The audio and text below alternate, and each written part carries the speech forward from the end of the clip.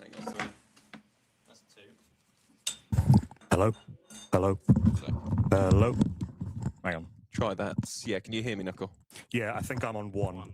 1, 2. Yeah, Do hang we on. want to swap those over just for ease of... just for admin? That's 3 then.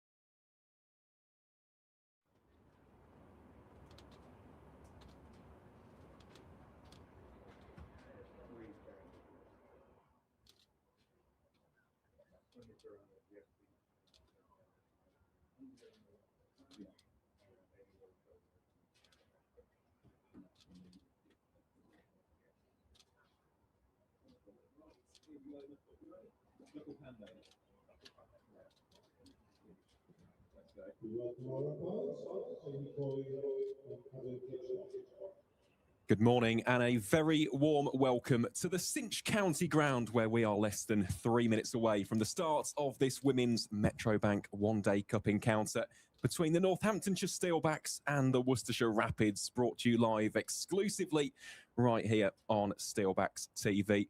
My name is Aaron Viles. I'll be one of your commentators for the action today, and I'm delighted to be joined once more for another occasion this season by the excellent Knuckle Pandey. Knuckle, first and foremost, good morning to yourself, mate. Great to have the dynamic duo back together. How's your Sunday morning been so far? Yeah, morning, Aaron. I mean, I'm professionally covering cricket, so it couldn't be going too much better. That's generally a pretty good sign. Very much looking forward to this one. Covered a few different counties in both men's and women's one-day cup and blast this season. Looking forward to this one. Two counties you know each other very well. A couple of some players you know each other very, very well from way back, which is always good. And for once, we are not actually in an oven. No, it's nice and cool, isn't it, in the commentary box today? It's meant to be a little bit warmer later on outdoors, though. Just to bring you the news from the middle, Northamptonshire Steelbacks won the toss and they have chosen to have a bowl first. So let's take you through the two starting 11s, not necessarily in batting order, but let's start with the hosts. So we'll see Chloe Hill, Amelia Kemp, Michaela Kirk, Beth Ascott, Emily Carpenter, Gemma Marriott, Lenny Sims, Mabel Reid, Ria Fackrell, the captain Anisha Patel, and May Drinkle. As for the Worcestershire Rapids, opening the batting will be Gwen Davis and Claire Boycott. Then you've got Maddie Winget, Sophie Beach, Meg Bishop, Amy Griffiths, Emily Cherms, Daisy Egerton, Sanya Karana, Jess Beach, and Ella Claridge. So those are the teams taking to the field today. The Steelbacks very much in the hunt for the top four. Just looking out there, believe it is going to be Mabel Reid with the new ball in hand to bowl this first over from the Lynn Wilson centre end. Plenty of bowling options at Anisha Patel's disposal. Of course, herself with a leg spin. Amelia Kemp, she's been very impressive this season as well. So too have the likes of Lenny Sims and the loney Ria Fackrell. The sun is shining at the Cinch County Ground. It's a pleasure to be bringing you the coverage of this game live and exclusive on Steelbacks TV. And we are almost ready for the game to get underway. Here we go then. It'll be Mabel Reid with ball in hand. Gwen Davis on strike for the first delivery.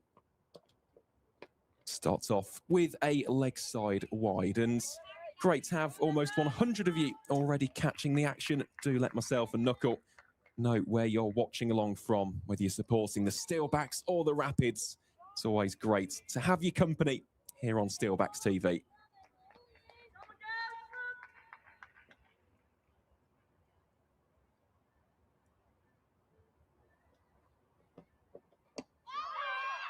Bit of a shout there for Reid.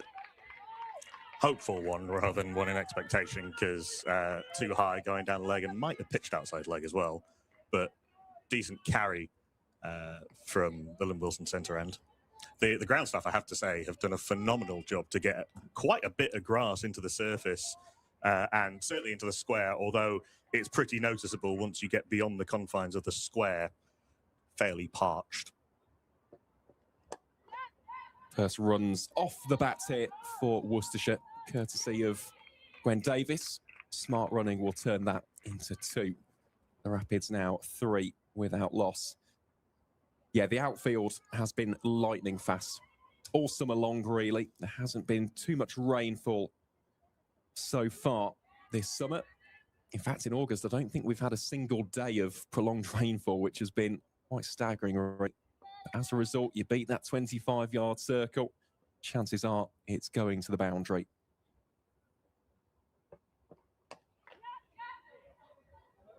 One more for Davis. Tries to turn it into 2. Can't quite do so. Just settle for the single. Opening with the Worcestershire skipper, Claire Boycott, who got 100 a couple of games ago. A sign of how relatively fresh it is, certainly compared to recent weeks, is that Claire Boycott's batting with a short sleeve jumper on.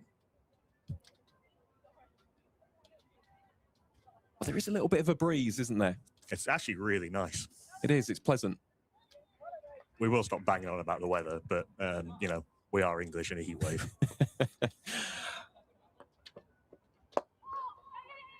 Boycotts will get off the mark straight away. Interesting to see the slip in place already for Reed.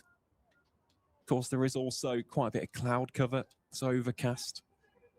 Both sides have got bowlers who do like to shape it back in.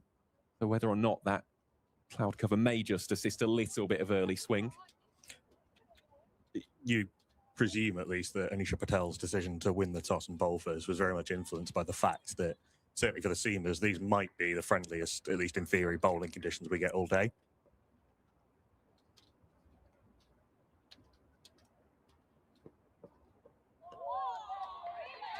Swing and a miss by Davis. As you can see, pitch is rather green as well. They also assist that extra degree of carry for the faster bowlers.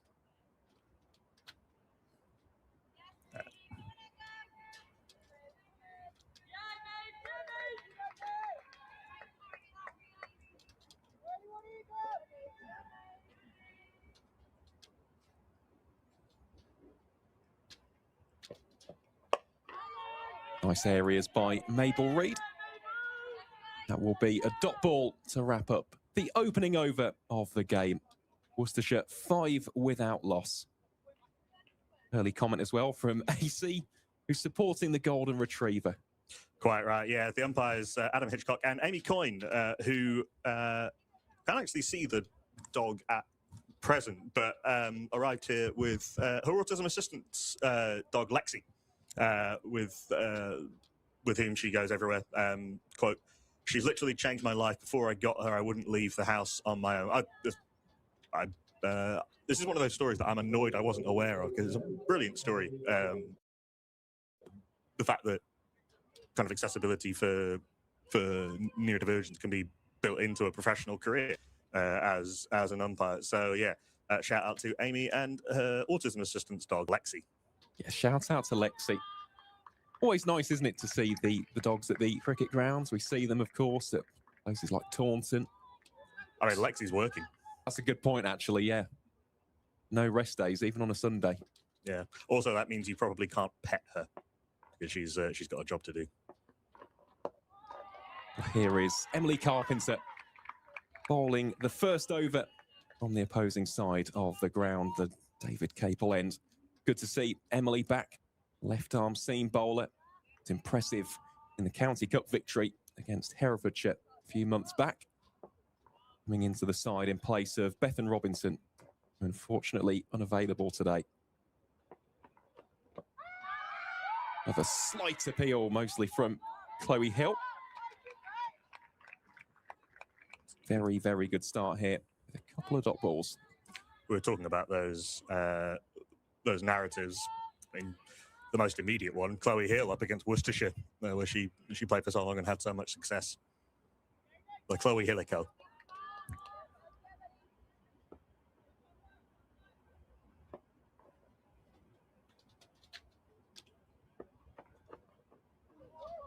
Goes down the leg side, beats the efforts of Chloe Hill, and this will go to the boundary for 5 wides. Welcome early runs for Worcestershire. Carpenter there just straying a little bit on the line, trying to cramp the right-handed Boycott for room. Ends up just missing the mark and going down leg. A couple of little bobbles as Chloe Hill tried to field it. She ended up sort of taking it on, or trying to take it on, the second or third bounce. Better areas by Carpenter. Yeah, just to go back to that point about Chloe Hill. Began her career at Buckinghamshire, She played there for 4 years between 2012 and 2015, made the move to the West Midlands in 2016, and actually shared a 207-run partnership with Claire Boycott once upon a time. Can't quite flick that fine enough. Noticeable some early swing from Emily Carpenter. You mentioned the Herefordshire game, which we did together here, and she was getting the ball to hoop really early on, actually all the way through her spell, kind of well into, well past what you'd sort of consider in a T20 game, the new ball. Be interesting to see how long she can keep that hoop going. And gone! Middle stump, uprooted. Emily Carpenter strikes in her first over. And it's the big wickets of the Rapid skipper. Claire Boycott departs for one. Worcestershire 10 for 1 in the second. That's an absolute beauty. That's almost a platonic ideal from the left arm swing bowler. Drew Boycott forward into the stroke. Little bit of dip as well as the swing. Middle stump out of the ground. Doesn't really get much better than that as an opening bowler. No, it doesn't.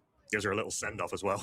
Emily Carpenter, a little bit of a little finger in the air and a point, a gentle point towards where Claire Boycott was already walking.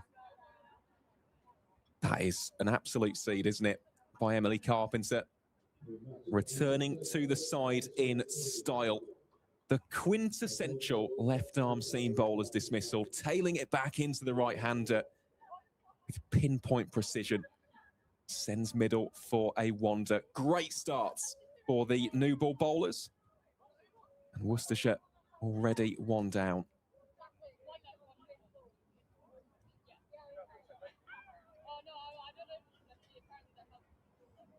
Can hear the Northants fielders up and about on the effects mic. They were very jovial this morning in the warm-ups. Lots of bouncing around, lots of jokes. Very much enjoying themselves. As they should. They are having a very, very good season, are the Steelbacks. You look at their current standing in the table, currently sitting 3rd place on 16 points with 3 wins, 2 losses, and that dramatic tie here at the Cinch County ground against the Foxes of Leicestershire. Batting at number 3 then will be Maddie Winget, facing off against a confident Emily Carpenter. Winget starts off by facing a dot ball. An eventful over from Emily Carpenter. We saw the 5 wides, the key wickets of the Worcestershire captain, Claire Boycott. After 2, the Rapids are 10 for 1. You mentioned those changes. See, Northampton made 2 changes from that pretty comfortable win at Radlett against Middlesex. So Emily Carpenter's come in for Bethan Robinson, and a change in the middle order as well. May Drinkle has come in for the young 17-year-old Ava Clive. 3 changes for Worcestershire from the heavy defeat to Glamorgan. All of the bowling, really. Sonia Corana, Jess Beach, very experienced Jess Beach, and Ella Claridge, who was doing emergency sub-duty in the 100 for the Oval Invincibles when Lauren Winfield Hill, I think it was, got injured. Out go Amy Maund, Charlotte Roberts, and Lucy Harris.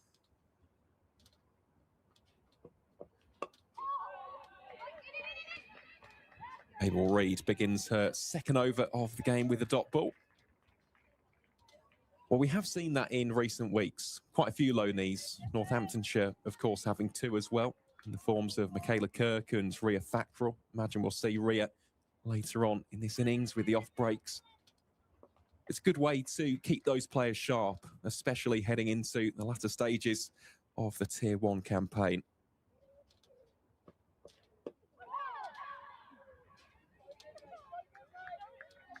A little bit of bounce again.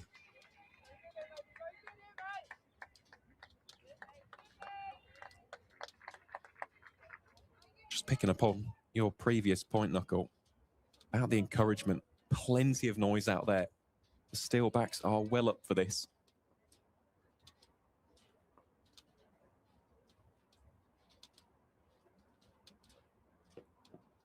A lot fuller and driven delightfully by Gwen Davis. That will race away for 4. A textbook shot from the experienced opener. Absolute beauty, a little push drive past the onside of the stumps. Balance was absolutely beautiful there. And once it beats the infield, you've really got no chance. No, you haven't. It just continues to build at pace and velocity. As soon as it goes outside that circle, unless there is protection out there, it's going for 4. No doubt about that whatsoever.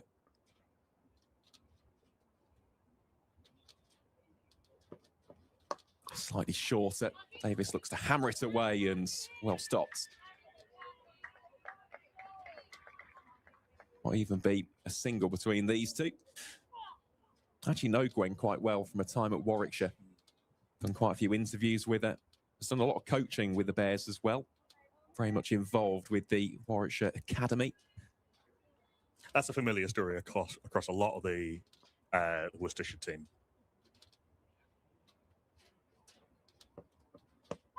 Full, another appeal by Chloe Hill. Don't think that one had too much on it just from our position. The Lynn Wilson Centre. It's a very, very common story, really. A lot of almost cohesion between the two, the Warwickshire Academy and Worcestershire. Same goes for those almost satellite pathways, the likes of Shropshire, Herefordshire, even dipping into Wales. Quite a few are brought in by the rapid system.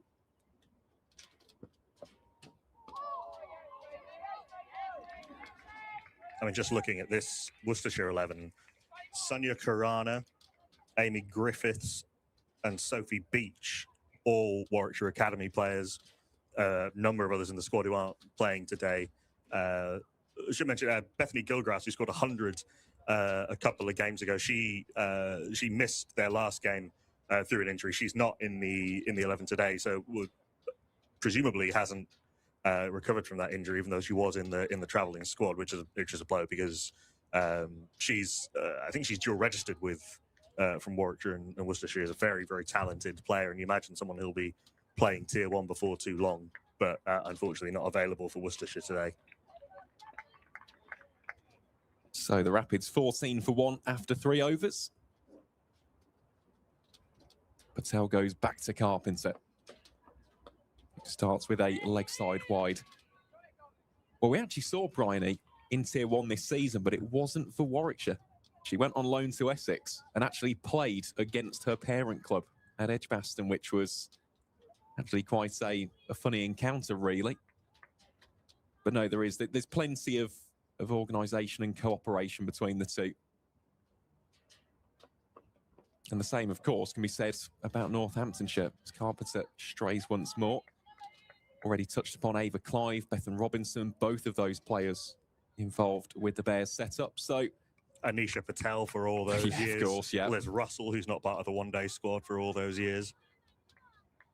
There's definitely an intrinsic link between the Midlands counties. Winget cramped for room. Another appeal by both bowler and keeper. The Worcestershire pair will scamper through for the single. Yeah, not only was that going over the top, there was a very thick inside edge, which Amy Coyne signaled by not signalling, if that makes any sense. Yeah, just looking at that on the replay, that pitched probably a stump outside leg, but, you know, you got to be up and about. Interesting that we had the slip in for the first over, and we haven't had one since. I mean, I'm a bit surprised there isn't a slip now with Emily Carpenter swinging the ball away from the left-hander. It looks like Anisha Patel might have had the similar thought to me because she's moving herself from short extra into slip. And that makes perfect sense. The fact is, while the ball is still talking, try and exploit it. I think that is the right field change, especially given where Carpenter is looking to aim this ball. Stopped at short extra. So Patel herself actually moving a fielder across from the onside. It was initially a 5-4 split. Now it's a 6-3. Yeah, Amelia Kemp went from sort of orthodox mid-wicket to a short extra cover, which is where Anisha Patel was, and then Anisha Patel moved herself to slip. Basically saying if you want to try and hit, and now the other, Mabel Reid is now moving around from square leg to mid-wicket. So she's essentially saying to Gwen Davis, if you want to hit me against the swing, go for it. Davis advances and picks her spot perfectly. No protection behind square on the onside, and it's another boundary for the experienced opening bats. Of course, if you bowl a full toss on the pads, that's kind of the only delivery that she can really hit through the leg side unless you're taking a big risk. So you're essentially saying to Emily Carpenter, bowl exactly how you were bowling before, and we've got the field to back that up.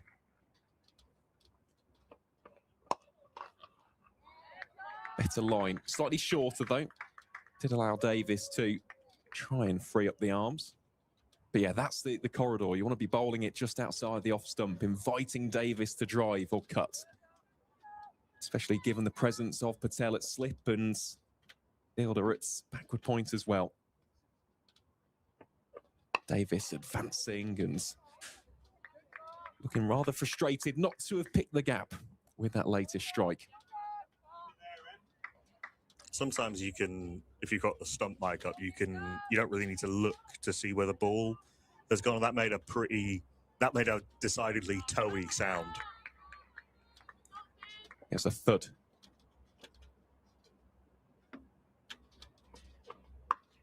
Davis this time, much better connection. And fielded by Lenny Sims out at deep square leg. That'll be a single to round out the fourth. Worcestershire are 22 for 1. Just looking on the YouTube live stream as well, over 200 of you tuning in to the action. Let myself and Knuckle know where you're catching the action from. Obviously, we're here at the ground in Northampton, watching the game take place from the comfort of the comms box at the Lynn Wilson Centre.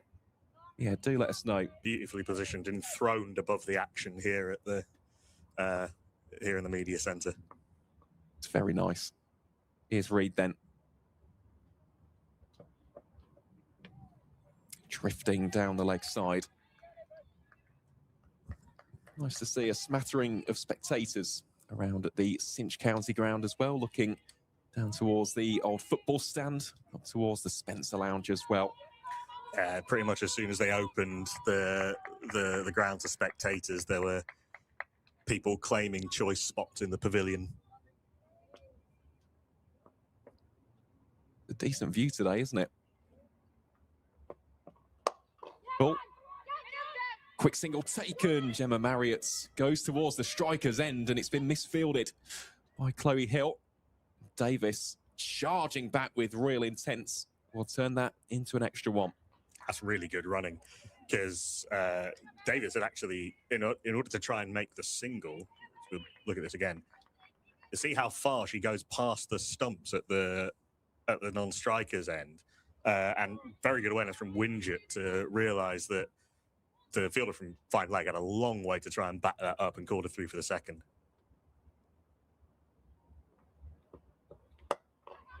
Slightly uppish and aerial. Just picks the gap and threads the needle. This time will just be a single, unsurprisingly so. Plenty of protection out on the onside for Gwen Davis.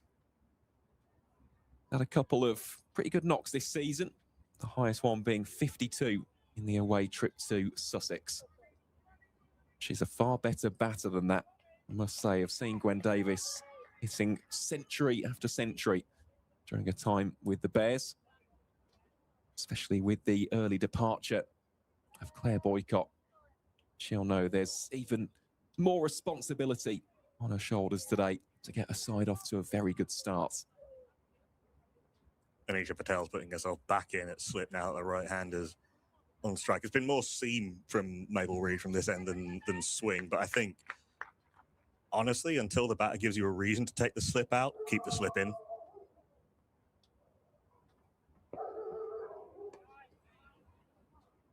Just too wide by Reid. Just to provide some extra context on Maddie Winget and her journey. So she was also previously on the Warwickshire pathway, as we mentioned, made the switch to Worcestershire in 2025. Also played a little bit for Shropshire in 2024. and attends Malvern College in the county of Worcestershire itself.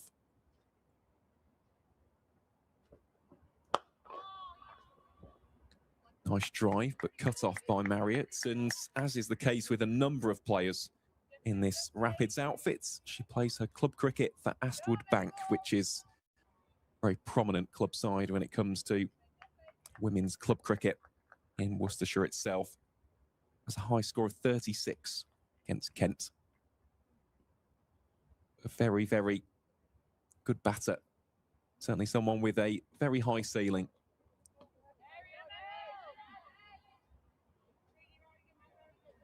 She's 18 years old, Maddie Wingett. I believe it says Madison on her passport, but everyone seems to call her Maddie. Yeah. It's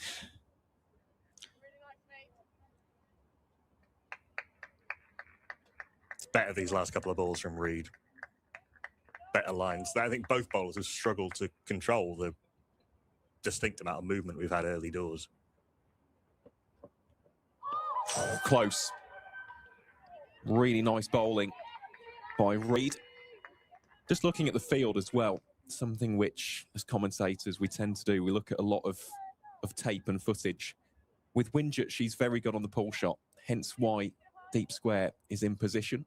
Tends to be her favoured scoring area as well, because sometimes when you've got a player on the pull and the hook, you put them behind square, but that's actually her strongest scoring region.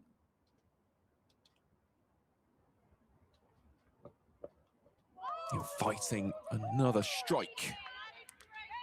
Wingett does not get any bats on ball. It's a dot to round out the fifth. Worcestershire are 27 for 1. That certainly won't encourage Anisha Patel to take the slip out. A couple of fairly flat-footed drives. She sets up, as you say, really quite an open stance, almost like looking to get on that sort of rock onto the front foot and pull,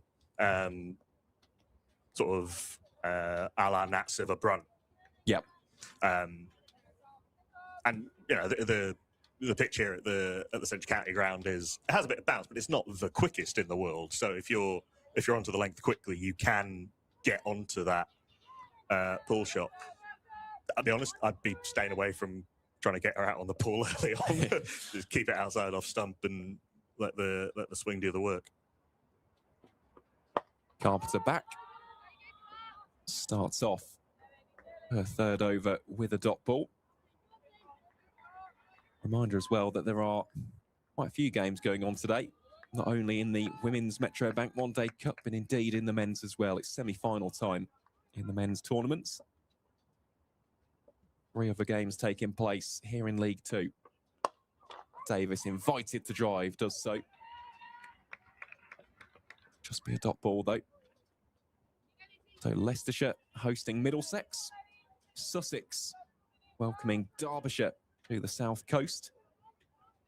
It's a continuation of the Cheltenham Cricket Festival as Gloucestershire welcome Kent. And that game has got off to quite the fast start. Davis advancing well. Spirals over the top. There's a real chase on for the fielder towards wide-ish long off. Davis scarp back for a third. Good running again between these two. Yeah, it's a pretty good chase. That pocket out there to long off for a left-hander at this end is pretty much the only part of the boundary that's got any grass left on it. So it maybe just held up a little bit, but it was a good, strong, committed chase from mid-off.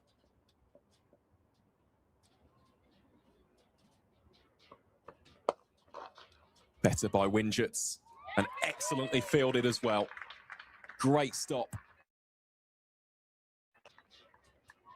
Yeah, that was racing away. We talked earlier about how if it gets past the infield, that's for us a great bit of work from the fielder at mid-off diving to her left, because if that had got past her, there's no way that she'd have been able to catch up with it. Let's see how that is. At mid-off. It's Michaela Kirk. Michaela Kirk, South African-born, very talented batter. Shorts hammered away by Davis and hammered away for 4. Well, I'm not sure that was the delivery that Carpenter was looking for. Just looking at the field placement prior, Lenny Sims is out on the leg side. but she's out at forward square as opposed to deep backward square. So well controlled by Davis. He's got the line a little bit wrong, Carpenter, a little bit too leg-sidey. It sort of had the feel of a bowler who was frustrated they'd just been driven for, or nearly driven for four, I should say. They have just made the adjustment as well. Sims has taken a few paces to her left. She's now at deep backward square. Sigh of exasperation from the bowler, I think, as that one went down the leg side. And quietly, Gwen Davis is 22 off 22.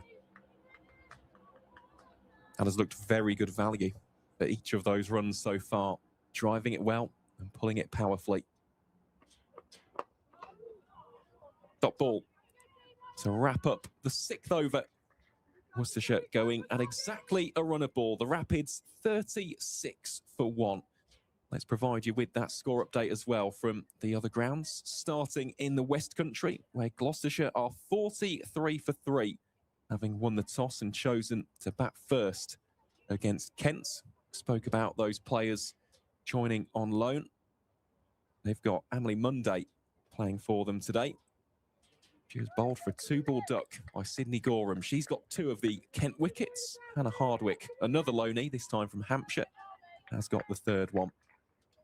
As for the game taking place at Kibworth, Middlesex are 34 for 1. Caitlin Chisel getting Scarlett Hughes out for 6. That's the only wicket to fall in the East Midlands. Reid starts off here with a dot ball. And last but by certainly no means least, at the wonderful Horsham Cricket Club on the south coast, Sussex are 37 without loss in the 8th over. Izzy Collis and Molly Adams opening the batting for the Sharks as they take on the last placed Derbyshire Falcons.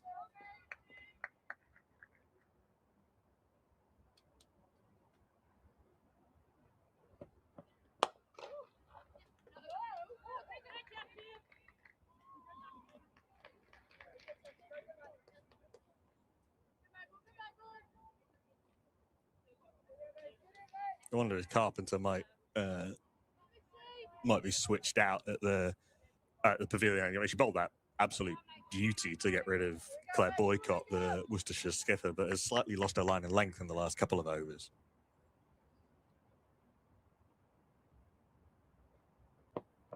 Oh, full toss. Pulled in front of square.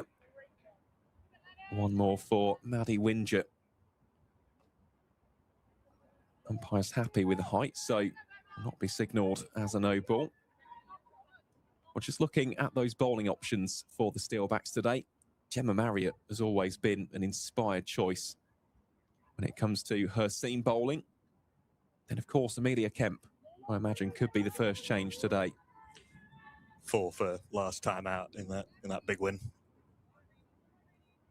Yeah, that was a serious win as well. Away at Middlesex, Chloe Hill, superb with the bat, scored a career best 93. Full and drilled just for a single.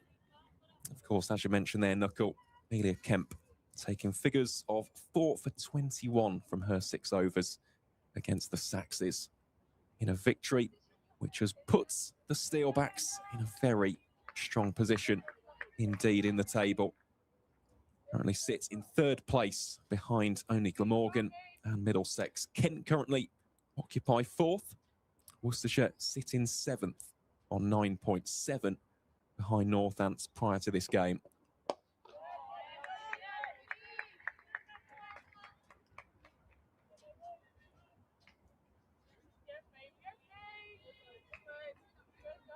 Looking forward to seeing a little bit later Lenny Sims with her leg spin. Last time I was here, she was playing for Italy at the time, so she wasn't available. Yeah, good bowler is Lenny. Could also be an interesting matchup if she gets the bowl to Sanya Karana.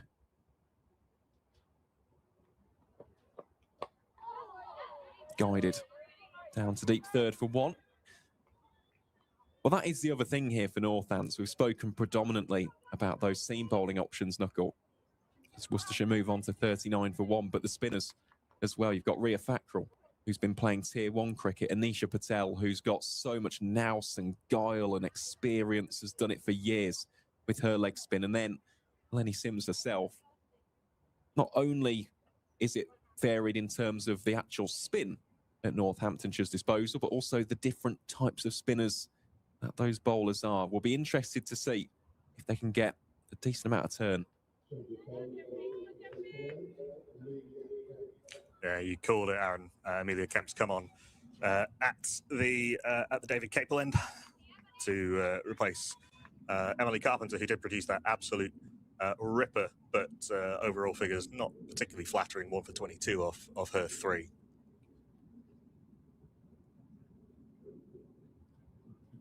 Here is Kemp. Starts off with a dot ball. Not a change of field, but a change of personnel. Anisha Patel's put herself out at short extra, and we've got, is that Ria Thakral at slip? I think it's Michaela Kirk at slip. Michaela Kirk at slip, sorry. There are 2 Northants players who don't have numbers on the back of their shirts. Flashed away. Square on the offside, and that'll race away for 4. Maddie Winget gets her first boundary of the game. A little bit aerial, interested backward point for a little while. Just how close this was.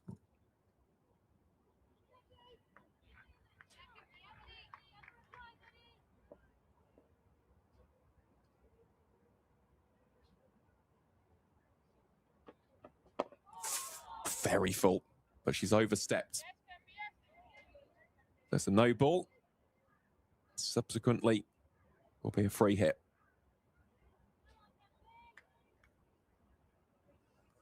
Field in full. We've got a slip, backward point, cover point, shortish extra cover, mid off, mid on, mid wicket, deep square leg. And yes, deep third, hiding around the corner of the con box. Here's the free hit then. Be a dot ball, well bowled by Amelia Kemp. Was actually going to say, aside from the fact that she overstepped, the actual delivery. It was a cracker, wasn't it? It was superb, a textbook Yorker. Yeah, actually very well kept out by Maddie Winget.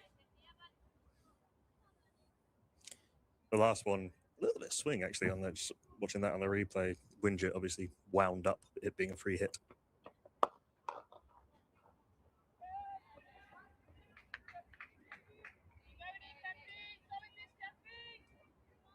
Notable how full Amelia Kemp is trying to bowl, and she is getting the ball to move away from the right-hander quite significantly, so you can understand why. Yes, nice seam presentation, isn't it? You can even see it from our replays on the stream. Really nice swing bowling. Winget whips it away out on the leg side for what could be 2. It will be 2. Nicely converted by these 2 top order batters. Gwen Davis been run hard by the teenager Maddie Winget.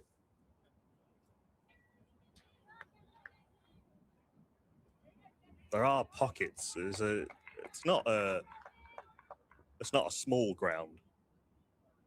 So you've got those opportunities to run 2s and maybe 3s. Well, that last ball just stays inside the tram lines. It'll be a dot ball to wrap up the 8th. Worcestershire Rapids are 46 for 1. An eventful first over for Amelia Kemp. I think you like what you see if you're Anisha Patel from that first over. There was good consistency of execution, hanging the ball outside off stump, getting the ball to swing.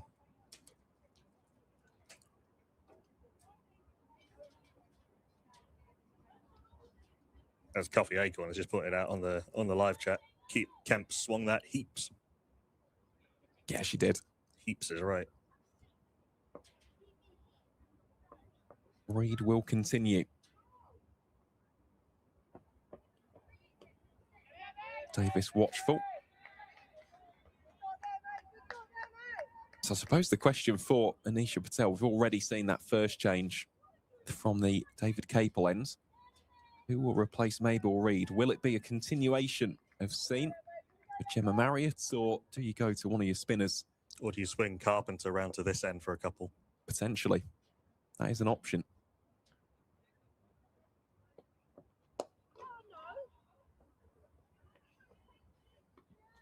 What we tend to see, though, at the Cinch County ground, even in the men's game, I think of Liam Guthrie, the left-handers do tend to prefer the opposing side of the ground. Is that a prevailing breeze thing? Yeah. Yeah, just a bet. It's more for the right-handers. It just assists it tailing back in. Although there doesn't appear to be any wind at the minute.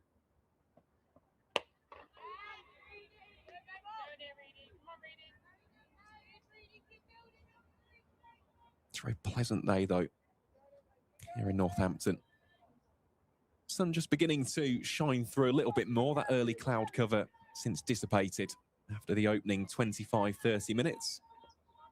Those white clouds basically appeared about 5 minutes before the toss and are now starting to disappear again.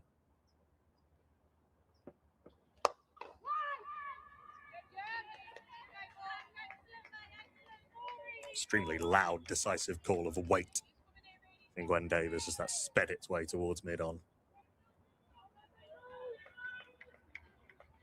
Well, we say it all the time as commentators, but in 50-over cricket, you've got plenty of time to actually build an innings. You certainly don't want to be gifting anything cheaply with a run out.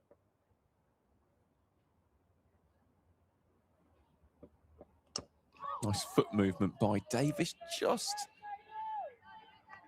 didn't get the desired connection. Looking to clip it away on the leg side.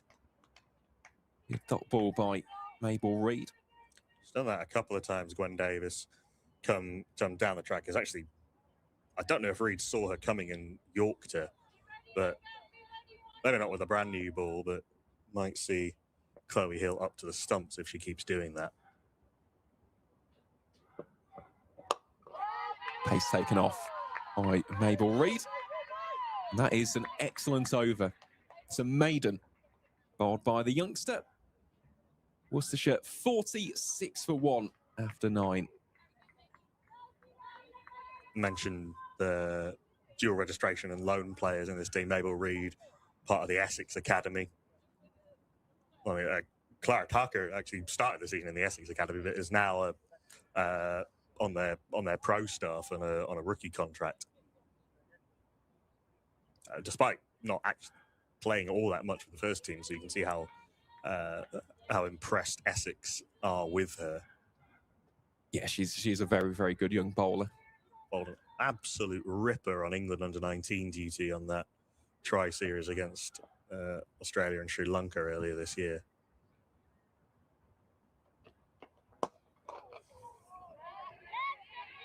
Kemp starts off with a dot ball. There's been a 4th wicket in Cheltenham. Genevieve Jeer has got Kent's 4th in that one. Gloucestershire, the home side, struggling on 55 for 4 after 8 overs. Here's as though Middlesex have also just lost a wicket at Kibworth. Indeed, they have. Mariana Downer dismissed for 25 by Emma Thatcher. That's in the air. And taken brilliantly. Excellent catch. And Amelia Kemp strikes in her 2nd over. Maddie Winget goes for 10. Worcestershire 46 for 2. And that was a brilliantly judged catch at mid-on. Really had to make the distance and superbly taken. Great start this for the Steelbacks. Ball before, Winget had tried to pull and very nearly given a return catch. That one was very, very full. Almost a sort of dipped to just become maybe a low full toss, maybe half volley. And one of those scooping catches that comes towards you at mid-on, where you have to dive forward. They were practicing a lot before the game of trying to get used to diving on what is a really hard outfield. That was a really good effort, diving forward from mid-on. Yeah, it was a full toss. That's a good take. That is very, very sweetly taken. Gemma Marriott I think it was at mid-on. Nope. I think it's May Drinkle. That's right. It is May Drinkle, yes, coming forward at mid-on, springing forward and take really, really good technique in the dive and in the getting the hands onto the ball. Yeah, the reason why they swapped. So Marriott was at mid-on. She's just gone to mid-off. Done by the sneaky change of field. So Ella Claridge will be the latest batter. The stride out to the middle for the Worcestershire Rapids. Scored 93 against Derbyshire away at Denby. Here she is. Part of the Blaze setup and a United States international. Yep. Despite being born in Aylesbury. Here she is facing her first ball, which drifts down the leg side for a wide. Been in and around the 100 setups for a few franchises, and as I mentioned, when My London lost Lauren Winfield Hill to an injury, it was Ella Claridge who was brought in as the squad replacement. She didn't end up playing in that somewhat ill-fated season for My London. Edged, put down by Chloe Hill. Almost palmed it straight into the hands of Michaela Kirkett's slip. And that is an opportunity. Claridge will breathe a massive sigh of relief. She was a little bit late to move to her right, wasn't she, Chloe Hill? Ended up lunging at it a little bit rather than getting the feet across. She was almost like committed to going down the leg side. And just couldn't get herself set.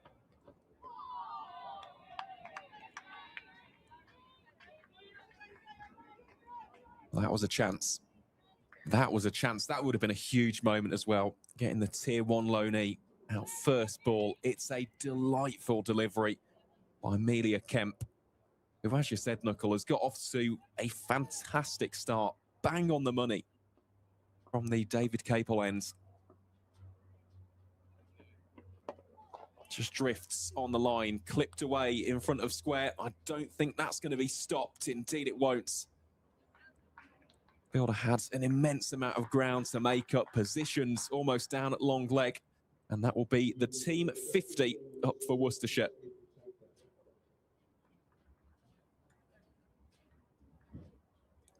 Chloe Hill chatting to Michaela Kirk at first slip. Michaela Kirk was a wicketkeeper herself in her younger days in South Africa, and Chloe Hill is still somewhat wondering how she dropped that.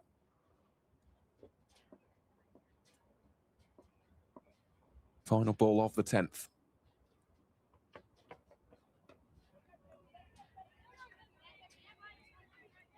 At least it would have been if it wasn't a wide. Kemp will have to reload and reset.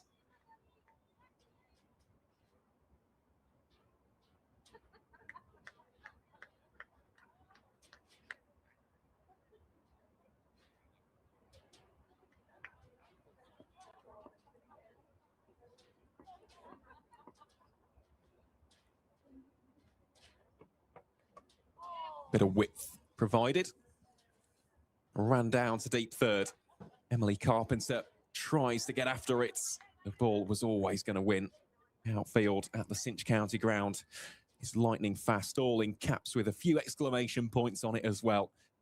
So a pretty handy way to round out the over and indeed the opening power play for the Worcestershire Rapids. The visitors are 56 for 2 after 10.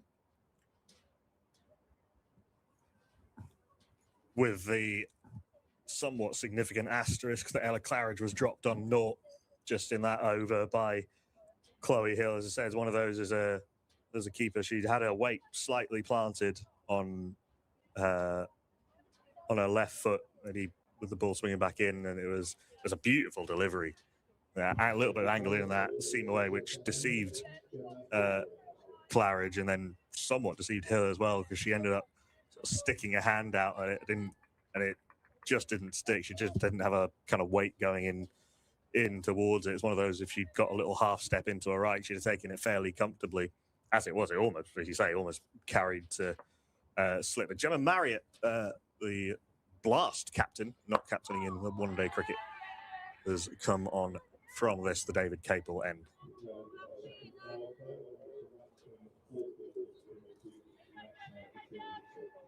Marriott 1 for 36 last week at Radlett.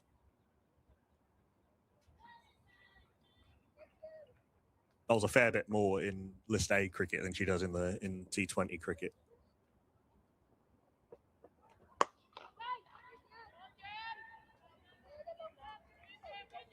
No slip in place. There is a catcher, sort of, at short mid-wicket. Out of the power play now, so we've got 4 fielders out. The 4 fielders out are at backward point, deep third, long leg, and deep-ish square leg.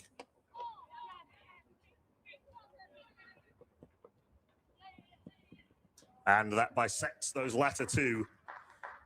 Very well put away on the pull shot by Gwen Davis. Not for the first time either. She's playing that shot with great proficiency, threading the needle. Couldn't really have picked the spot any better there. 2 fielders almost converging towards that point down at deep backward square. And yet again, just showing complete and utter control with that latest one. On to 27.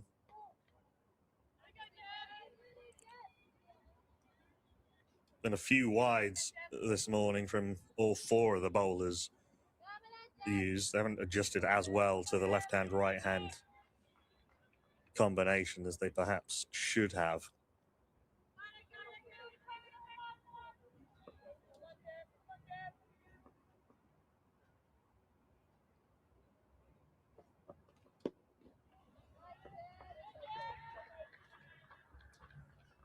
Marriott putting a little bit of sauce into the follow-through as it comes off the pad. Drops down next to Gwen Davis, runs all the way through to pick it up herself, standing right next to the batter.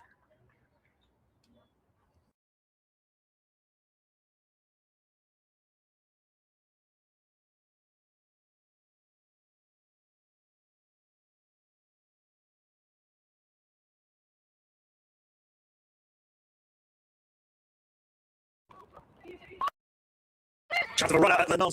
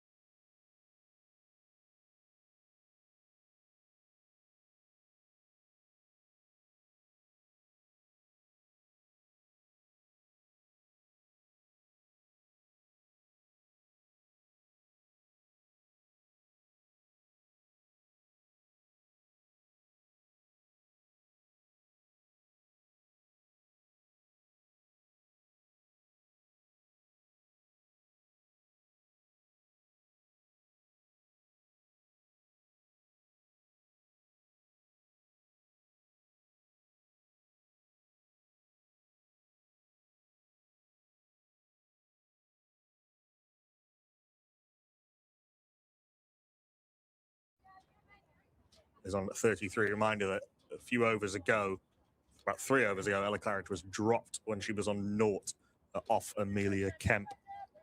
Chance that Chloe Hill will think that she should have taken.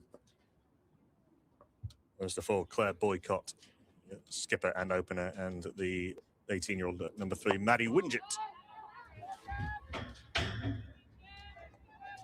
Nice full delivery from Marriott from round the wicket to Gwen Davies.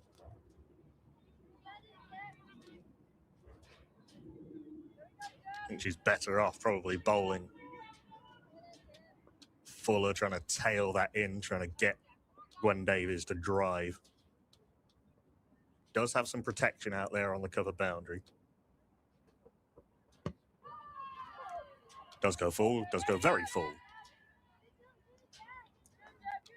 A half yelp of appeal, but that was all we see going down the leg side.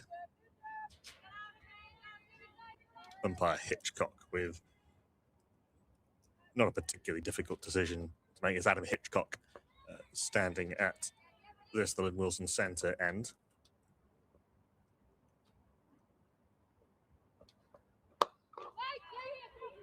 Very full dugout, quickish single, a slide tackle in the end by Emily Carpenter at mid-on, rather than stopping it with her hands. She's having a laugh about it, and they come through for a single to end the over. 2 off it, good over that from Gemma Marriott, 71 for 2 after 13. Are the Worcestershire Rapids, having been put into bat by the North End Steelbacks on what is an increasingly lovely day here at the Cinch County Ground. If you're hearing a lot of me, that's because my commentary colleague Aaron Viles has just stepped out to go and fetch our special guest who will be joining us in a few minutes.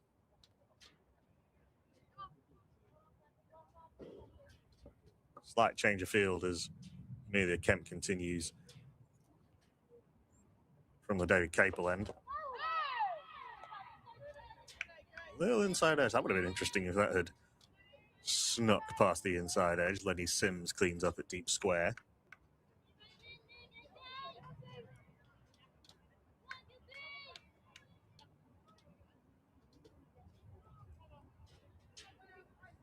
Single to Gwen Davies moves her to 35. Kemp, who got the wicket of Maddie Wingett, spooning one to mid-on earlier when May Drinkle took a good catch, diving forward.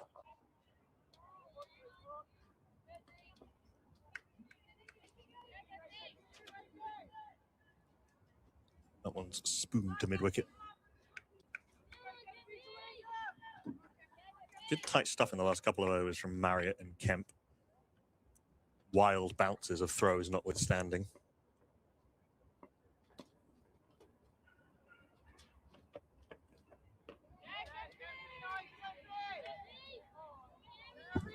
Claridge has had a go at a couple of those outside off stump and not really got near any of them.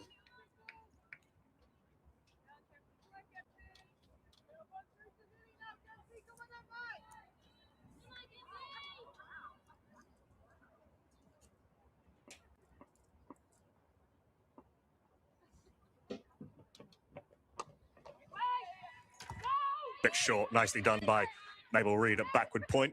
She sort of forgets where the ball is and ends up almost sitting on it, but there is no run.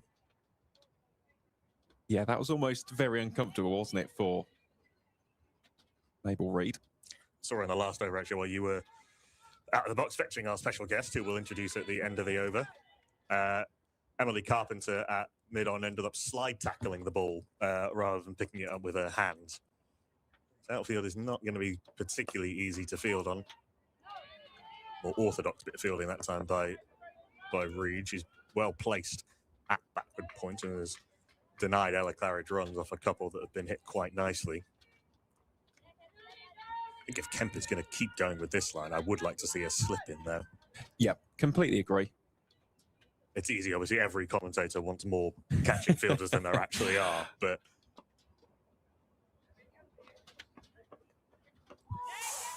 Last ball of the over, another play and a miss. Slightly harshly given wide, I think, by Anna Coyne. Need to see that on the replay.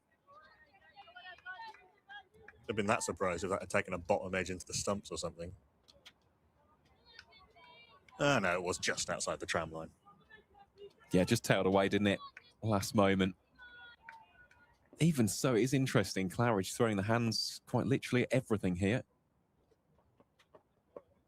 Shift in the air, well short of mid-wicket, and Ella Claridge will take the single. Well, that was a good probing over by Amelia Kemp. That had the feel of a plan, because she did have Claridge dropped in her first over, but she survives. 74 for 2 after 14, Worcestershire. And speaking of Worcestershire, we can introduce our special guest from the visiting county. We can indeed. Yep, making his commentary debut here on Steelbacks TV. It is the one and the only Neil Duggan.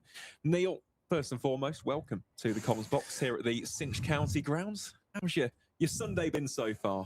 Yeah, thank you for the welcome, guys. Much appreciated. It's been an easy journey up Sunday morning, no problems, considering some of the traffic we have to endower on Monday to Friday. So solid start from the Rapids.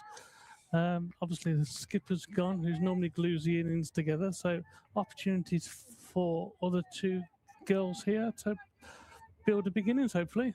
Good to have Ella Claridge back after she got unexpectedly called up as a replacement in the 100. I think it was a big blow because almost the shirt was printed for the second game on the back of a 94 at Derby. You was hopeful of like her playing the rest of the games for the season, because you do, to compete at this level, you do need those odd girl dropping down that can make a big difference to the teams. I mean, there's a lot of loanies and dual reg players, I think, really, other than Glamorgan, who are kind of a special case in this division. Pretty much everyone else up the top of League Two has a fair bit of that going on. Yeah, Glamorgan are very stacked. They're like Abbey, Freeborn got 100 against us. They're a tier 1.5 team, really. They are. Going up into tier 1, going fully pro next season. That's a leg by, I think. Then as Ella Claridge tried to work it away into the leg side. Oh, no, run. No signal from umpire Hitchcock. Field getting increasingly spread. A loud bark of no from Gwen Davies as she drives straight to Mabel Reid. And then I'll say, now there's an extra fielder out. So we've got 4 in the ring at mid-wicket, mid on, mid off, and cover. And then we've got, working around, we've got, there must be someone, I've lost a boundary fielder temporarily, but we've got, there we go, deep point. Oh, that one's gone through Mabel Reid. That one's gone through Mabel Reid at mid on. It's going to go for 4. Gwen's very good at that. She's putting pressure on fielders. You could see her once the ball was struck off the bat, she was halfway up the wicket trying to put the pressure on the fielder, and it rewarded him good 4 runs there. Especially on an outfield like this. I mean, it's so dry everywhere that poor Mabel Reid has had a few toughies to deal with in the last few overs. Yeah, I've got to say, where me and Aaron was midweek at rugby school, we was treated to a rare green outfield. So he is very different and similar to most grounds that we see around the country. Big appeal from behind the stumps. Bold. And no need for the appeal because that stump is out the ground. Beauty from Gemma Marriott. I was slightly blocked off for a second by the figure of the disconsolate Gwen Davies. Lovely big in-swinger, takes leg stump out the ground, and that is huge for Northants because Gwen Davies was batting beautifully on 39, but she is gone. Gemma Marriott has struck in her 3rd over, Worcestershire 79 for 3. It's a lovely delivery, isn't it, from Gemma Marriott? Since she has almost developed this reputation as being the breakthrough specialist for the Steelbacks this season. I go back to the previous encounter here at the Cinch County ground. A really important 3-fer against Leicestershire in what ultimately turned out to be a tie she has just got a knack, an uncanny ability of getting these crucial wickets at opportune moments. Davis was looking brilliant out there today. 39 from 48. She's hit 6 boundaries and looked in complete and utter control throughout that entire innings. So to get her out before she can get to 50, potentially convert it into an even bigger score, is massive for the Steelbacks. And Worcestershire are 79 for 3. And whilst we've got Neil Duggan in the commentary box with us, I know that I mentioned quite a nice introduction for you there, Neil. It was indeed. I didn't actually give any extra info on your job title and what you actually do for Worcestershire. So just for those out there who maybe aren't quite familiar with the work that you do, not only at Worcestershire, but indeed across county cricket, what is your role for those who don't know? So I work as a club photographer for Worcestershire and Warwickshire. For the Rapids here today, Worcester are particularly good in terms of their coverage of the girls. They send me and the social media manager to every home and away game, which is almost a lot better than some of the tier 1 counties that I come across. So it's been really good. It doesn't matter where we play. Like I've been down to Kent with the girls this year. They show the really good support. Extra bits I can see from my distance is that they sent Claire and Liv away to Bologna for the kit launch. It's the almost, photos from that, by the way, were absolutely absolutely amazing, gorgeous. weren't I've never been, but my friends and colleagues who are from Italy say that even in Italy, Bologna has a reputation for some of the best food in the country. There is a change of bowling at the top end. Lenny Sims, first sign of spin today. She's worked for a single off her first ball, so it's 4 overs for Amelia Kent. Got the 1 wicket. She would have thought that she should have had another one when Ella Claridge was dropped early doors. Lovely loop from Lenny Sims. Speaking of Italy, the Italian international leg spinner.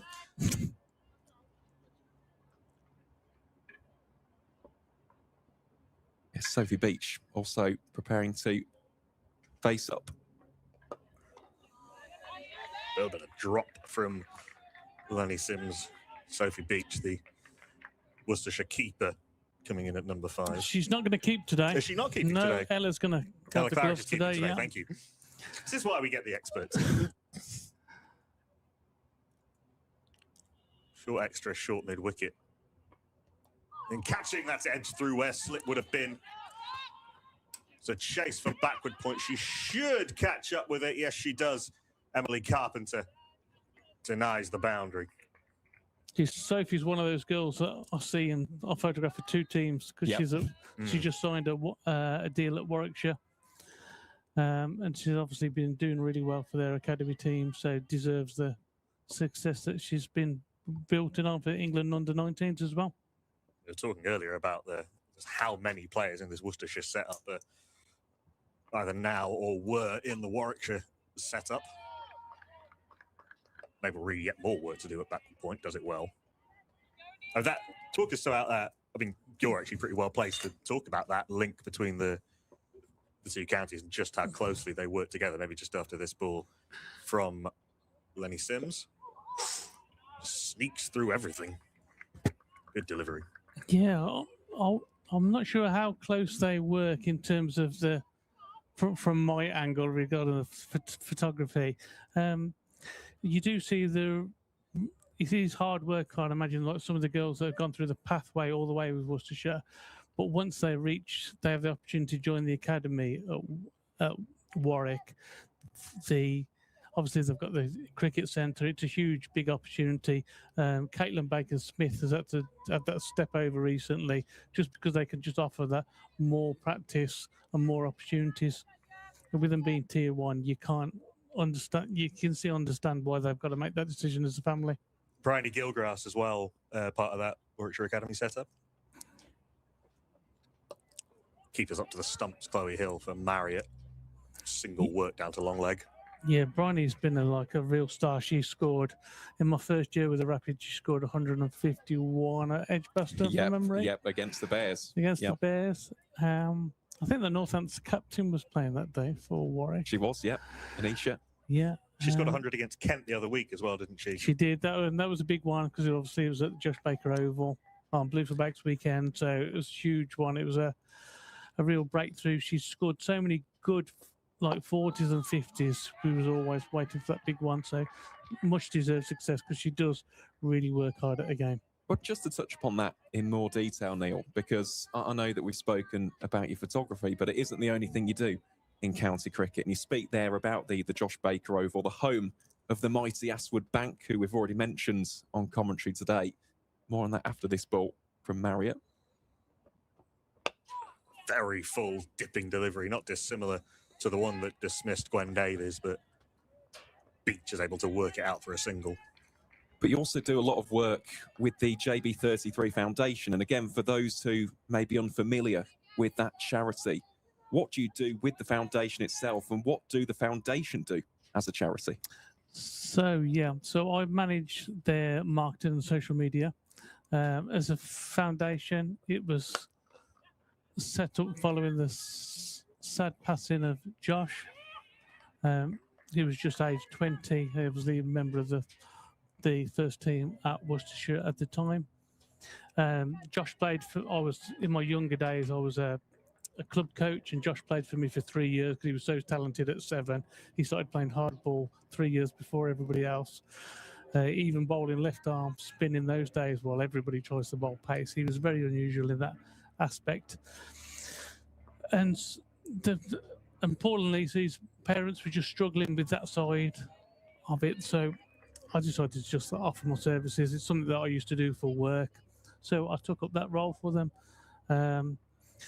And this year we've had a huge growth. The Blue for Bakes Day was off the chain, not just on the day itself, which was brilliantly organised by the club at New Road, but we had the whole of the Worcestershire fraternity of the clubs all got involved with pictures, dressing in blue, putting the logo stenciled onto the pitch, and then followed with the girls' game on Sunday against Kent. It was an absolute brilliant. They sold over £5,000 worth of merchandise at New Road. And this is all under the umbrella Blue for Bakes. On that weekend, it was Blue for Bakes, but all the funding goes towards the main JB33 Foundation, and the aim of the foundation is to create opportunities and give opportunities for children. It could be adults. Anyone who's perhaps struggling with financial need, might be from deprived neighbourhoods, that we all know cricket is expensive to get involved in. And sometimes the foundation has just been able to offer a level of support to individuals who just wouldn't be able to carry on their cricket journey without a little bit of support. It's a wonderful way to build on Josh Baker's legacy, and following some of that quite closely on social media this year, and the growth of it has been really quite something to see. And we've got a really nice story coming out soon that Josh's mum Lisa has been going under some training to help local clubs regarding CPR.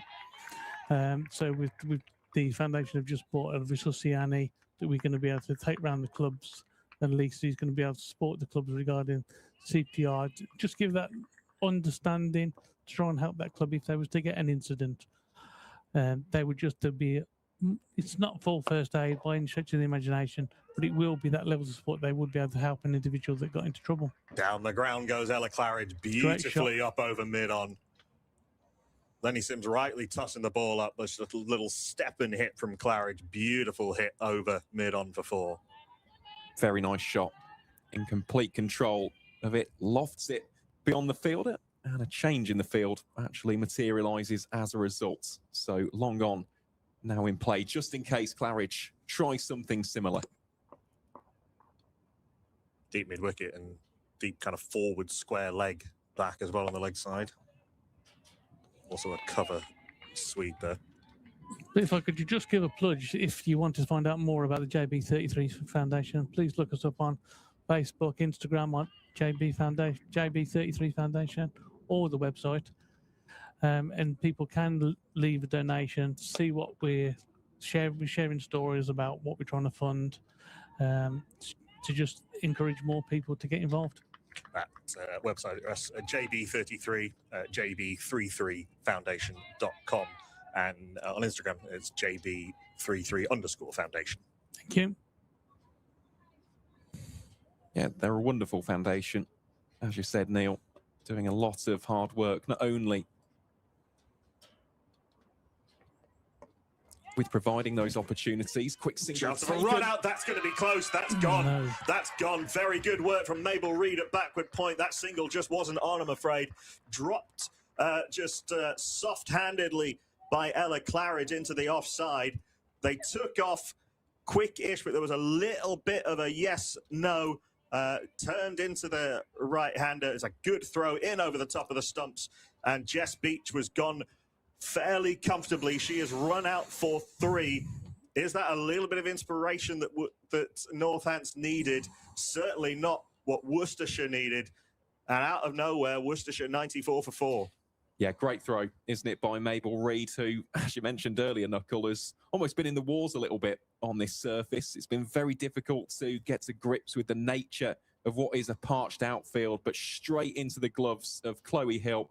Sophie Beach is quick, but she's not that quick. It was one of those where the indecision ultimately has cost them. And looking back on that, I don't think there was ever a single on. It would have taken a really poor throw for it not to go any near the stumps. And in the end, it's a cheap wicket for the Rapids to lose at this stage. Big blow for Worcestershire, that one. Like Sophie's one of those girls that can bat the full length of the innings. And now we've got Sanya to come to the wicket. Looks like a walk-in. Yep, I believe it will be. Sonia Carano, one of the 3 changes that Worcestershire made today. She, Jess Beach, and Ella Claridge in for Amy Maund, Charlotte Roberts, and Lucy Harris. So Sanya would be definitely someone Northants will be targeted to get out early, because she can make like a big impact in a quick time. She does hit the ball in the air, so those fielders are obviously going to have done their research, but she does give chances, but she does hit a very, very good ball.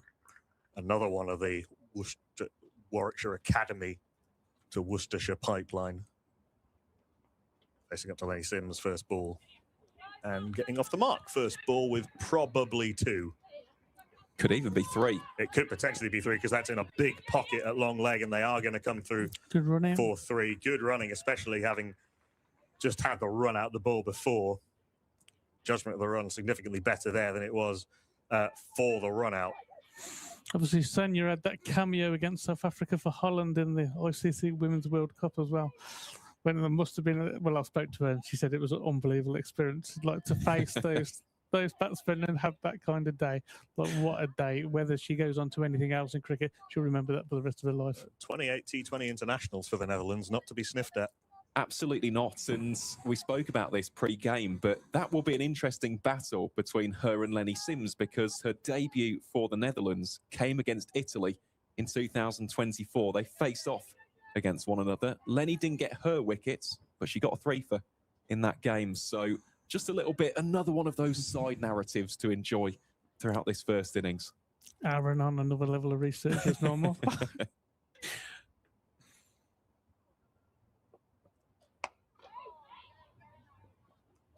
Crisply pushed into the offside by Khurana. There is no run. The sun continues to beat down as well. Just going back to the chat about club cricket as well, because myself and Knuckle were chatting about Astra Bank earlier. They have got a reputation when it comes to women's cricket in Worcestershire. They've produced many a player over the seasons. Big full toss, or big low full toss, dipping from Gemma Marriott. She's getting almost like a spinner gets. It is, yeah, exactly like that. And just to go back to that point about Aswood Bank, of course, why do you think there has been so much success in that pathway? Because looking at this team today, multiple players have represented the bank. I think Claire's got a lot to do with it. She's almost been the linchpin of the club. She's always, as well as looking after her own game, she's always been supportive of the youngsters. That's why she makes an ideal captain for these girls, because they're such a young team around her. They are stacked, but the downside of this tier 2 system is that it has affected club cricket. there's been, like Asford Bank alone, I was talking to the groundsman, and there's 25 games called off across all levels of cricket because teams can't, because of like the Asford Bank, for example, we've got 2 women's team, which is really good. But you're trying to get that many fixtures when the tier 2 takes place, when they schedule the games. The move back to 3 tiers of county cricket has meant that those players aren't available for club cricket. That's correct, yeah. So that's the one part of this Project Darwin. I think they've still got to try and resolve going next forward about where are these girls going to play and what's the priority. I read an interview with Beth Barrett-Wild, the now outgoing head of women's professional cricket at the ECB, and she very much said, we're by no means done with Project Darwin. So that evolution and trying to keep players in the club system, or kind of tighten up those pathways, is going to be an interesting one to follow. The last ball of the over is a dot ball from Gemma Marriott. She's bowled very well thus far. 1 for 19 off her 5 overs. And after 18, Worcestershire are 94 for 4. 97 for 4, excuse me. Yeah, but the Friday nights at Asford Bank, the junior sections, they've always, like, for the last decade, the pitch is full. They've always had really good volunteers. So, like, I have seen club cricket elsewhere where there's about 3 coaches and 500 kids trying to, like, it is very, very difficult. Asford Bank have been really lucky. They get a lot of good volunteers, people going through the coaching badges, so the age groups can be split up. So when you starting with the toddlers, they are getting that good level of support from early on. Sharply run single from Claridge. I do like that she hasn't gone into her shell running wise after the call earlier. She'll be saying to herself, that was Beach's fault." I'm not sure it was. No, it's one of those where, in hindsight, both of them probably wish they would have stayed their ground, but the damage has been done.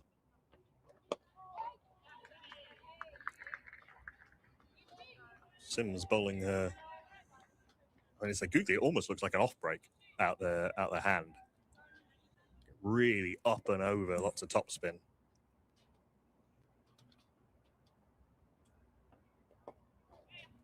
More topspin, and another one that bounces a little bit more than Khurana on this occasion was expecting. And Khurana wisely says, "Wait, no," for what would have been a very risky second run. I was going to say that's the last thing that the Rapids need here is a second run out. Still a little bit of batting to come, of course, for the visitors, but this feels like a pretty key partnership. 2 batters who can certainly build an innings.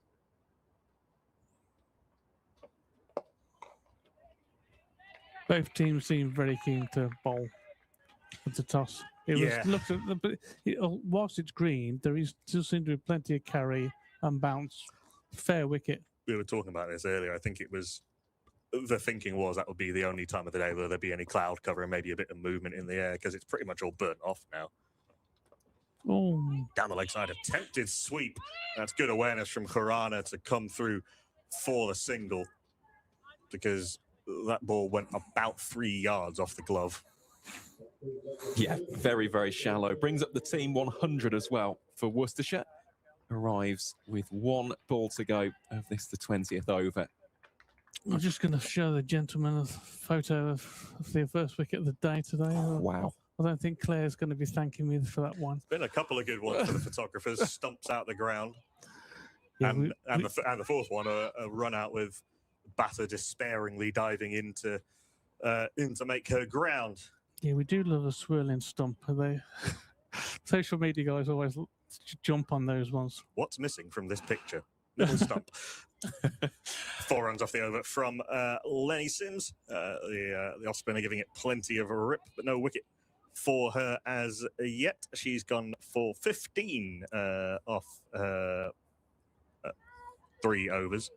And Worcestershire are 101 for 4 after 20. And Aaron Vile will take you through the next 10.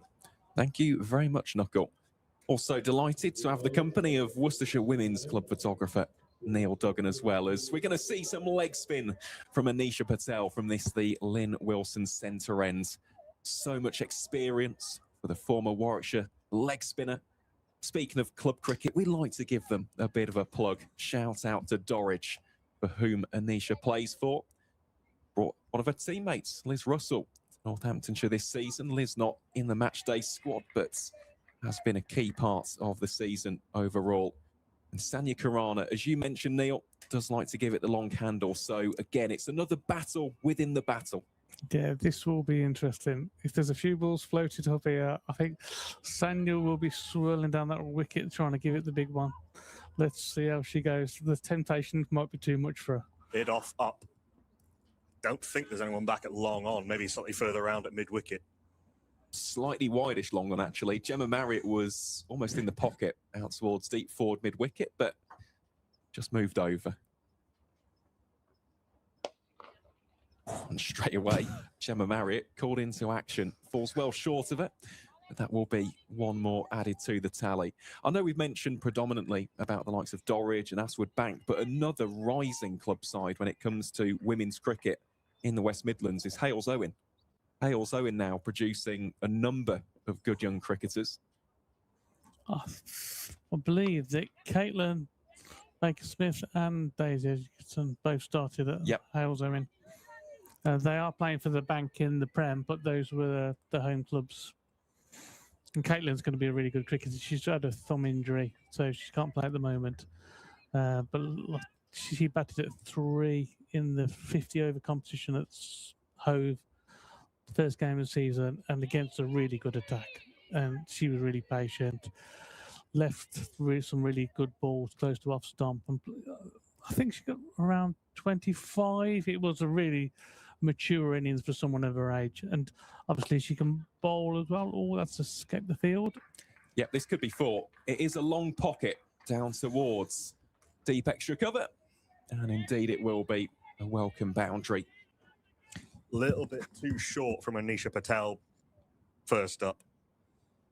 Trying to give it a rip and get some assistance off this surface, and we did see Lenny Sims getting some with her off breaks, but just dragging it down a little bit. There he goes. Caitlin walks straight under the commentary box just as well. Just come back from a net, by the look of it. Or on the way to the nets, possibly. Hopefully she'll be fit for the last game of the season, 2 weeks' time. Martley, so that'll be a first round for Worcestershire to visit. It'll be quite interesting. Oh, that's fantastic.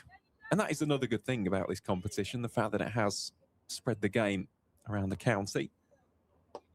Yeah, we've seen some good crowds. So Bromsgrove, the crowds there. Himley. Himley was brilliant. I've got to say the volunteers at all the club grounds has been really, really good. And the welcome, given that we normally land around 8:45 to set up, access to Wi-Fi power. The teams there, all the outgrounds we've been to has been really good. I covered a men's one-day cup game at Neath. A few weeks ago at the Knoll in Neath, which was kind of where Glamorgan are playing quite a few there. And they played, I think, 3 games, but certainly 2 in a week, very, very close to each other. And given the weather, South Wales in particular is not used to long spells without rain. And the fact that they got a playable outfield on what is, it's a good standard club ground, but it is a club ground, was very, very impressive. Well, here's a question for the pair of you, right? Because across the One Day Cup, both men's and women's, we have seen some beautiful outgrounds. Aside from the big stadiums, your normal 18 first-class venues, what do you say has been your favourite outground as we see Lenny Sims back with ball in hand? It's hard not to. Scarborough is a slightly different. Scarborough almost doesn't feel like an outground because Yorkshire play this. I do love that Yorkshire still play some games at York. Yes, they played their home quarter final at York, and Blackpool looked like a lot of fun too. Yeah, I watched the game at York, and they looked to be about 6 deep, and there was no room on the boundary. It was almost like touching the rope with the spectators. It looked like, you watch footage of like the 76 West Indies series where you've got people actually picking up the ball from inside the boundary at the Oval. Yeah, the crowds have been absolutely phenomenal. Rugby's very special, and the host the team around there, checking in with you around the day. It was the class act. Really was. Sims there has overstepped, so this will be a free hit for Ella Claridge. Field can't change, so slightly more protection on the onside. It's a 5-4 split in favour of the right-hander's leg side. Let's see what Ella Claridge can produce. Plenty of flights. Sharp. And drills it downtown for 4. Not the best delivery we've seen from Lenny Sims, admittedly, but Claridge proactive with the footwork, turning what would have been maybe a low-fall toss into a very reachable one and dispatches it for another boundary. It's bold to toss the ball up that much on a free hit, particularly with the mid-off up. I'm surprised rugby school isn't Aaron's favourite, given the size of the ice cream I saw him eating on the boundary. He was going big. In fairness, the ice cream van here at the Cinch County grounds is outstanding. Oh, there Speaking we go. of Neath, I must shout out the burger van and the people running it. Outstanding food, friendlyly made, and no, they're not paying me for that. That's a dot ball. Claridge can't quite get it beyond backward point, but there is just something very special about outgrounds. There is I think it's given the one-day cup, and particularly the men's, a real sense of identity this year. Young players coming through and outgrounds has given it a real point of difference. I was talking to Ed Wilson, the Worcester coach, this morning, and we said that perhaps the double headers are the games to be playing on the main grounds. And then always gives an added value to the girls. Like Meg Bishop was telling me, like at the start of the season, I just want to play at New Road. Just want to play at New Road. So almost like if there are only a couple of opportunities, then those are more high value to those players. Because you want to play there with a crowd in. You do, yeah. It makes a big difference, doesn't it? Absolutely. 22 overs have been bowled here at the Cinch County ground. Worcestershire 114 for 4. Sanya Karana currently on 12. Here she is facing up against Anisha Patel. We'll try and make that 13 despite the fielding of Amelia Kemp. That looked quite close to the fielder for a run. When she set out then. Wonder if Kemp threw at the wrong end there. Yeah. I think so. I think so as well. But it would have been a little bit of a difficult one just to almost manoeuvre the body. This is not an easy outfield to be picking up and throwing one-handed against your own momentum. Pace taken off by Patel once more, looking to drift and flight it a bit outside the eye line of the right-hander. No, it's really good, and I know we mentioned predominantly about Worcestershire, but it's been nice for Northamptonshire this season, going to places like Horton House, for example, to Peterborough Town. That's in the air. Safe. Yeah, Caught that very early. 2 bounces. Like a golfer calling his own yardage. Yeah, I know. It's probably a perspective that from sitting on the boundary. Like, yeah, I know. Like, yeah. I'm not going for the catch because it's not going to reach you. You call it very quickly. Well, just touching upon that in more detail, Neil. That's another dot ball. What things are you looking out there for? I'm looking for backgrounds today because we're playing at the county ground and there's obviously a lot of empty seats today. So that never looked particularly great. Needs to run fast here and safe. Better throw would have had a better throw. I think would have had Sonia Karana at the striker's end, just a little bit wide. Again, throwing slightly off balance, and Chloe Hill had to kind of stretch to gather that from May Drinkle at cover. Yeah, so I think almost I made my mind pretty much early on today. Most of my content today will be shot from slight at height. Shot. Excellent shot. 4 more dispatched by Karana. Sat up a very nice shot, or a height for the pull shots. Boundary to round out the 23rd over. Worcestershire 122 for 4. Yeah, so most of those photos will be green background, of which the social media teams can lift out, and they love those because they can almost, like when I shoot for Warwickshire, this is a good example, is because Edgbaston's that you've got a good stadia all the way around. They would get me to shoot green backgrounds, so they can use those same photos for away games. Right, so you can give them a cutout. Exactly. It's almost like green or the yellow outfields at the minute. They're tightly cropped. It's a real life green screen. Yeah. But It's the sort of details you don't think about, do you? The synergy between the photographers and the social media team. yeah, but almost like as you're almost going through today, I'm thinking about there's going to be a win graphic or a defeat graphic, so you need to be thinking about that key photo that's going to be high impact. Like as soon as I took the one of Ethan Bamber at rugby school with his, he was waiting for the ball came off the bat down to OHT, who took the catch. But there was the moment I just stayed on Ethan Bamber while his arms was waiting. His arms got higher and higher as soon as he got the catch celebration in the bag. You know that would have taken a lot of beating for him to not to use that. Would you say that's your favourite photo you've taken this season? No. That's a good question, though. Yeah, good photo this season. They're all my favourite. Let's have a think. Well, that could be 4 here for Kirana. In fact, he's just died. It's the first time we've seen that today, rolling over towards the opposing side of the ground. It's because the first bounce was on the grass. Yeah.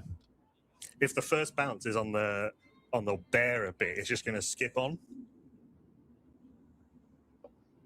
Slightly under hit it as well, so he's It's more of a chip, wasn't it, by yeah. Kirana? How does Sims responds well, getting the youngster onto the back foot. I think one of my favourite photos of the year was, it obviously meant a lot to the individual as well, was I captured Dan Mosley's 100 at Edgbaston earlier in the season. He was batting 3 under a bit of pressure. I've known Dan a long time. He was in the Worcestershire Academy with my youngest lad as well. Shouts of catch it, just falls short. Another half opportunity, this time for Gemma Marriott as Kirana scampers back for a second. And, well, all three of us touched upon this earlier. Kirana is the style of batter. She likes to be the aggressor. Opportunities can manifest themselves. She's lucky she underhit that as much as she did, because Marriott had to leap forward. Just fell short. I think you're right. If that would have been at the middle of the bat, she was out. Yep. Yeah, so Dan's obviously, I've known Dan a long time. He's a real character, and he gave it the real big. That's what I'm shooting for. While everybody loves a good cricket photo, it's the emotion now that you really want to capture. There are some players who you can see their personality come through. I was at the Oval earlier this week for a Women's 100 game, and every time you watch Izzy Wong. Oh, yeah. Yeah. I mean, she took 2 and 2, which helped. But every time you watch Izzy Wong, you see the real kind of energy and her kind of very authentic personality come out. Yeah, and I would say that when you shoot with the same team regularly, like that, I've been with these girls now for 3 years, like we all have mornings when we feel great about ourselves and certain mornings where it's one of those days. And like you do pick Certain up that mornings vibe. You need the extra cup of coffee just to get you You going. do indeed. So on those mornings, you need to leave the girls alone. Like it's not their day for the photo, and you can pick that vibe up straight away. And I think they sort of respect that from me, that I give them that room on those mornings. Obviously, when you get the debutantes, they don't have any choice in the matter. You've got to do the full media run out there. Yeah, debutantes and skippers, and if you get to a milestone. Yes, indeed. But it is a big challenge for some of these girls, obviously stepping up to this tier. They wouldn't have done the same media duties that they've done before. I can remember. Big shout here for Ria Thakral, who is the new bowler, replacing the skipper Anisha Patel from the Lynn Wilson centre end. I can remember when Caitlin made a debut at New Road last year, and I thought this could be difficult. Like a 15-year-old straight out of school, she's got to do all the shirt, the shot in front of the ladies' pavilion. How many times would she have spoken to camera? Exactly, but she was like, almost like she'd done it 100 times before. She was absolutely brilliant. She's really grounded, and I think it really puts her in a good position to really build and having a career in cricket.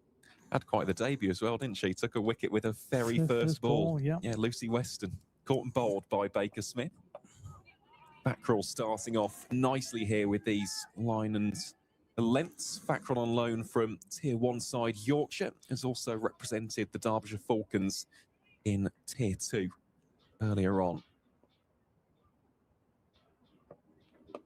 And that's definitely the best thing about photographing the same bunch of girls, and you get to know the families, to capture that for her and a family who have like known since making her debut. She'll have that photo on a wall forever. Turned into a low full toss. Oh, it's gone through. Well, this will be more welcome runs. Don't think it's going to reach the boundary. It's just slowing up a tad bit. But Claridge will scarp home for a third. So that'll be 3 runs to round out the 25th. And that should be the drinks break here at the Cinch County Ground. So Worcestershire at the halfway mark of their innings are 132 for 4. And while we have an opportunity, why don't we take a look at the scores on the doors, Knuckle? Yeah, we are. So Cheltenham Festival weekend, not going so great for Gloucestershire. They bowled out for 106 by Kent. 5 for 18 for Izzy James. It is Izzy James. Yeah, wow, 5 for 18 in 7 overs for Izzy James.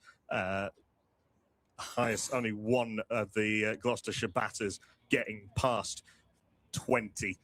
So not great news on Festival weekend for Gloucestershire. Quickly run you through the rest of the scores. 4 games today in League 2.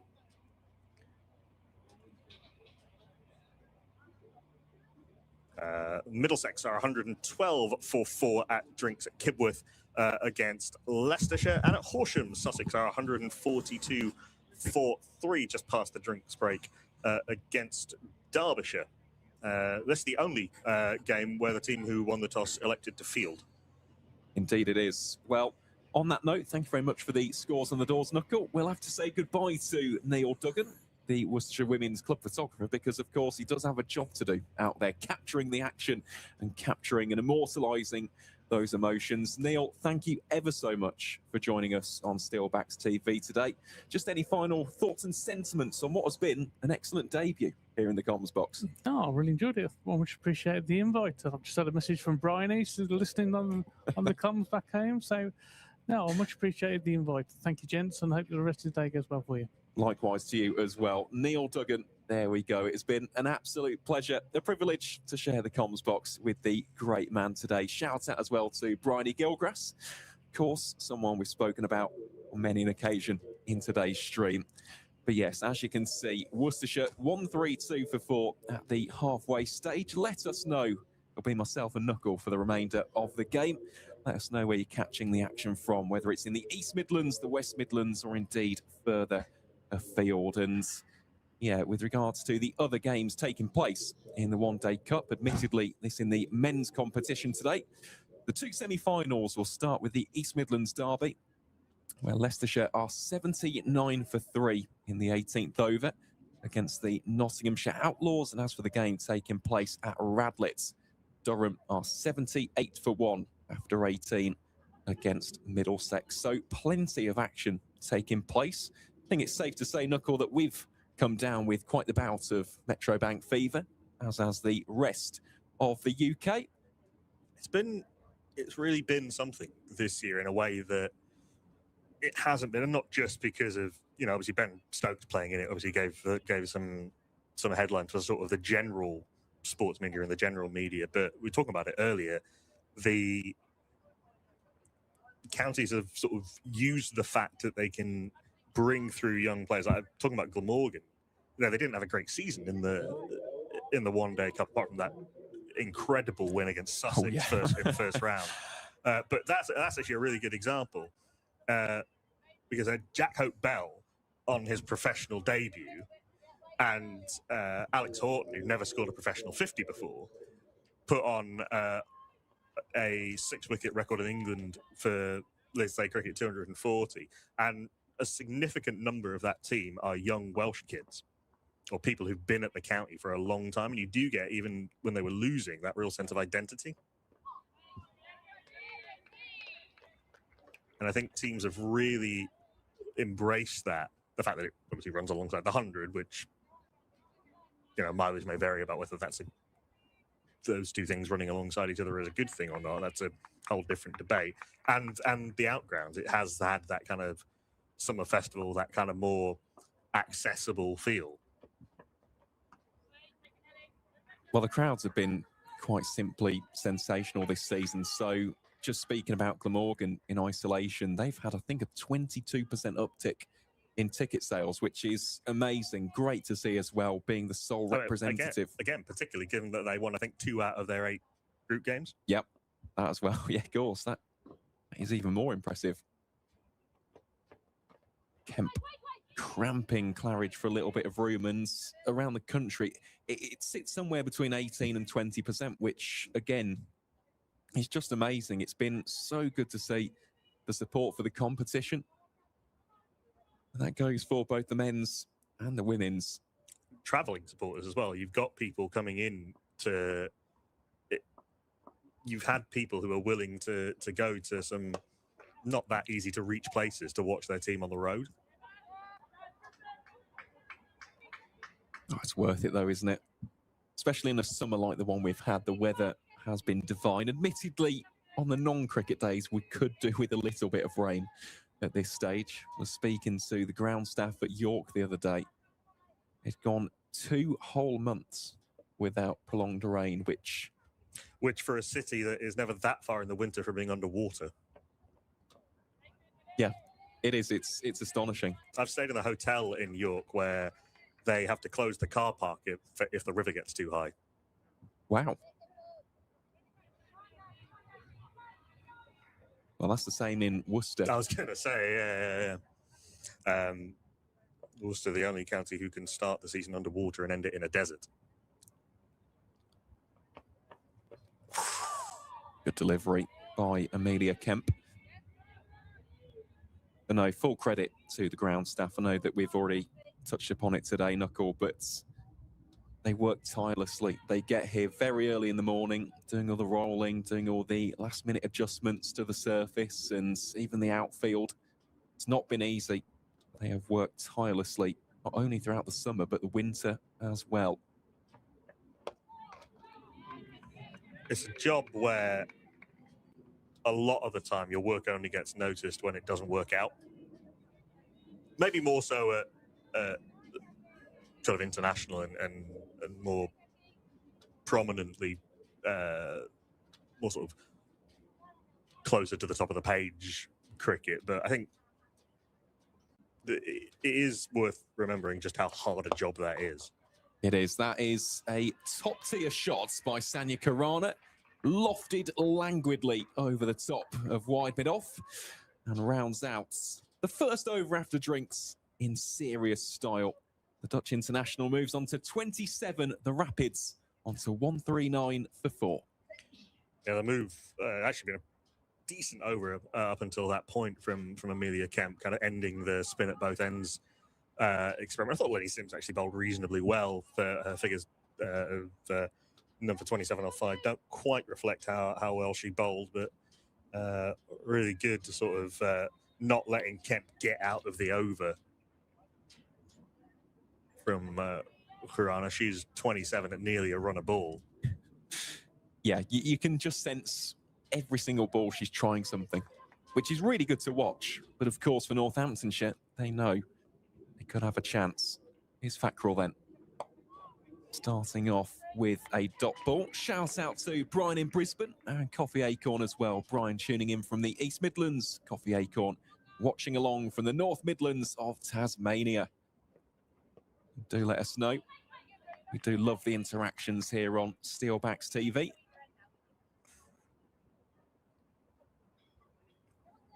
At the other end of Australia, absolute scenes in Darwin. Oh, incredible.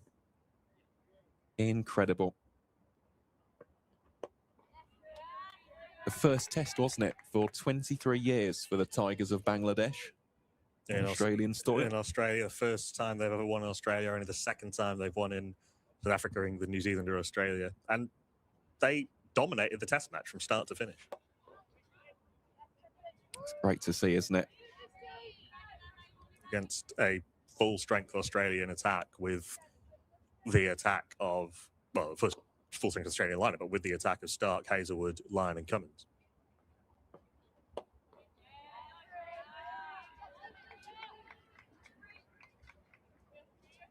Fackrell building up a little bit of dot ball pressure here.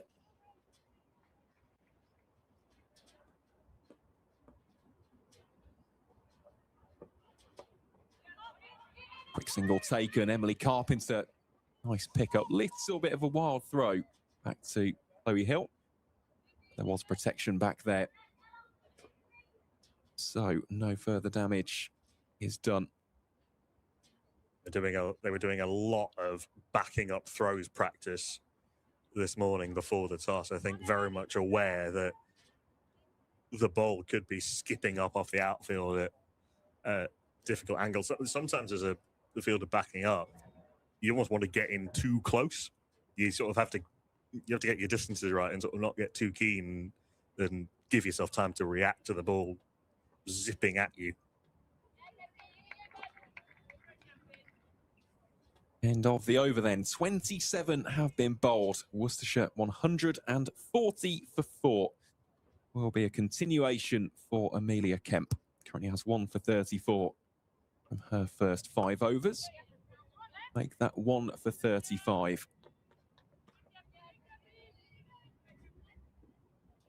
And this is all these two need to do, really. Continue to build this partnership, continue to lay this foundation. Currently stands at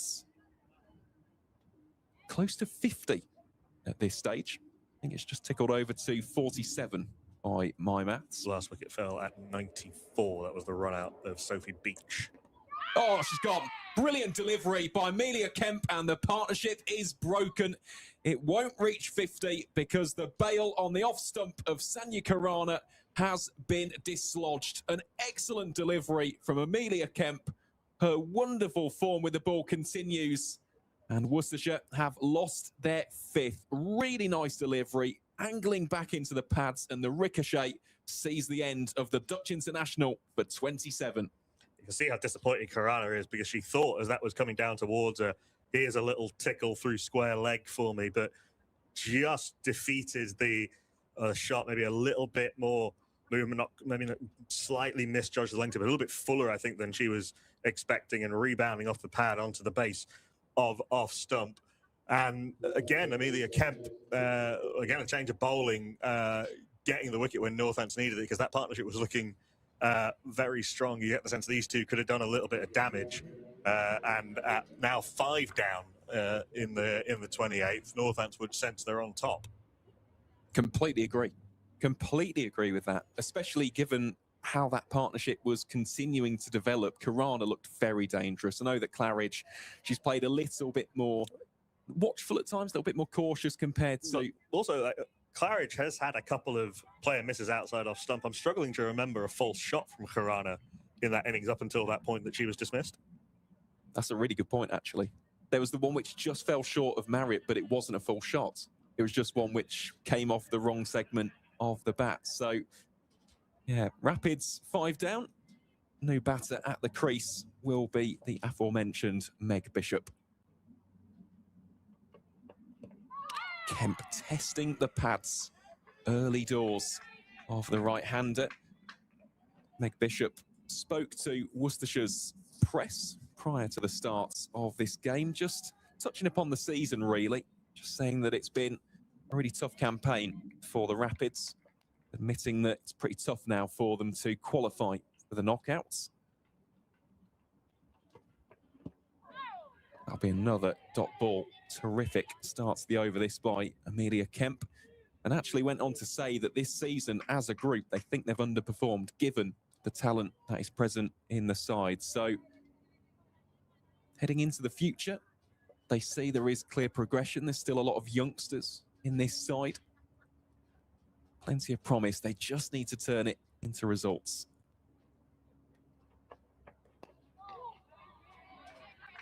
Top scored for them last week in that defeat on Blue for Bakes Day. In fact, sorry, that was the week before, wasn't it? The defeat at Glamorgan against Glamorgan last week. She got 33 off 40. That was at Bromsgrove, as David was telling us earlier.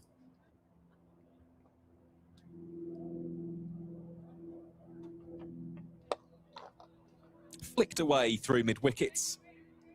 These will be the first runs off the bats of Meg Bishop. We'll have to settle for a single, and that will round out a tremendous over from Amelia Kemp. She now has figures of 2 for 36 from her 6 overs, and the Worcestershire Rapids 1 for 2 for 5 after 28. Yeah, Meg Bishop was also mentioning that she wants to get a chance to sing their team song again.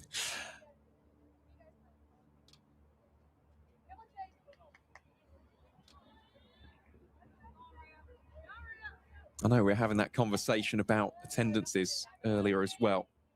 Reminder that for the Community Day and the Family Day here at the Cinch County Ground, over 3,000 people turned up, which again is fantastic. Good delivery by Rhea Fackrell. And this could well race away for 4. There's a real pursuit on for the fielder, but it's too quick. The outfield, too sharp, too fast. Welcome runs for the Rapids. Just beaten everything. Didn't know an awful lot about that, did you, Meg Bishop? That's gone from outside off stump and gone over the top of leg. Beautiful delivery from Rhea Fackrell. Doing a Hayley Matthews bowling off spin with a cap on. Well, we've seen quite a few in recent seasons here in England and Wales. I think back to the Central Sparks days and Erin Burns. She's the one who immediately comes to mind. I don't mind it, to be honest, especially when it's sunny. Could be a catch, and the catch will be taken. Rhea Fackrell has her first wickets of the game, and it's the wickets of Meg Bishop. Shoveled it straight into the awaiting palms of Amelia Kemp, and Worcestershire are now 6 wickets down. Wasn't that threatening a delivery from Fackrell? Just on a length. Bishop rocking back, trying to pull very early on it, and a simple catch for Amelia Kemp at mid-wicket. And now suddenly the complexion of the game has changed completely in the last couple of overs. You know, it always does with falls of wickets. But all of a sudden, Worcestershire are now kind of on the defensive, on the rebuild for a little while. And Ella Claridge suddenly has to think about, we're not quite into the tail yet, but we are into, she's the recognised batter and isn't necessarily going to be able to play quite as freely, maybe. I think that's a really good point. It does have an impact, and especially at this stage, there's still 21.3 overs left. It's not as though this is the latter stages and Claridge almost has that license, that freedom. She may just have to rein it in a little bit, because it's the cardinal sin, isn't it, for any side in 50-over cricket, not seeing out your overs. And at this stage, the way in which Northants have bowled looks as though that could be quite difficult. Amy Griffiths is the new batter for the Rapids. Here she is, the left-hander against Fackrell. Covers up the first one in defence.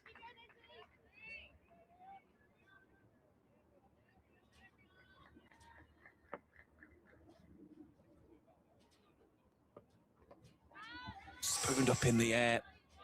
Will evade any fielder on the leg side. And Griffiths will get her first run of the game. Spoke already, or should say Knuckle, spoke already about that connection with Warwickshire. Played for the Bears in 2022 and 23. Very much a product of the Shropshire pathway.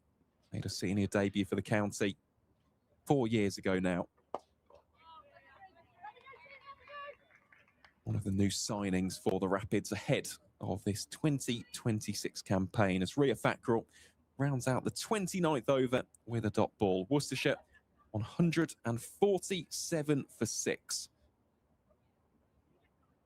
And we do give club sides a lot of love here on Steelbacks TV. Let's give a shout out to Amy's club sides over the years. She's played for J&G Meakin, which is in Staffordshire towards Stokeway.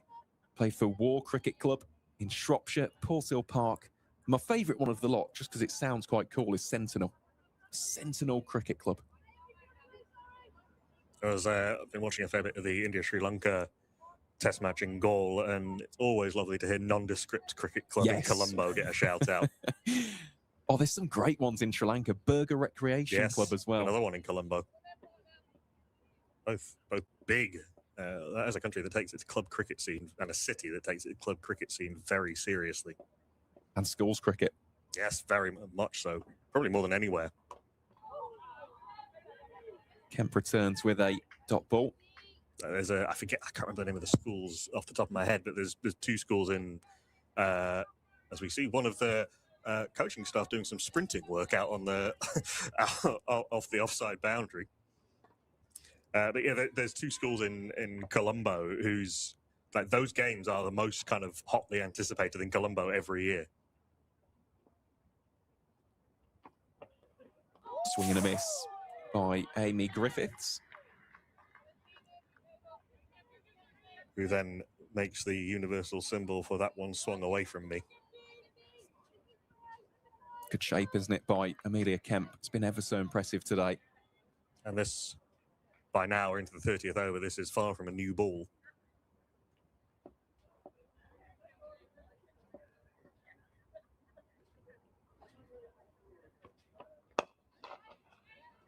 Giving herself plenty of room here. Here's the left-hander. Just one of those which I imagine for the bowler Kemp, she'll be looking at maybe just drifting it back to moving it a little bit wider. Past couple of deliveries, you can see showing both the off and the middle stump. Can she tail one back in?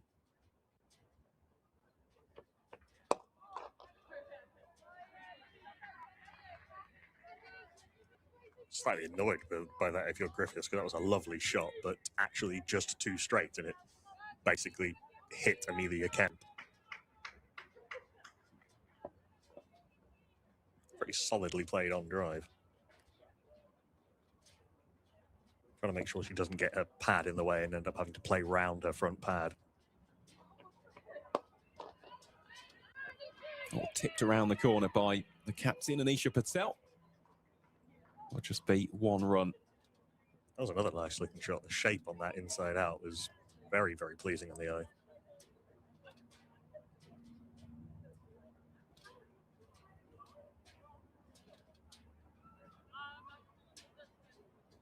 I think we might just have a slight adjustment in the field here.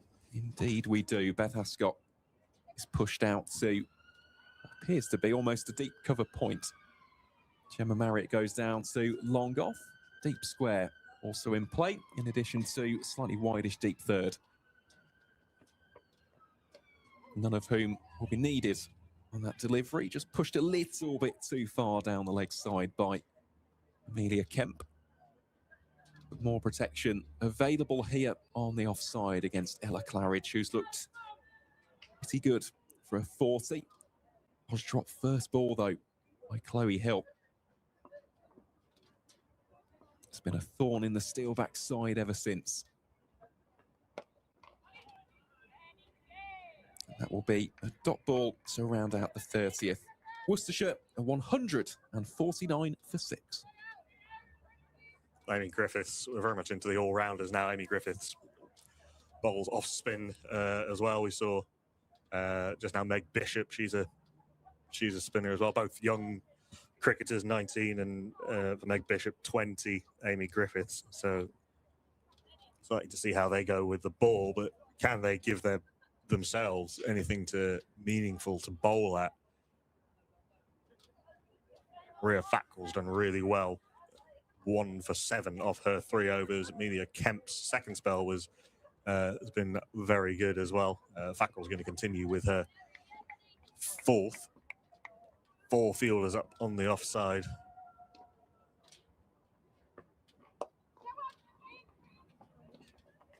Nicely judged single, just taking the weight off it from Amy Griffiths into the onside.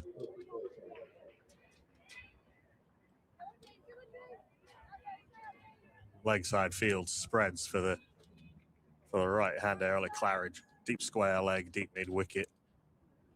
Long on, not quite on the rope. And the deep square leg gets Ria Fackrell out of trouble with the one that she drops short. Claridge moves to 41.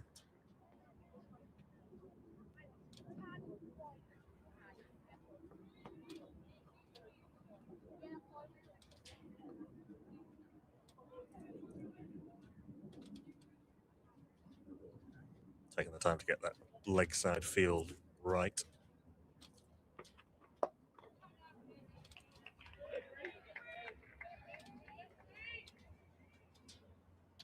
Ria's turn, so far pretty slow turn from Ria Fackrell, but she's bowling really nicely here. Got two almost catching mid-wickets.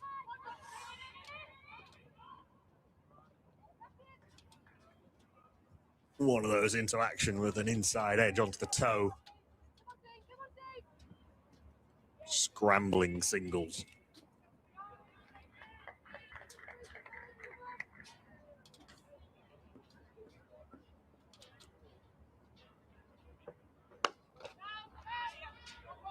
Sounded beautiful off the bat. Is that going to beat deep extra? No, it's not. Very good work out there on the deep cover fence to keep it to 2. Textbook from Maidrinkle out there on the cover fence. Yeah, really good fielding. Nice shot, though, wasn't it, as well, by Ella Claridge? Real fluent stroke through the covers.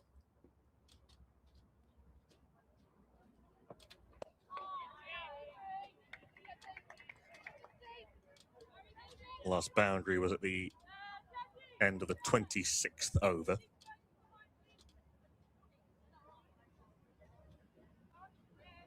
Last boundary off the bat. There were 4 byes earlier. Lenny Sims and Anisha Patel weren't able to have quite the control that they would have liked. Although, as I said, I thought Lenny Sims actually bowled pretty nicely, but certainly Ria Fackrell has done very well since being brought into the attack. And Lenny Sims is going to get another go. So we're back to spin at both ends. Just touching upon that in more detail, Knuckle. Worcestershire's run rate has actually been pretty good today. You're looking at those bowling figures, and aside from Fackrell and Mabel Reid and Gemma Marriott, she went at 3.8s, but everyone else has gone above 5s. A couple in the 7s. Sims herself going at 5.4 so far. So the scoring rate hasn't really been an issue. It's been those wickets. The partnerships have been broken at inopportune moments. Round the wicket, Lenny Sims appeals. I'm really not sure why. Other than a bit of over-exuberance, but why not? A couple of leg byes.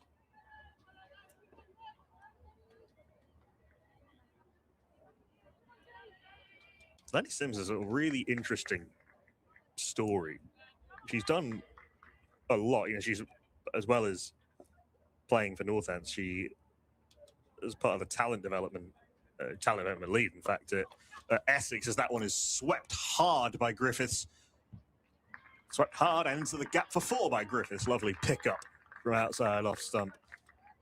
Deep mid-wicket wasn't that far away from it, but nothing much she could do about it. No, just well placed.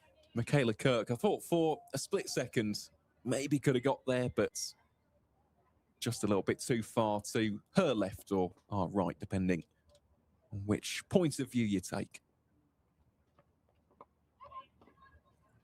Straying a little bit too much onto the pads. The leg side, Lenny Sims trying to bowl that magic ball that pitches on leg, middle of the leg, and turns past the right-hander, or the left-hander's outside edge.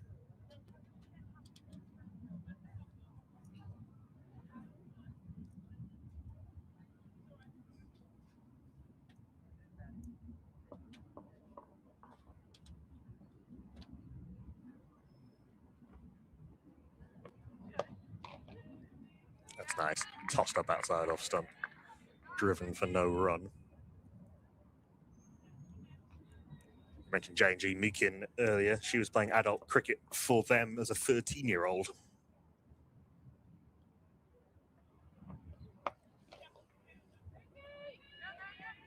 Pull should only be a single out to deep mid-wicket, and is.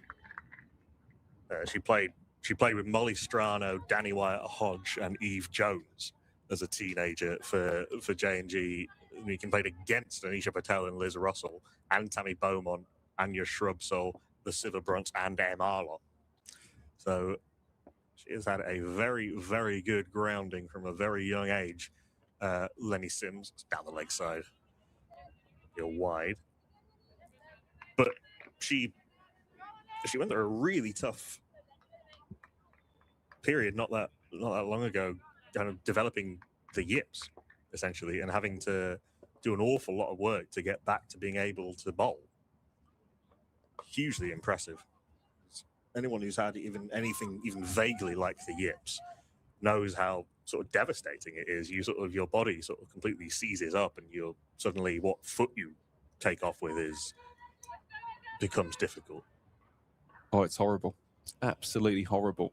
And it's really hard to see as well. I remember back in the Ashes when Simon Kerrigan made his debut, and he was the best spinner in county cricket at the time that he got picked, and you were kind of watching that. It's that classic thing of sort of time slows down, and sort of you're watching something really psychologically difficult happen to someone in real time. Fackrell continues, and that should be two. Ooh, bit of a mix-up. Chance at the wrong end. Oh, to be honest, I thought they'd gone to the wrong end. I thought the throw could have gone to the non-striker's end, but the throw went to the striker's end, and the run was so badly judged, the second run, that Amy Griffiths has run herself out. I'd be really interested to get a replay on this. I think she may have had a slight trip or a stumble there. And I think that she's lost her momentum, because up until that point, she looked as though she would have made that comfortably. Here is the replay now. The first run was easy. I know you mentioned there about the hesitation for Claridge. I think she's maybe just lost a little bit of the footing there. As a result, Griffiths has to depart. And we said about cheap wickets, it's unfortunately another one for Worcestershire, one which has almost been of their own accord. That one's slightly different to the other one, where that run out the run just wasn't on. There were two runs there, but as you say, I think a combination of, are we going to go for the second? And then Amy Griffiths trying to stop and then trying to speed up again. Sort of slightly her feet kind of went from under her a little bit, and she just couldn't get her momentum going. And ended up rather stumbling towards the line. Lenny Sims it was with the throw into Chloe Hill. A second run out of the innings. Amy Griffiths run out for 11. Worcestershire 165 for 7. We had one run out which was a poor call, and one where the run was on, but the hesitation cost her dearly. Because what I was expecting when that throw came in was that Chloe Hill would take it and try and throw at the striker's end, because I think Ella Claridge was also maybe struggling, but the non-strikers end rather, but it just wasn't necessary. The new batter, Emily Churms, defends her first ball.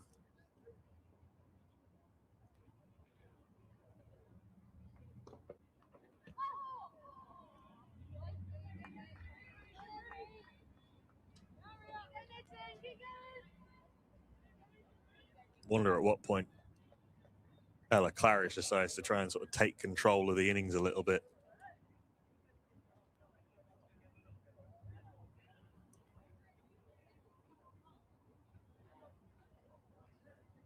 Fackrell changing the field, moving Carpenter to the 45.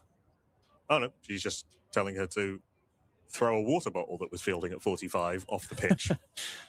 You know, I did wonder what that was, because it isn't one of the markers for the 25-yard circle. How did that end up there?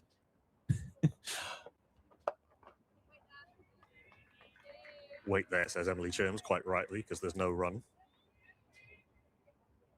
They don't want to give away 5 runs for a water bottle.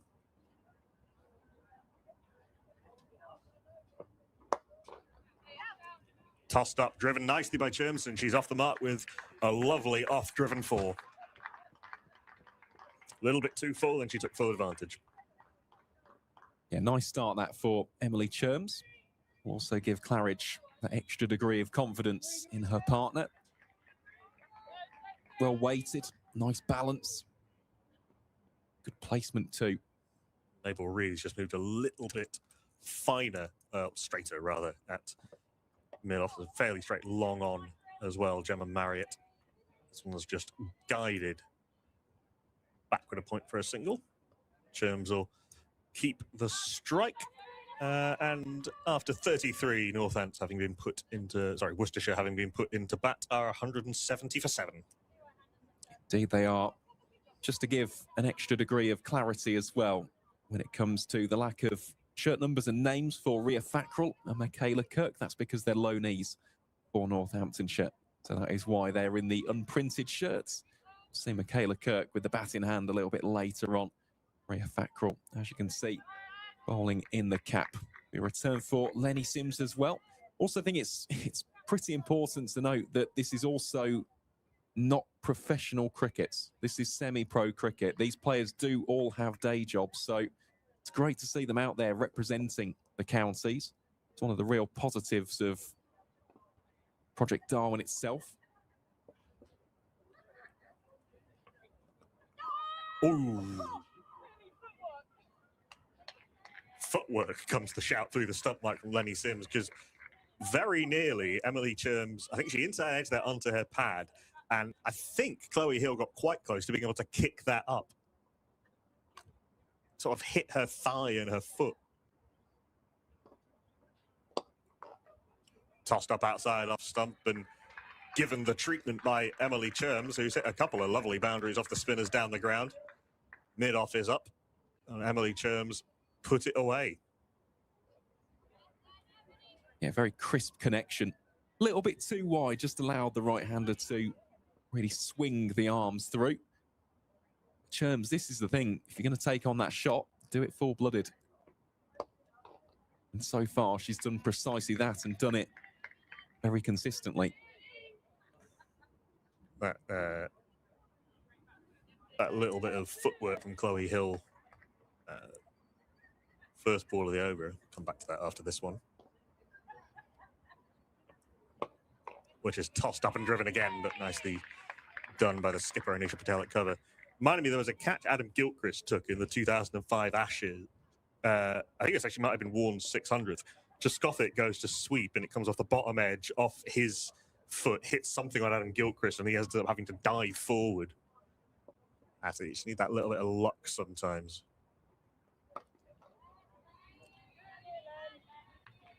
That's the length, I think, from Lenny Sims. A bit of uncertainty induced in Emily Cherms, who seems very happy to go down the ground when the ball's tossed up. The long off and long on are in position now.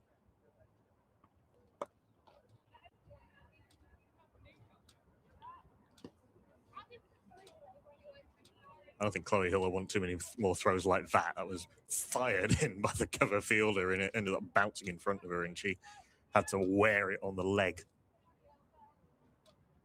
End of the over, 4 off it, 174 for 7. Just while we have a quick moment here, let's take a look at those scores around the different grounds. As you mentioned earlier, Knuckle, Gloucestershire bowled out for 106th. A response at Cheltenham has just started. Kent are 2 without loss. As for the game taking place in Horsham, Sussex 209 for 5. They've just lost another wicket.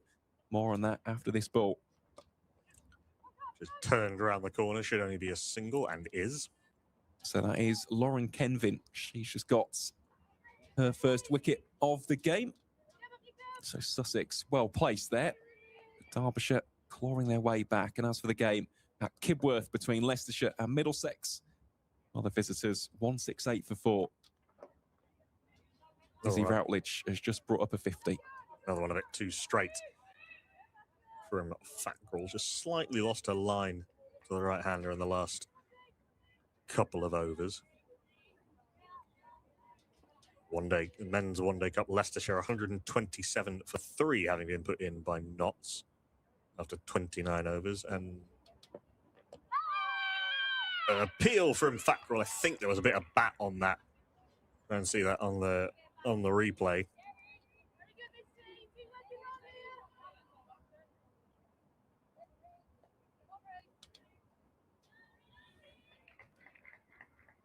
Maybe not, maybe just outside the line. The umpire wasn't interested in any case. Nor in that one. And to be honest, no, it was Rhea Fackrell. She sort of put her hand up and then thought, oh no.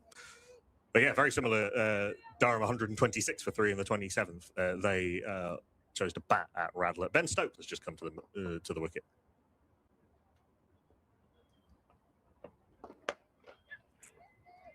Bit short and sits up to be cut out for a single by Ella Claridge, who moves to 46.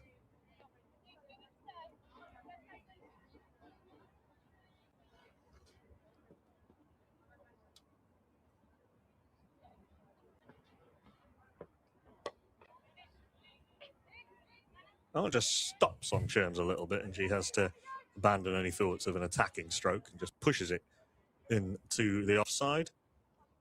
No run, 3 off the over. Rhea Fackrell 1 for 21 off her 6. Wonder if we might just see a change at this end. Remains to be seen. Up to 35. Worcestershire 177 for 7. I guess what you're targeting almost goes without saying. Depends very much on how long Ella Claridge is in for. Yeah, most definitely. I think the first milestone, the first marker gets 200. That's the first thing. If Claridge goes, that actually could be a bit of an uphill battle. If Claridge stays in, maybe doubles this, converts into a ton. Bit short into a crouching pull come sweep for Claridge. Out there for it, out to deep square for a single. You could be looking more, maybe 250. Again, though, it will take some very good batting from Claridge and also from her partners as well. That is, the Worcestershire tail do have a job to do here, complementing the set batter. Long on up to mid on for Emily Cherms. Mid off up as well, and that's a good bit of work at mid off. Well, I thought it was a good bit of work at mid off. It's actually just got past her. It's hit hard by Cherms down the ground again, tossed up. Thought mid off had got round to her right, but no, it just evaded her on the bounce. Another boundary for Emily Cherms, her 3rd.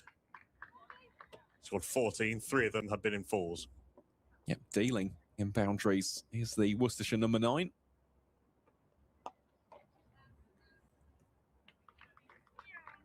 That one's cut to cover, who I'm pretty sure the throw came in and I heard someone on the stump mic go, meow. Yeah, you're not hearing things. That's nicely bowled by Lenny Sims. Cherms thought about coming down the wicket, but then had to just hold back. A nice bit of loop and dip.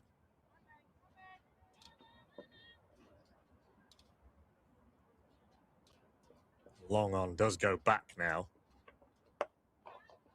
That is a hoik and that is a drop. That is dropped at mid-wicket. Maybe there wasn't much of a reaction, actually. I thought that was dropped. Maybe it was a bump ball. There isn't that much of a reaction from the Northants fielders. I need to see that again. Nicely bowled to finish the over. I don't know if you had a clearer view of that than I did. I think that was a catch put down. And a very understated reaction. Yeah, I don't see where it would have bumped. I think that was a catching opportunity. Admittedly, it was one of the more difficult ones that we've seen today. Rhea Fackrell having to almost try and take that very high to her right. Just watching that again, yeah, it was not much of a shot from Cherms, a bit of a drag hoik across the line. And it seems to sort of get onto Fackrell a bit too quickly, and Cherms put down on 14. Rhea Fackrell is going to continue. That's the 2nd drop that has been put down.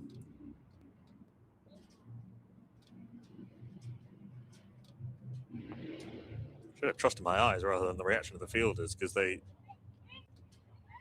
treated it as though it was a good bit of work. That is a good bit of running between Cherms and Claridge. Moving Claridge to 48.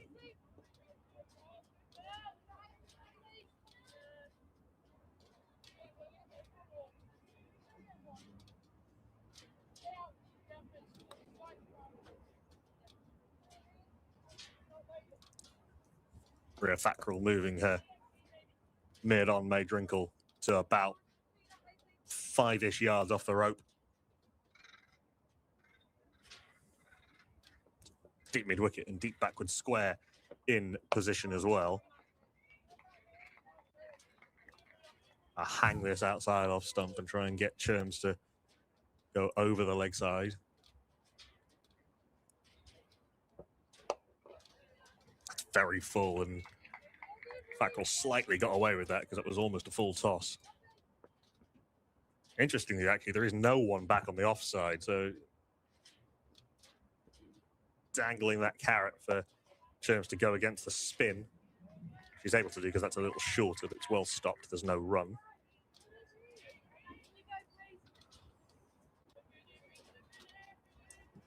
Cover sweeper now going back.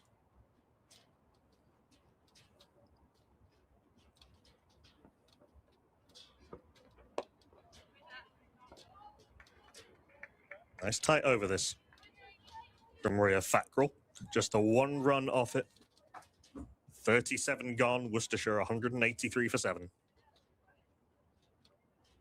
Yeah, that was an interesting field then, wasn't it? Because there were just the 3 boundary riders. And then May Drinkle was pushed back on the offside. Just looking here as well, Knuckle, looks like we're going to have a change of bowling from the David Capel end. It will be a return for the skipper, Anisha Patel, replacing Lenny Sims. Leggy for Offie. First 2 overs weren't great from Anisha Patel, none for 15. Off her 2, dragged a few down short. Ella Claridge on 48, very much an in-out field on the leg side. He got short fine, short mid-wicket, and then the long on, deep mid-wicket and deep square. Also got a cover sweeper.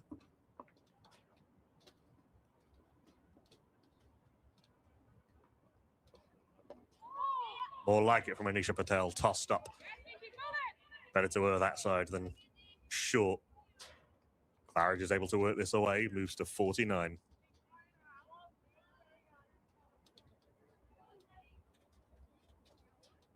Talking about Sonia Khurana and her international experience at Ella Claridge for the United States.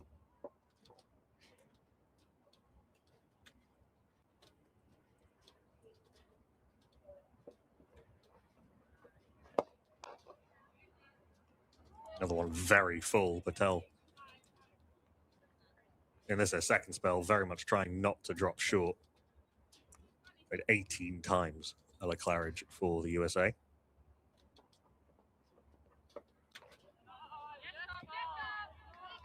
Attempted sweep doesn't go anywhere.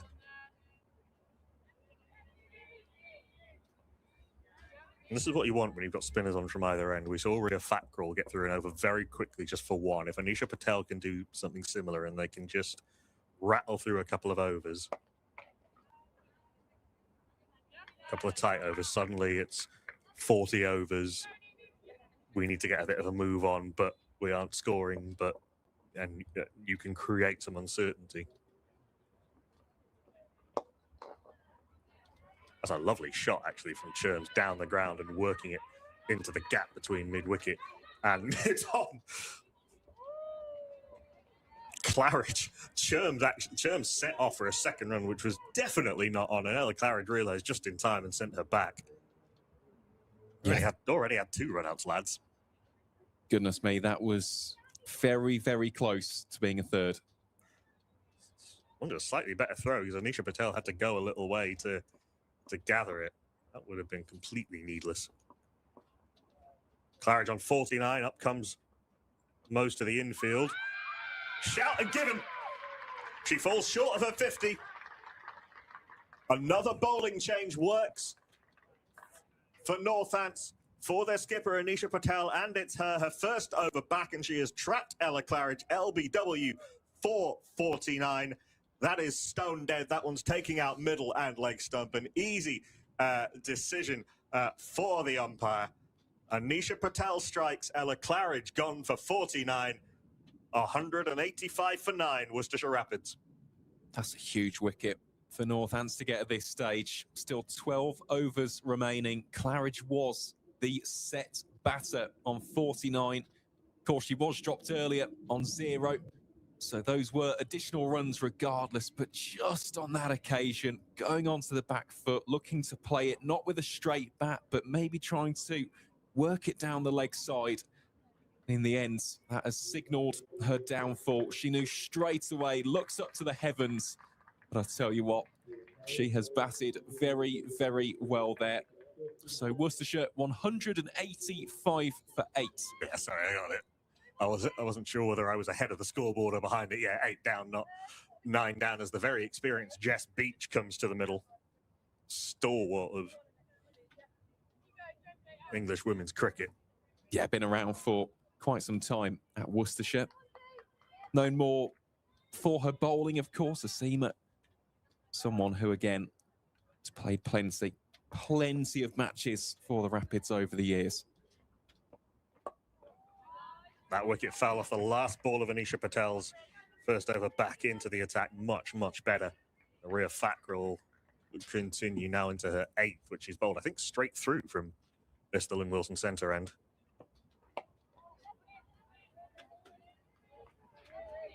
Now you've got 5 up in the ring, very tight. I imagine you might see even one more when Jess Beach is on strike. They think about moving cover up, but decide against it.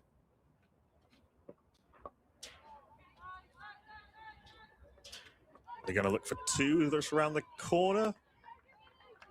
Cherm's very keen. Beach sends her back.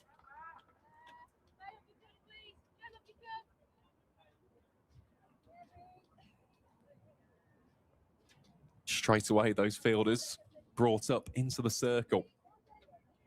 7 up in the circle now, and just the 2 back at deep mid wicket and deep backward square. Got a backward point, cover point, short extra. Mid off quite straight, mid on a little bit wider, shortish mid wicket, squarish mid wicket. Good aggressive captaincy from Anisha Patel.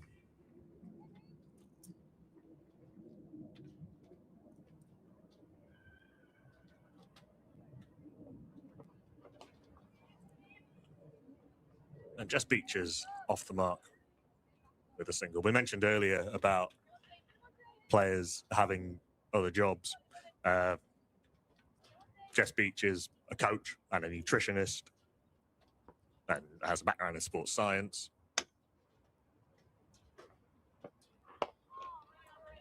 Her job is not beach. Cherms blocks this back to the bowler. Another good over from Rhea Fackrell.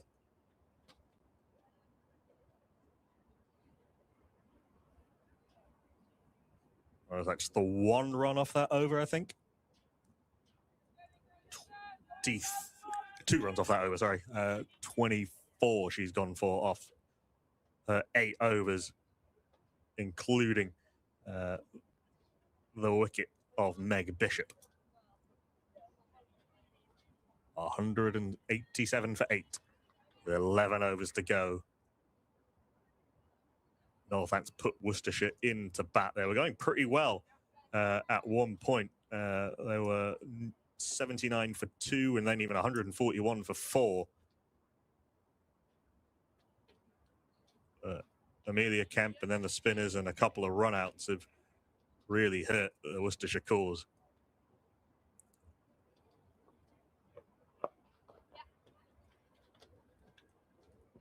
Big loopy one on leg stump from Anisha Patel. Easy for Beach to sweep that out. To backward square.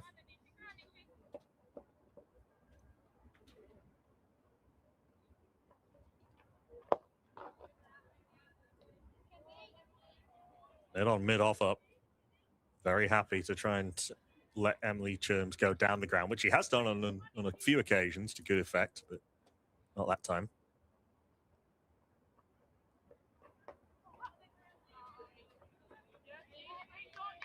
Absolutely furious she didn't connect with that pull shot. Just dribbles barely off the square.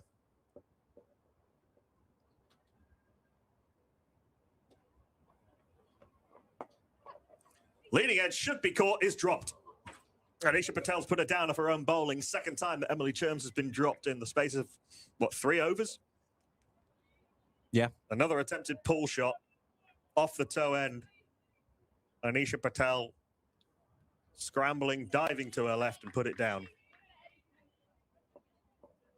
Just looking back on that, I do think that was Patel's catch. Lenny Sims was also there. Just goes beyond her grasp. Another attempted pull shot that goes badly wrong. Not as badly wrong as the one before, but still fairly wrong.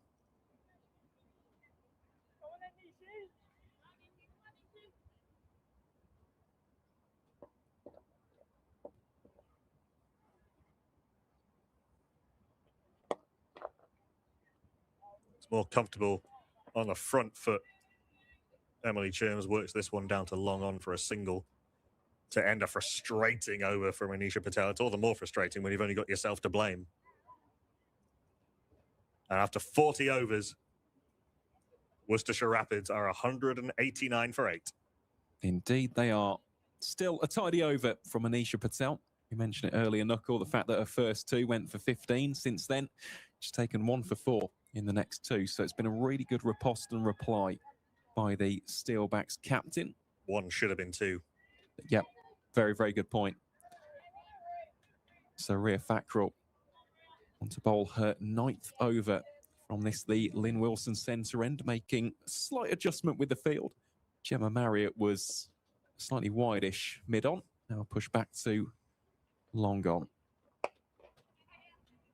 Rifled away off the back foot for 2 runs. Shouts of take them. Actually, in the end, Jess Beach maybe struggling a little bit to make her ground, and Beach and Fackrell having a little bit of a comic moment there.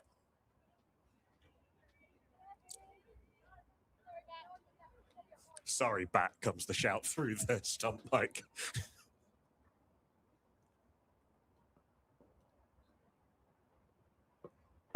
Cherms advancing, and 1 more this time through the covers. I think for Worcestershire here, I know it is stating the obvious, Knuckle, but the first marker will be getting to 200. They are still a few runs away, aren't they? 8 shy. Yeah, it's sort of, can you work it around for 4 and over until the last 5 or so?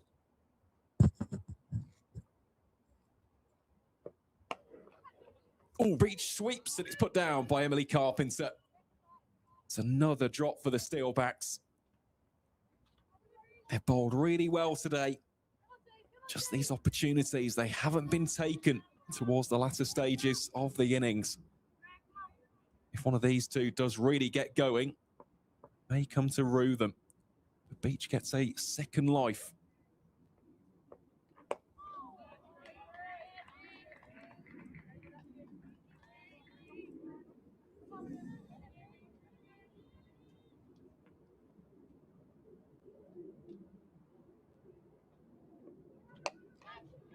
Shouts of catch just fall short of Anisha Patel on those covered practice strips. Yeah, that one goes down as a decent bit of work in the infield rather than a drop catch.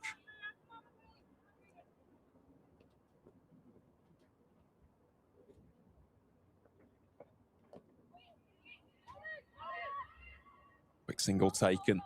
A little bit of a fumble there by Emily Carpenter. That'll be the end of the over. 41 have been bowled, 9 remain for the Rapids of Worcestershire. The visitors 194 for 8. Great to see over 400 of you now tuning in to the action. If you haven't already, please do give the live stream a like and subscribe to Steelbacks TV. As we mentioned earlier, getting ever so close to that big 100,000 subscriber milestone. Any help towards that would be greatly appreciated. Emily Cherms has been dropped on 14 and 16.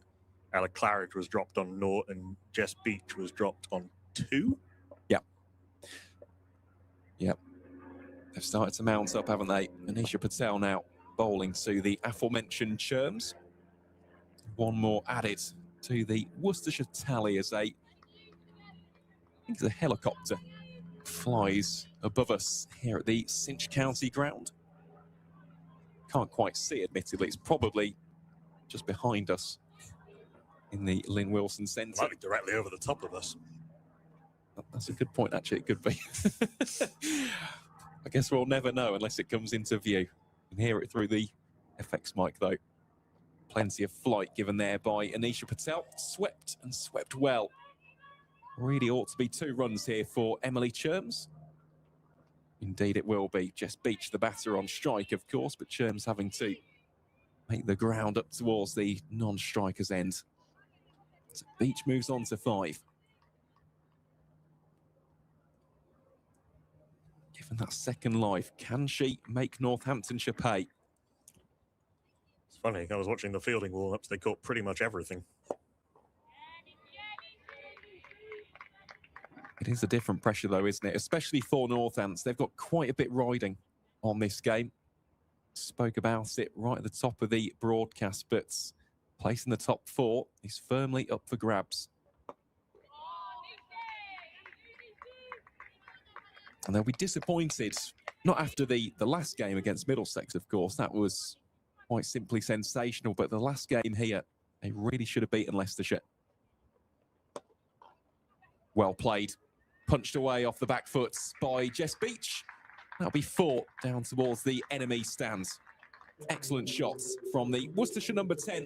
And the Rapids will bring up their team at 200. That is the first marker for Ed Wilson's side. Again, just a little bit too short from Anisha Patel, and it's I think it's something the Northants batters will be looking at, especially if the slower bowlers. Anything short has to be punished. And that's why there's definitely a bit of turn. Dot ball to round out the over. 7 runs come from it for Worcestershire. The Rapids 201 for 8. That's a beauty to finish off that. Almost like played for a bit more turn than there was actually going to be. Beautiful bit of bowling. Yeah, it's the stock leg break, that from Anisha Patel.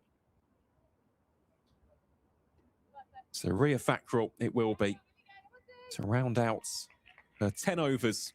Has 1 for 29 from her first 9. Here she is. Bowling at first to Emily Cherms. She's had 2 catches dropped off her. Cherms once and Beach once.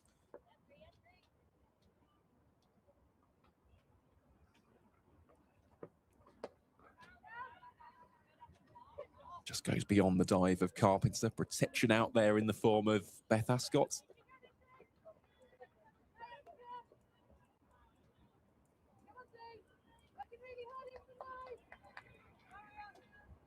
Still plenty of encouragement on the side in light blue.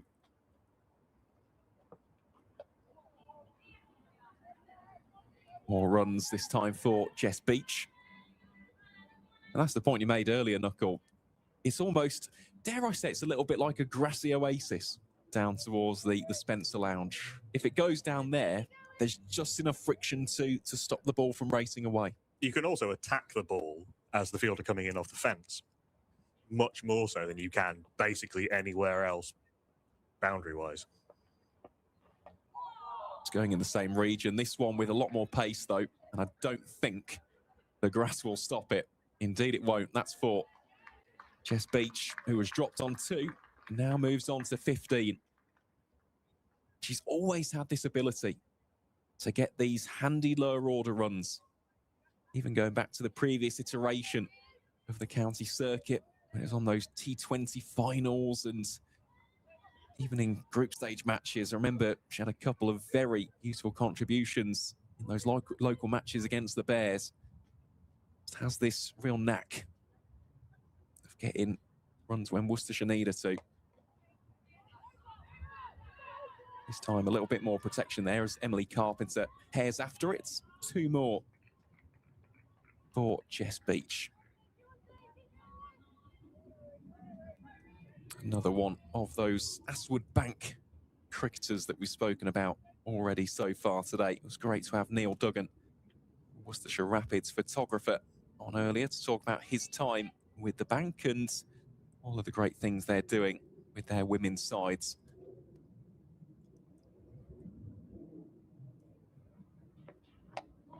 Swept away.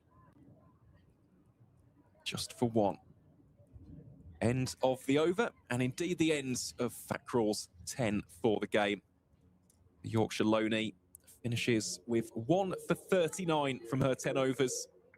Bowled really well. And of course, got a very useful wicket early doors as well. That wicket being that of Meg Bishop. Dismissed for 1, caught by Amelia Kemp. Could have, as you said, Knuckle, had at least another one, if not another 2. But she has bowled delightfully on this surface today. Provided all the control and the economy that her captain, Anisha Patel, would have been hoping for. Yeah, pick of the bowlers for me today were a Fat Crawl. Yeah, 2 catches, 2 pretty simple catches. Put down off her first Emily Cherms and then Jess Beach. This could be an opportunity, or just fall short of Emily Carpenter.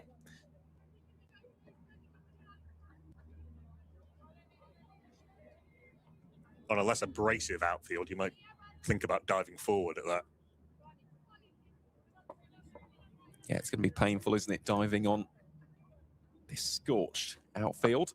Cherms goes aerial.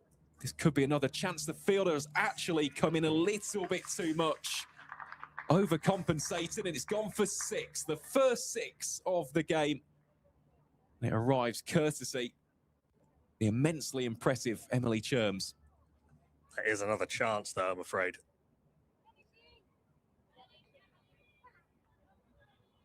Because I think if Amelia Kemp just stays where she is, she takes that pretty comfortably. It's a funny thing, isn't it? Being on the boundary rope, obviously taking a few steps in, maybe just over-eager.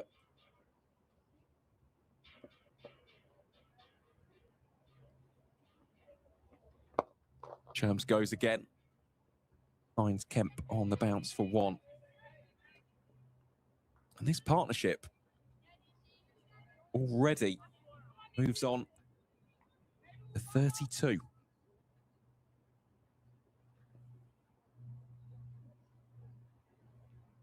Just 33 deliveries. It's been precisely what Worcestershire needed. Another sweep, a big appeal for Anisha Patel. All of the Northants fielders up in appeal. Standing umpire unmoved by that latest shout. So much for all of the infield were up that Beth Ascot had to run in from point to actually pick up the ball because everyone else was so busy appealing. Maybe just drifting down. I've been taking a second look at that. Catch is taken. Great caught and bowled by Anisha Patel.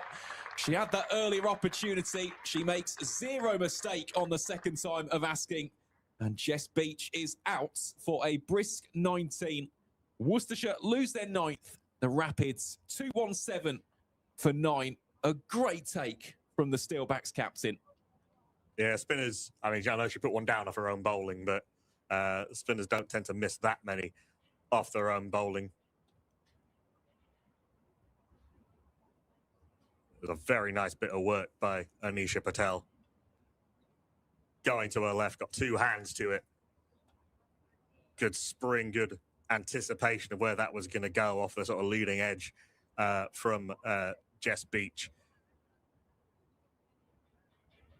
As she put down Emily Cherms, we saw Jess Beach put down. That'll make her feel an awful lot better. And that was a good spirited knock from Jess Beach, and I think it was exactly the right approach at this stage of the innings, especially with spinners still bowling, to try and make Northants think about defending runs rather than taking wickets. And it's given a little bit of impetus to an innings that looked as though it might be Northants putting the squeeze on for the last 10 or so overs. Most definitely. At one point, we were saying, could Northamptonshire limit them to below 200? That 32-run stand between Beach and Cherms has just given them, as you said, a little bit of impetus. It's given them a little bit of additional momentum. As Daisy Edgerton walks out to bat and joins Emily Cherms in the middle for the Rapids' 10th and final wicket partnership. Even so, I do think Northampton bowled pretty well today. They'll just be looking back on those opportunities as what could have been. Gemma Marriott replaces Thackrell. Marriott, who, as we said, had a fantastic game here last time out, took a 3 for in the tie against Leicestershire. It's figures of 1 for 19 from her opening 5 overs, one of which was a maiden. Just a really tidy and well-controlled bowler is Gemma. Can she finish off the innings with a few overs still to spare? Offers width, driven through the covers for 1 run. And Cherms will have to settle for the single, well fielded by May Drinkle.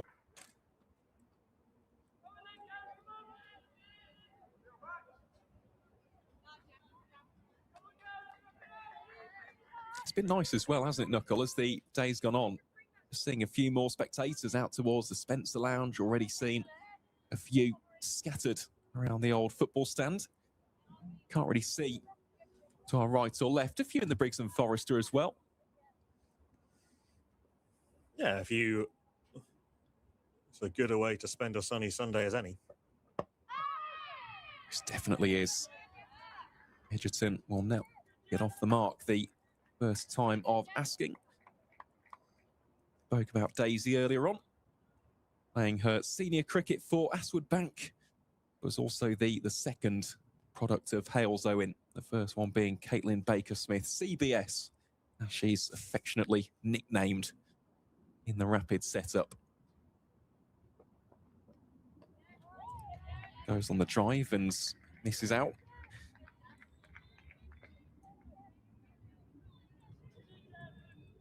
But at this stage, you can't really blame the tail enders if they don't put together a partnership of substance.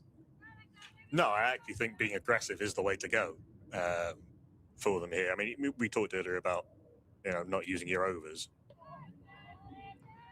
I'm not sure that really applies anymore to quite the same extent.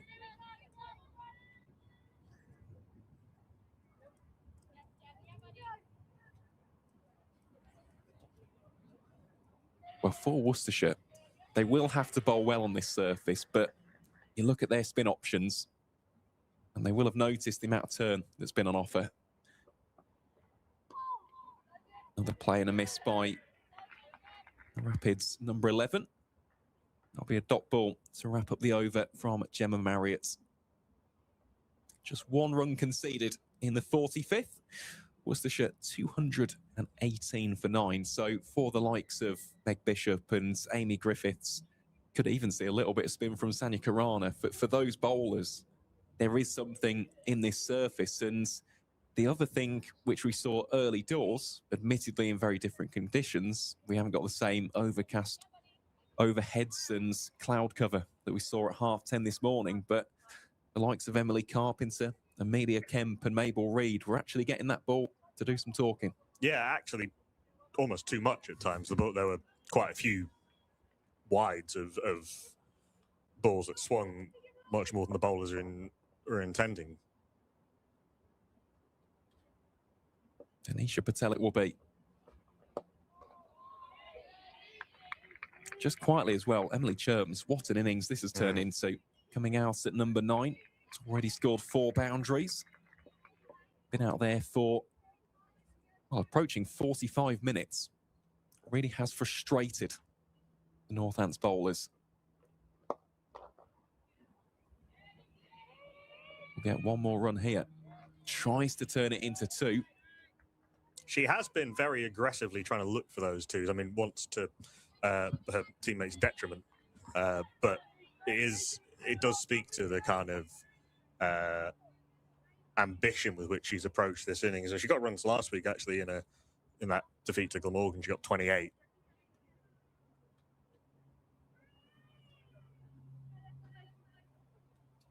It's a bit expensive with the ball, 1 for 61. Hoping to put that right today. We talked earlier about how Glamorgan are sort of in a different category in terms of tier 2. And that is the end of the first innings. Daisy Edgerton has been bowled by Anisha Patel, the Northants captain, finishing with figures of 3 for 33 from her 6.3 overs.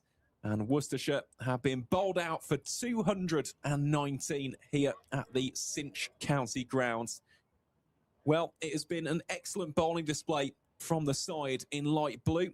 Patel, the captain, getting the most wickets with that 3 for, also 2 for Amelia Kemp and 1 wicket apiece for Gemma Marriott, Emily Carpenter and Ria Fackrell. So Worcestershire have been bowled out with overs to spare, and it will be a target of 220 for the Steelbacks to make it back-to-back victories in the Metro Bank One Day Cup and provide themselves with a real chance of making the top 4. Knuckle, just before we make way on the broadcast for the innings break, what have you made of that first 45.3 overs that we've seen? It was a pretty good start, actually, from Worcestershire. Lost Type boycott early, but there was a good partnership between Gwen Davis and Maddie Wingett, and both of them looked very, very impressive. But then Gemma Marriott came on and did very well. She got Maddie Wingett. She got Gwen Davis with a really nice bit of bowling. Those couple of runouts obviously didn't help from Worcestershire's point of view. So it was a very, very good innings between. It was that stand between Claridge and Corana looked really dangerous for a little while. But then again, Amelia Kemp comes back on first week of her second spell. And she and Anisha Patel actually both, after not particularly great first spells, come back on and are able to bounce back. Well, Ria Fackrell was terrific, the pick of the bowlers. For me, I know Anisha Patel finishes with those 3 wickets, but Fackrell, the control that she was able to give through those middle overs. And I think, given that Worcestershire at one point were 141 for 4, I think that Northants will be pretty happy with restricting them to 219. Yeah, on most what definitely. Looks like a pitch that you could score runs on. It does, but there is also turn, as we've seen there with wickets shared between the spin bowlers. It was one of those where the partnerships just didn't materialise into anything of real substance, the highest one being 47 between Claridge and Corana, as you said, Knuckle. Well, we do know then the target for Northants, it'll be 220. And we'll take a short break here on Steelbacks TV. We'll be back in around about 25 to 28 minutes' time as the Steelbacks look to get their run chase underway.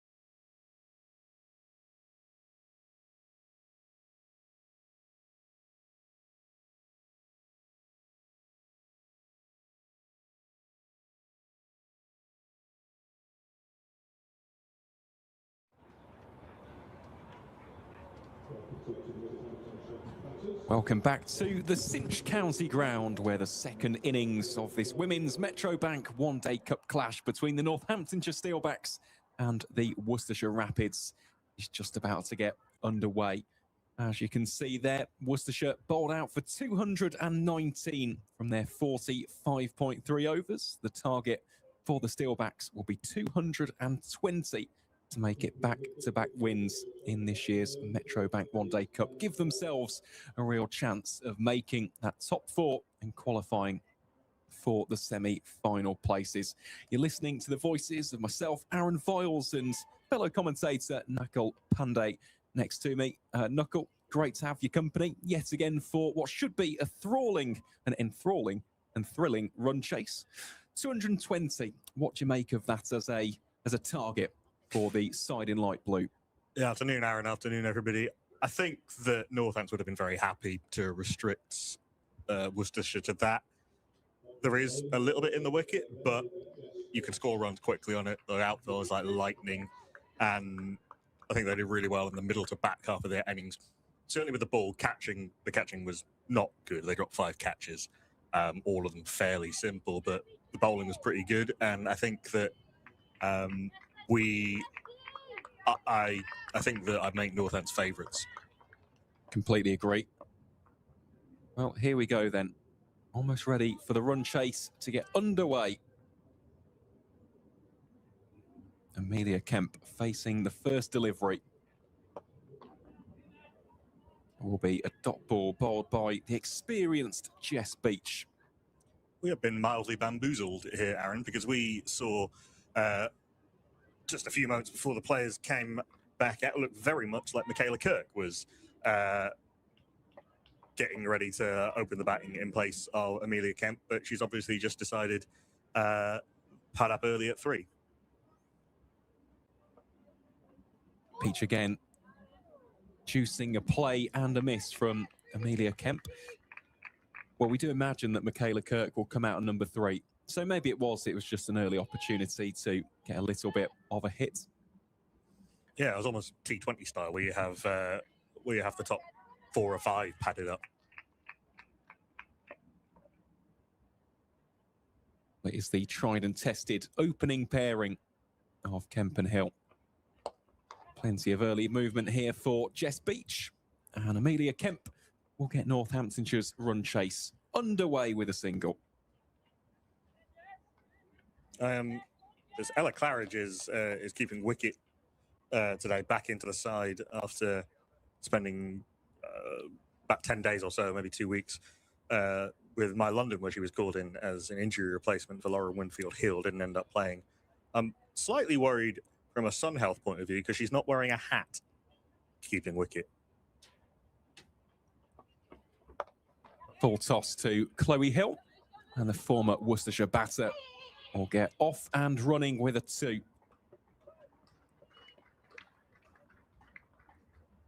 Hill coming into this game in fine form, scored a career best 93 in the victory away at Middlesex. Formerly of the Rapids, we touched upon, joined the West Midlands County in 2016. Was there until last season. She initially joined Northants on loan. Since made it a more permanent move. A great player to have opening the batting, someone with Tier 1 experience, someone who used to represent the likes of the South East Stars in the previous iteration of the women's domestic circuit here in England and Wales when it was the regional structure.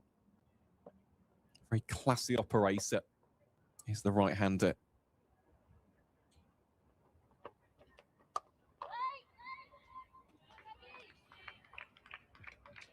Yeah, took the step down to Tier 2 to semi-pro to concentrate on what seems like an extremely busy coaching career that she's got going. She's coaching at a school in Cambridge, doing some uni and minor counties or Tier 2 counties pathway coaching. Has been working at an academy in the United Arab Emirates as well. Where I think during that she's been working with Dougie Brown. Yes, she has, yep. She talked about making some changes to her batting with Dougie Brown, who is a fine coach. So spin first up from the Lynn Wilson centre end. It will be Amy Griffiths.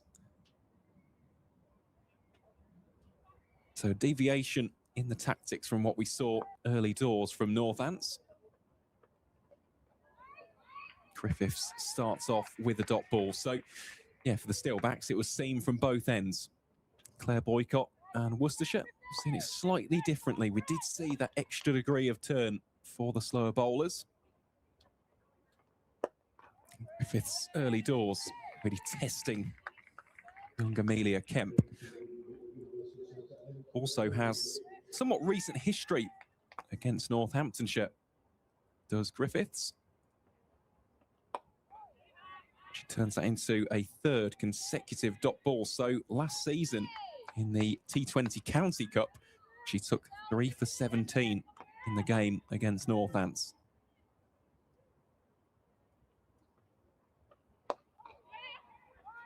Kemp this time will get a single. Was formerly playing for Shropshire. Made the move to Worcestershire ahead of the 2026 campaign and currently has season best figures of 4 for 31 against Derby at Denby Cricket Club. So already a key matchup early doors for Northants to try and see out. First change last time out at home at Bromsgrove to Glamorgan.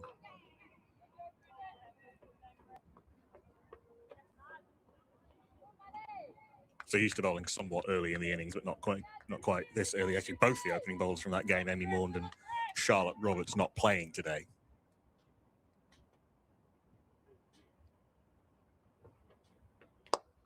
A little bit more flight and drilled through extra cover for 4. Lovely balance, lovely execution by Amelia Kemp. Gets her boundary accounts up and running. And Northamptonshire move on to a score of 9 without loss after 2. A lovely authoritative shot. It wasn't that bad a ball. It was just maybe a fraction over pitch, but I love the little use of the bottom hand just to guide it into the gap to the left hand of to the right hand of cover. Really nicely played shot. It was almost a little swish, wasn't it, with the bottom hand, just applying that extra degree of velocity, making it harder for the fielders to try and cut the ball off. Going back to Amy Maund, I know she's not playing today, but we have actually seen her at the Cinch County grounds earlier this season. Played for Herefordshire in that T20 County Cup. She got a wicket with the very first ball of the innings, if I remember right. Got Gemma Marriott out first ball. Yeah, good bowler is Amy Maund.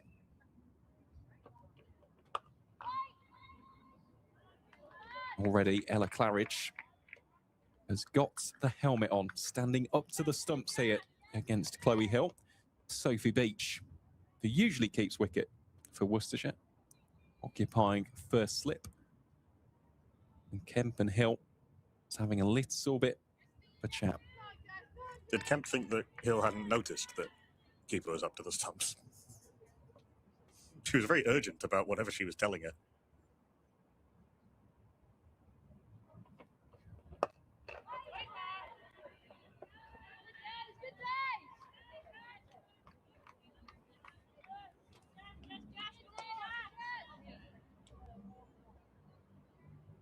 Jess Beach also wasn't playing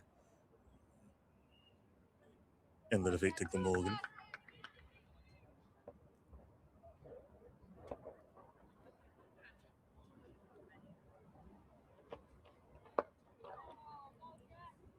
The ball is shaping back in though, isn't it, to these right-handers. It's something which Beach has done throughout her career so far. Think back to the game here last season as well at the Cinch County ground. That was on the 15th of May, 2025. Jess Beach got 5 for 30. Really was the standout bowler for either side on that day. Funnily enough, Anisha Patel got 3 for in that game too. So we've seen a repeat of one of those outcomes today. For those of a Worcestershire persuasion, they'll be hoping that Jess can find something similar today. As you said earlier, Knuckle, very much a veteran for the West Midlands outfits. First played for the Rapids in 2013.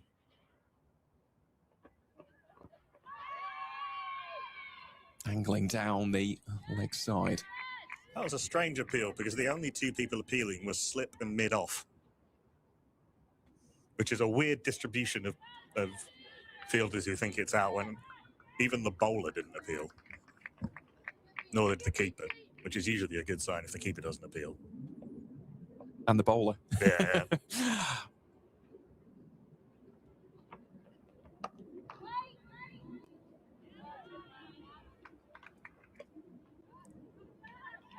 Tidy start this from Jeff Speech.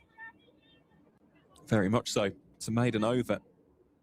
Northamptonshire remain 9 without loss in their pursuit of 220. And realistically, run rate shouldn't really be a problem for the home side today. The only issue would be if a few wickets fell quickly. That is true, but I always think that you get yourself into trouble in middling chases if you don't apply a bit of urgency up top. I think it's Northampton would want to try and get ahead of the run rate and control the game from there rather than thinking, oh, we've got ages.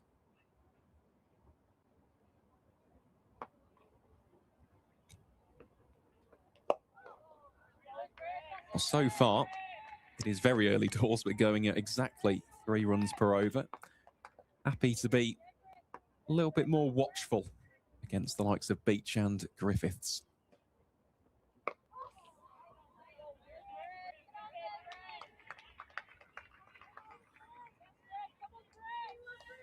Fielders out for Griffiths are both leg side, deep square and deep mid wicket.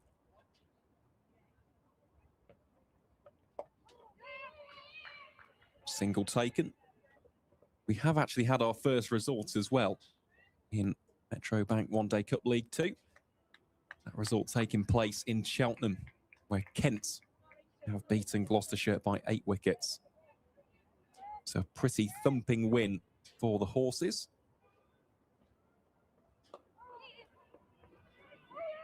He'll eventually scarper down to the non-strikers to turn that into a single. She gave herself a little bit of extra cardio there by not quite responding to Kemp's call initially. It was a fairly comfortable one in the end.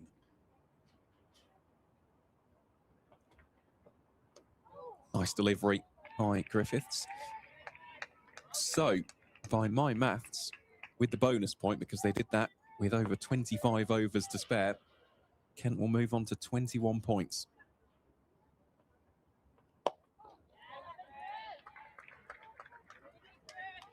Tidy over by Griffiths. Goes for just 2. Northants 11 without loss. So the Steelbacks, like Kent, were on 16 points prior to today's game. That will put Kent currently into 2nd place. Of course, Middlesex in action. So too are Sussex. Sussex lead the chasing pack on 14 points. But the key with Sussex today is actually their last game. So they need to beat Derbyshire and hope that results go their way.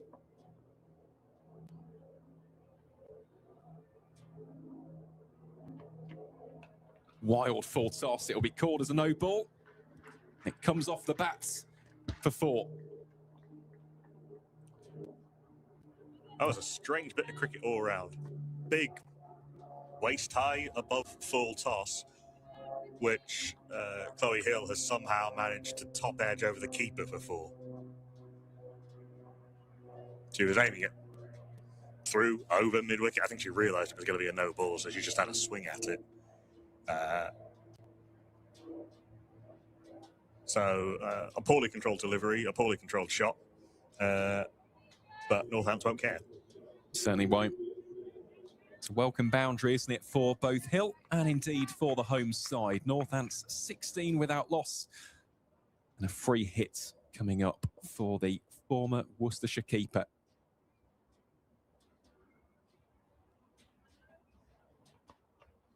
Hill goes inventive. Will just be a single. The attempted scoop wasn't quite fine enough. Oh, she actually just scooped it almost literally straight up in the air.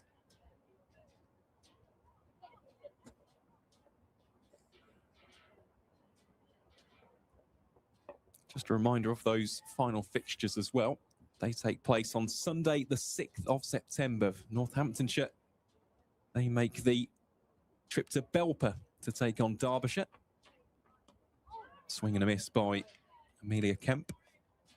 Worcestershire, they play host to Gloucestershire at Martley. Middlesex host Glamorgan. That should be a really good game at Radlett. And Kent will take on Leicestershire in Canterbury. So those are the remaining fixtures. The winners of those games potentially, or indeed it could be decided today, go through to the semi-finals on Sunday, the 13th of September.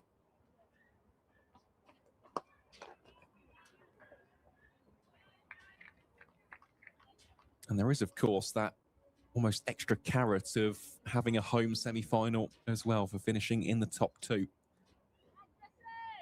So Glamorgan look very well placed. If they can get a victory on the final day of competition, they will secure a home berth.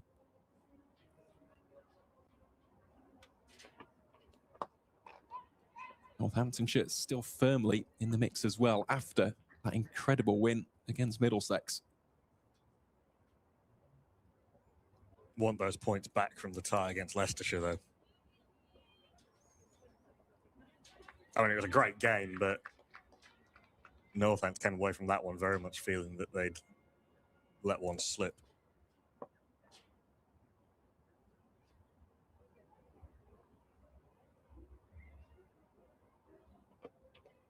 Shorts hammered in front of square. Protection is out there, though. Will just be a single for Chloe Hill. Yeah, that Leicestershire game, that stung. That was definitely 2 points dropped as opposed to 2 points gained.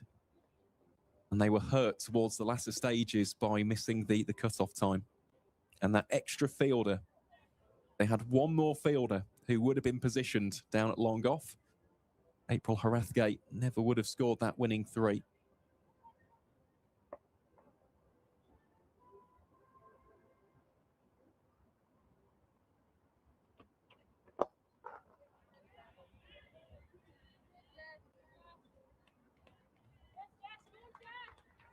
Of course, we'll keep you updated with proceedings up at Kibworth and that game at Horsham as well. That game at Kibworth is a must-win for Leicestershire.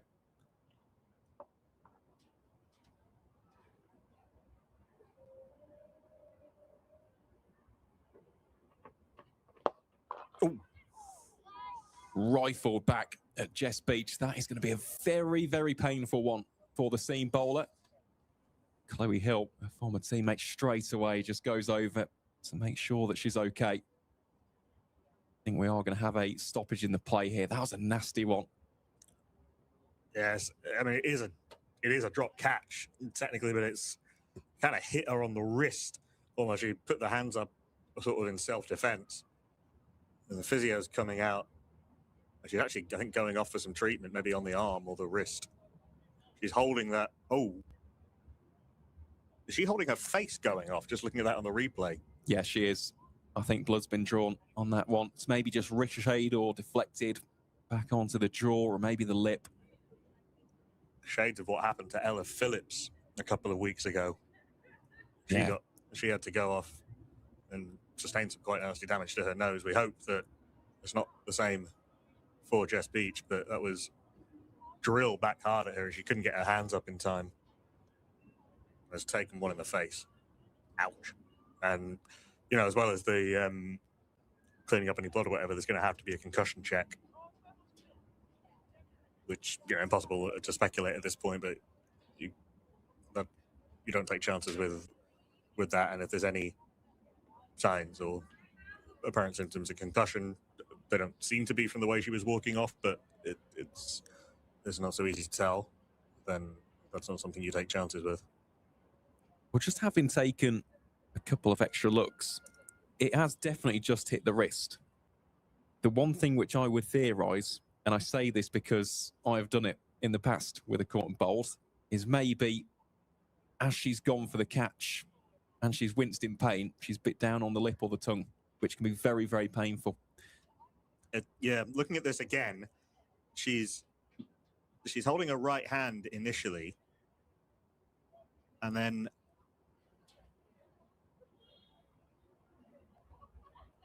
trying to work out why she went off seemingly holding her hand to her face. Well, either way, Jess Beach is off the field of play.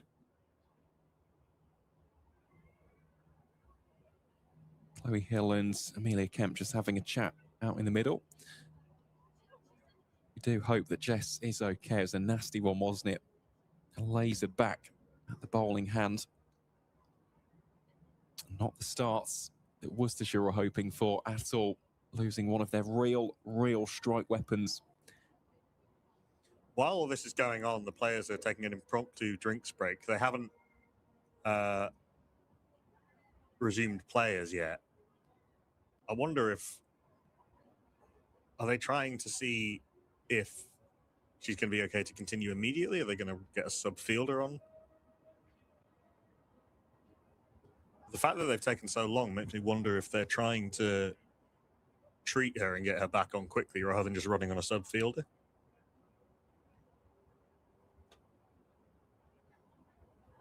Worcestershire did travel with a squad of, I think, 14 for this match. They do have some sub fielders on hand. Yep, they do. The likes of Lucy Harris, Caitlin Baker-Smith.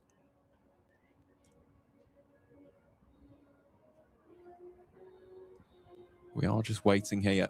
As we said, first and foremost, we hope that Jess Beach is okay.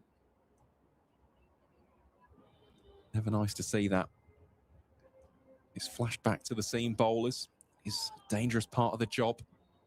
Those return opportunities, and it was hit very, very hard. So while we do just wait for a little bit of extra clarity. There is a Worcestershire fielder coming out who I can just see on the boundary's edge.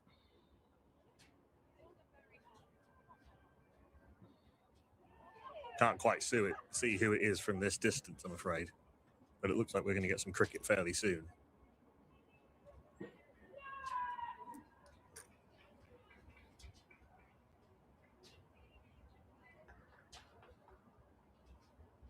Yeah, indeed we are.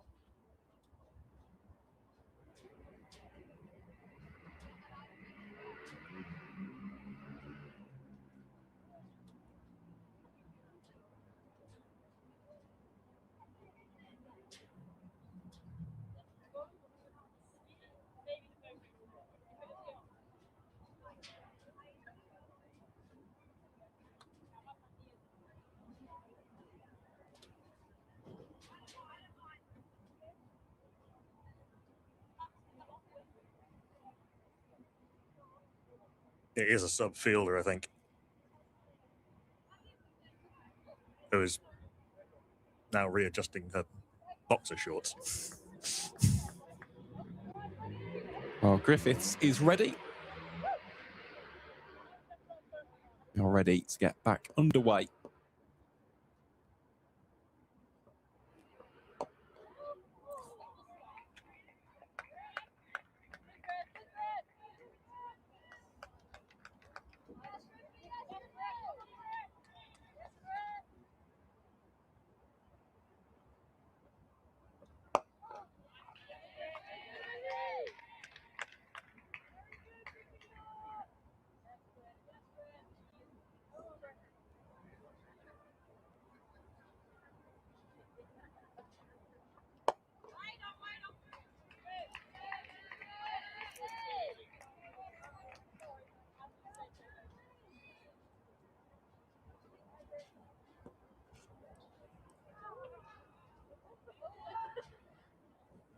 Has to be take two there for Amy Griffiths. Looking out there as well, Daisy Edgerton. Just warming up the bowling shoulder. Imagine she might be the first change. Turned away. Out to square leg for one.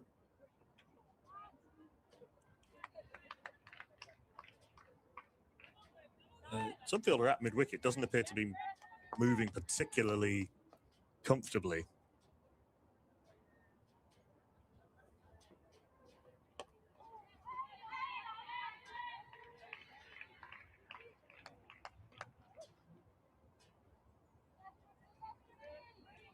Feverish work behind the scenes to try and work out what is exactly what the situation is with Jess Beach and potential substitute. That's a gorgeous shot by Kemp. Boycott tearing after it. Can the Worcestershire captain get there? No, she can't. The second boundary for Amelia Kemp as it nestles into the boundary rope. Nice way for Northants to round out the 6th over. The Steelbacks are 25 without loss.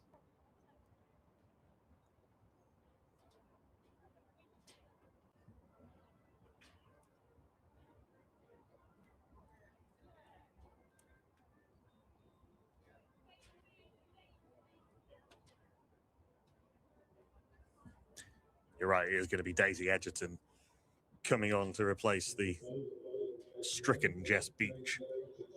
So, from the top end. I've just put 2 and 2 together. So initially, there was actually a subfielder for Gwen Davis. It was Lucy Harris wearing number 14 for Worcestershire. Gwen isn't moving at 100% here, which is probably why she wasn't out there in the first place, moving very gingerly. So she's had to come back on, well, not actually a subfielder because she was in the 11, as essentially a subfielder for Jess Beach. Which is far from ideal. And of course, the other member of the travelling squad was Caitlin Baker-Smith, who herself is currently dealing with a thumb injury. And the other member of the squad, Bryony Gilgrass, who hasn't recovered from an injury that she sustained in the warm-up for last week's game. Down the leg side will be signalled as a wide, and Chloe Hill could turn this into an extra couple. Indeed she will. Sophie Beach with the pick up and throw. Yeah, so we have got down to the bottom of the mystery, but it's a very unfortunate one. Well, both for Jess Beach and for Gwen Davis, because she's clearly in quite a bit of discomfort. Yeah, she's currently at mid-off, Gwen Davis. I don't remember her getting injured while batting, so we're not trying to clear up maybe what this injury is.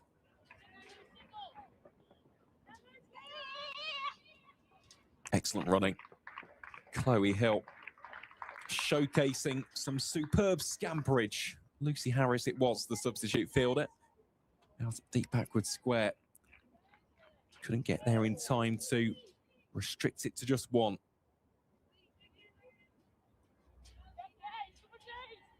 There has been an early wicket at Kibworth as well. Leicestershire are 10 for 1. Prisha Tanawalla has been dismissed. Trapped LBW for 4. Derbyshire also 20 without loss after 4 overs.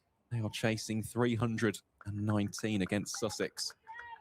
Sussex, as we mentioned, they are leading the chasing pack. Leicestershire really, to stay in the competition, would need 2 bonus point wins and hope Northants don't get one here.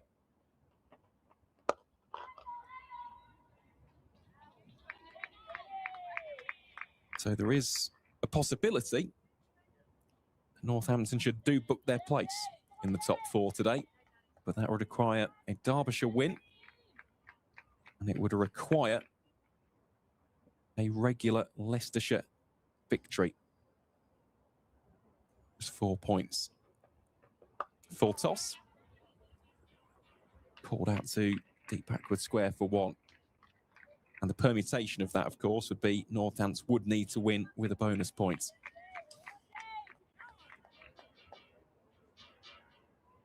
I'll testing my own maths to try and work out what the cut-off for a bonus point win for Northants is today. So it's 1.25. It's 1.25, isn't it? Yeah. Sometimes you don't know if you win with 1.25 your opponent's run rate, you get an extra point turning it to 5 points rather than 4 for a win.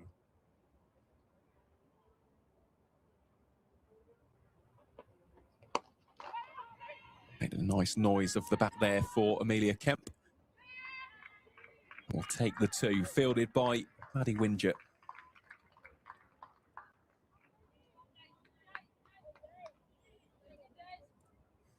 So Northants would need a run rate of 5.48.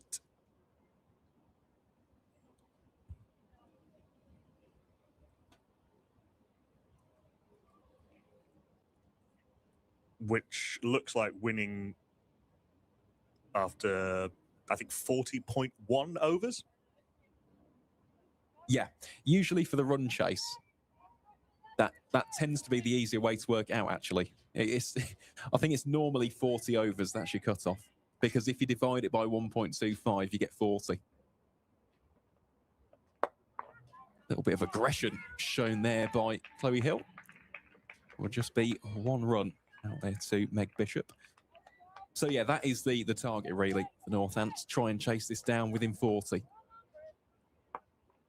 I think they have 1 ball's extra grace, but effectively try and do it by 40. Yeah. I'll make it easier for everyone involved. Trust me, there have been many difficult situations with that this season. None more so than the game at Edgbaston between Warwickshire and Essex. More on that after this ball, which will just be a single. So in the game between the Bears and the Eagles, Warwickshire were 4 runs shy of their target after 16 overs. So 16 overs, that is the cutoff using the same maths. If it's testing Amelia Kemp.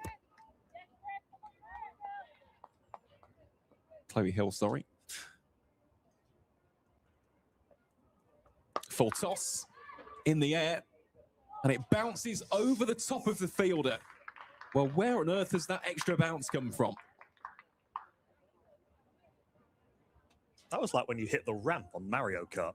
It's extraordinary. I mean, it wasn't a very good delivery from Amy Griffiths.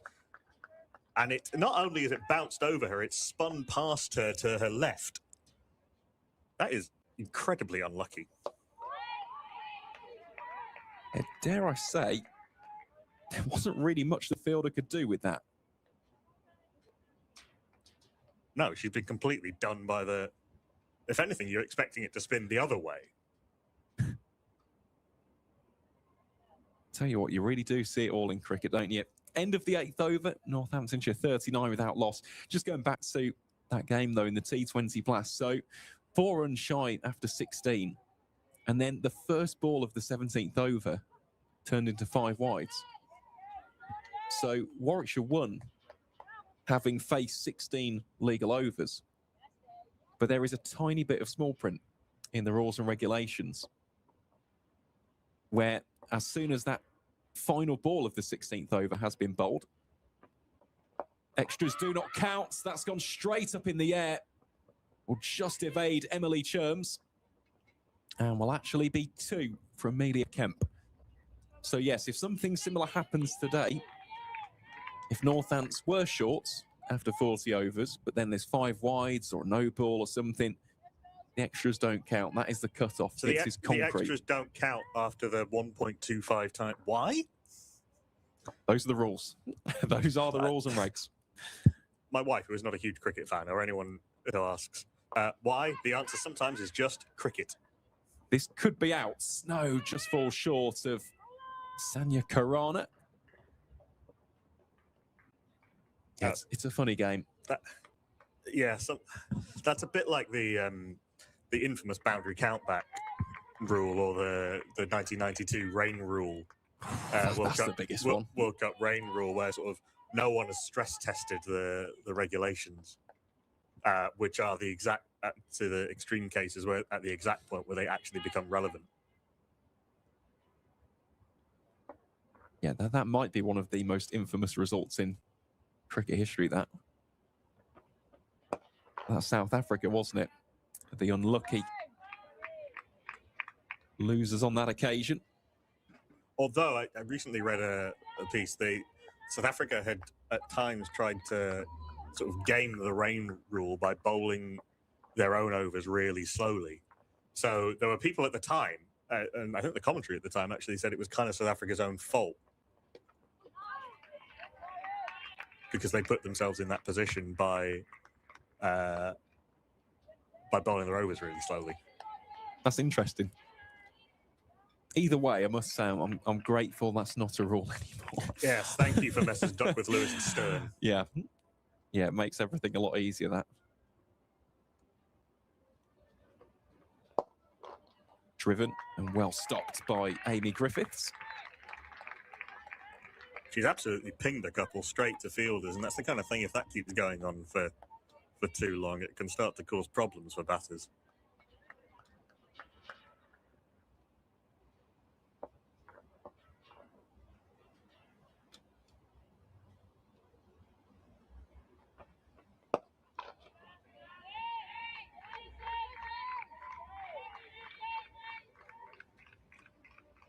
You have to say, when they've actually been given half a chance to field the ball, unlike the poor fielder out there on that side of the boundary, the Worcestershire infielding's been pretty good so far.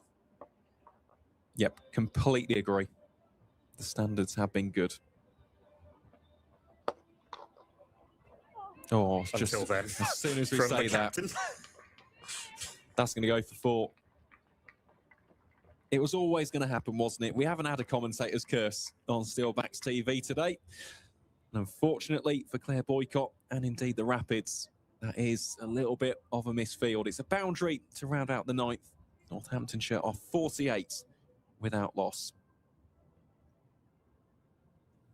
Dare I say as well, I don't think we'll need DLS today. No, imagine not.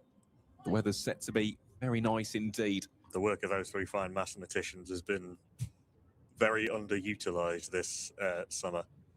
Leicestershire are now 12 for 2 in response to 282. Both the openers, Becky Brooker, the Leicestershire skipper, and Prisha Tanawala, both out. Wicket apiece for Lauren Turner and Layla Judge. Derbyshire are 33 for 1 in reply to Sussex's mammoth 318.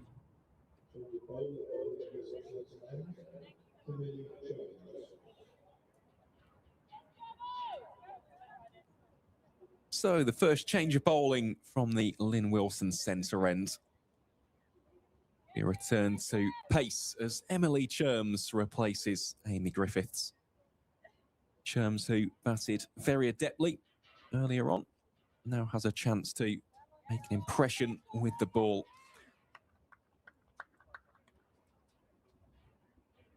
Cherms, formerly on the books at Warwickshire, was also part of the first England Under-19 T20 World Cup side, making history in that tournament. Here she is, bowling to Chloe Hill. Can't quite muscle that beyond Bishop at wide mid-on. Another Salopian. Salopians on both sides, actually, today from Shrewsbury. Yep, started out at Albury, which is in Shropshire. Also played for Quat and Pontersbury as well.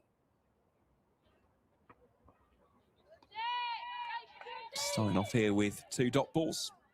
Was also on the Central Sparks Academy, played a little bit for their 2s.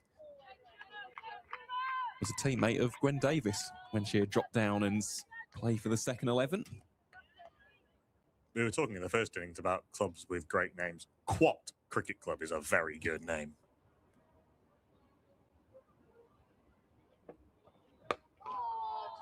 There's plenty around the country, though. We're having this chat, funny enough, at Yorkshire the other day, because it was just on the theme of the Roses match, and funnily enough, Hasib Hamid was playing for Notts as well.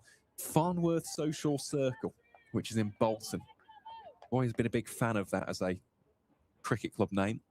I think it's fantastic.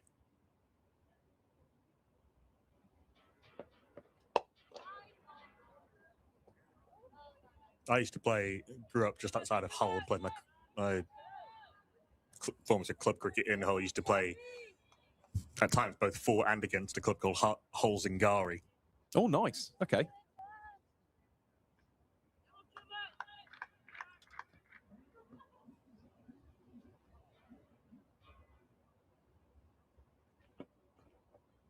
Playing a miss by Chloe Hill. One of my other favourite ones, which actually is here in Northamptonshire, and we've spoken about them quite a bit on the stream this summer, is Kislingbury Temperance. Great name, and presumably not much of a social scene afterwards with.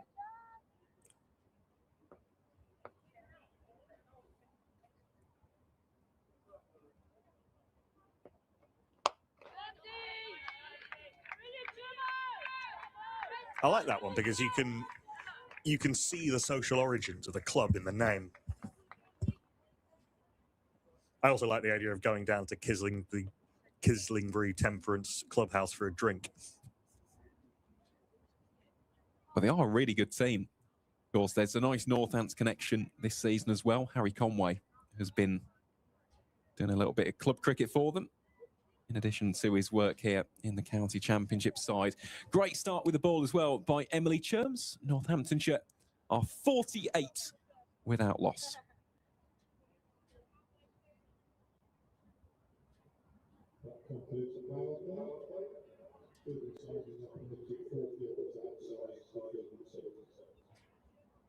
Derbyshire now 2 down as well against Sussex.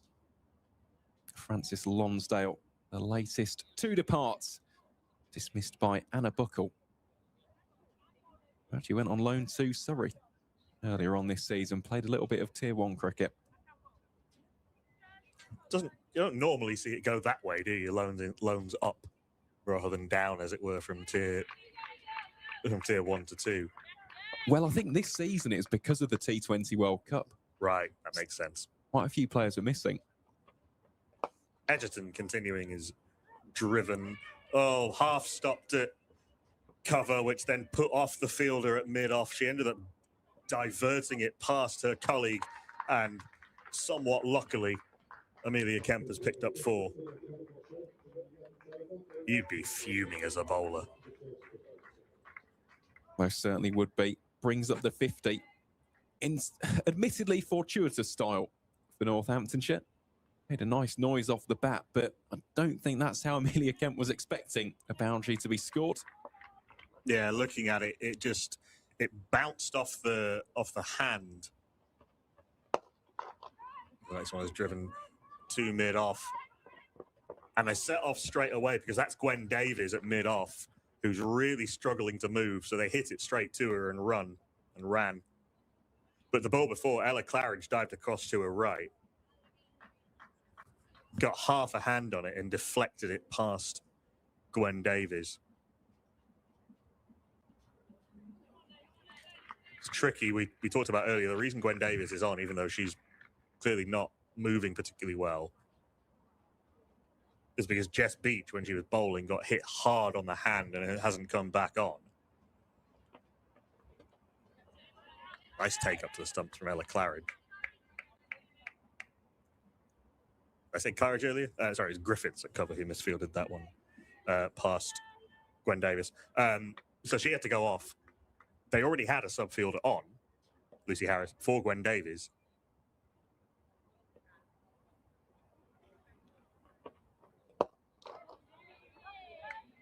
And the other 2 members of the squad that was named on, I think, Friday, neither of those are fit either. Bryony Gilgrass and Caitlin Baker-Smith. So Gwen Davies was the only one who was able to come out and field and make up the full complement of fielders. Really, really bad luck for Worcestershire. Not only that, but it's one of those situations where you feel for Gwen Davies as well, because the ball tends to almost follow you in those situations, and she's definitely in quite a bit of discomfort.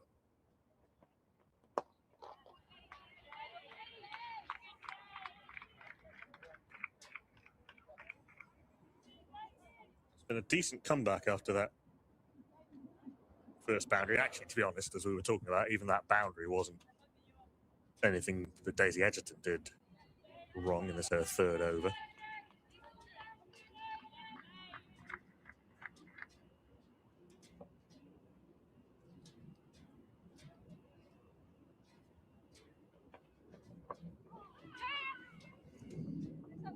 Should only be one into the onside. Claridge is after it from behind the stumps.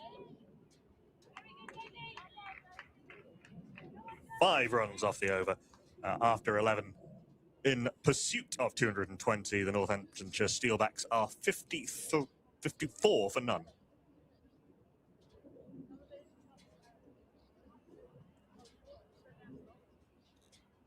Check in with the other 2 games that are still ongoing in the Metrobank One Day Cup League 2, because Kent earlier today completed a comprehensive 8-wicket victory over Gloucestershire, bowling Gloucestershire out for 106.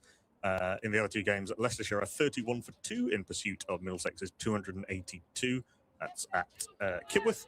And Derbyshire are 44 for 2 in chase of a very, very impressive 318 against Sussex at Horsham. Little skip to the left from Ella Claridge to take that down the leg side. The arms spread by the umpire.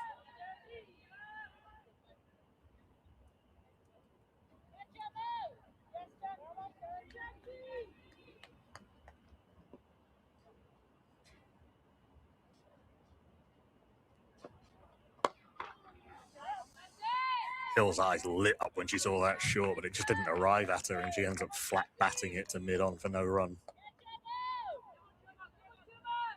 Something else that's worth mentioning, Knuckle, is the fact that this partnership alone is already bigger than any partnership we saw from Worcestershire. The highest one was 47 between Sani Karana and Ella Claridge.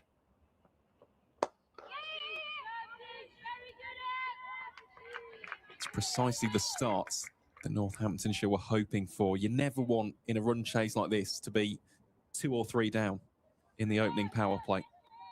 Yeah, in a chase like this, you want to be able to control the pace of the innings and kind of choose when to put your foot down and when not to.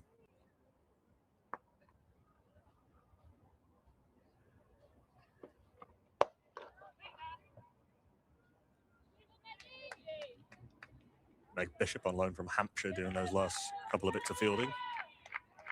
Didn't make too many runs today. We should see her leg spin.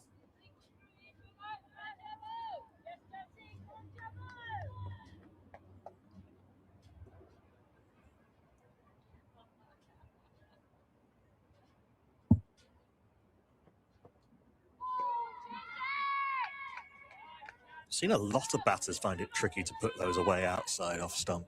Seen a lot of plays and misses from both teams today, from balls that you would expect to be either driven or cut away to the fence.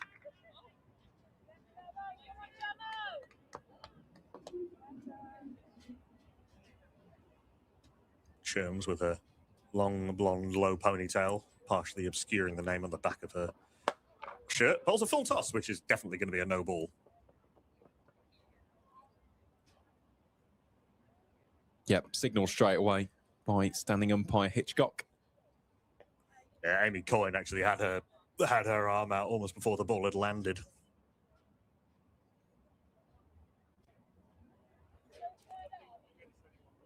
Batters cross, so they can change the field for the free hit. Chloe Hill received a free hit earlier and tried to scoop it over her shoulder.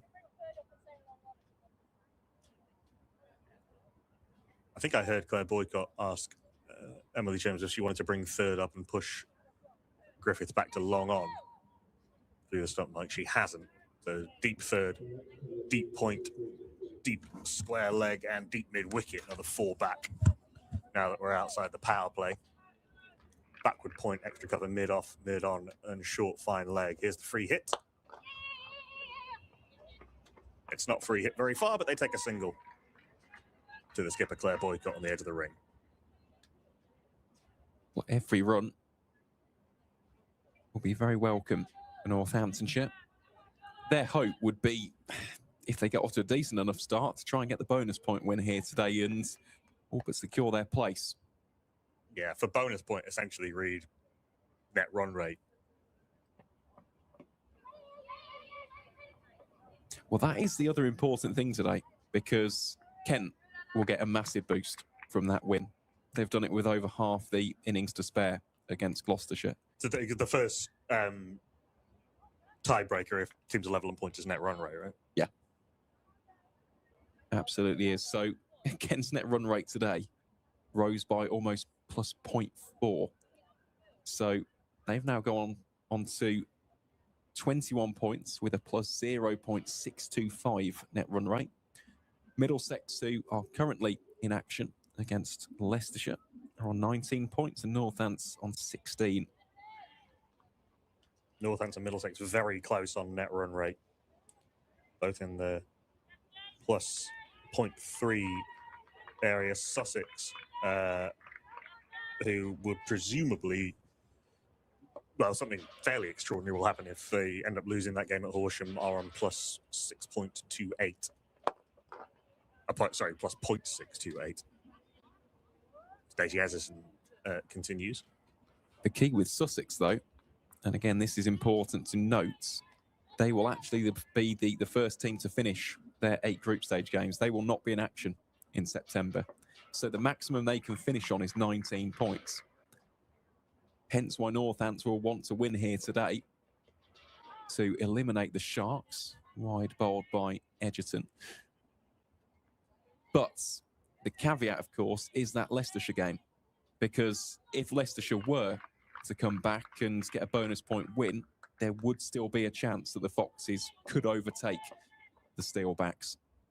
Currently 34 for, well, actually, let me update that, make sure I'm reading the right score. As this one's whipped into the onside. Nice work by Claire Boycott, not just getting down to it, but getting the ball away quickly. Yeah, Leicestershire 34 for 2, chasing 283. So it looks unlikely at this stage, but you never know. Well, if that was to be the case, Northants would be through. We'd actually have our top 4. That would be guaranteed, and then it's just a case of who can finish where. And realistically, it's a 3-horse race, because Glamorgan on 28 points, I don't think they can actually be caught unless Middlesex got 2 bonus point wins. And Glamorgan lost their last game. Correct. And even then, they can't be surpassed in the top 2. So Glamorgan will be one of the home semi-finalists, but it is a 3-way battle for that second spot. So just to wrap all that up, we believe that a bonus point win today for Northants would seal their qualification through to the last 4. Yeah. So that's what we're looking at, folks, and we're looking at 40 overs. Absolutely. And of course, if Leicestershire were to lose that game and Northants win, they'll be through no matter what, because Sussex can only finish on a maximum of 19 points. But in the interest of trying to do it yourself and not worrying about other teams. Yes, yeah, precisely that.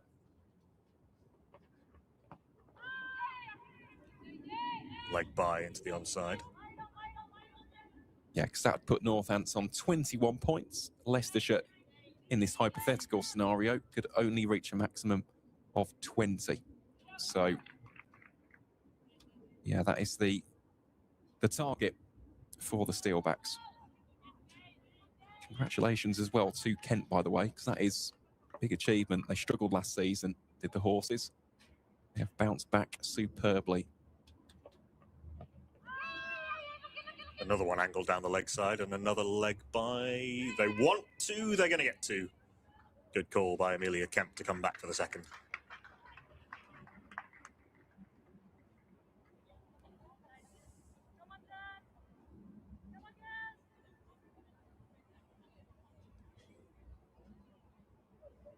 Odd over that from Daisy Edgerton. Only 1 run off the bat, but it went for 5. Thanks to a wide and 3 leg buys. She's number 26 off her 4 after 13 overs of the chase. Northants are 66 for none. It's been a very solid start, hasn't it, for the side in light blue. Claire Boycott, the Worcestershire captain, in most constant communication with her bowlers. The visitors just need something.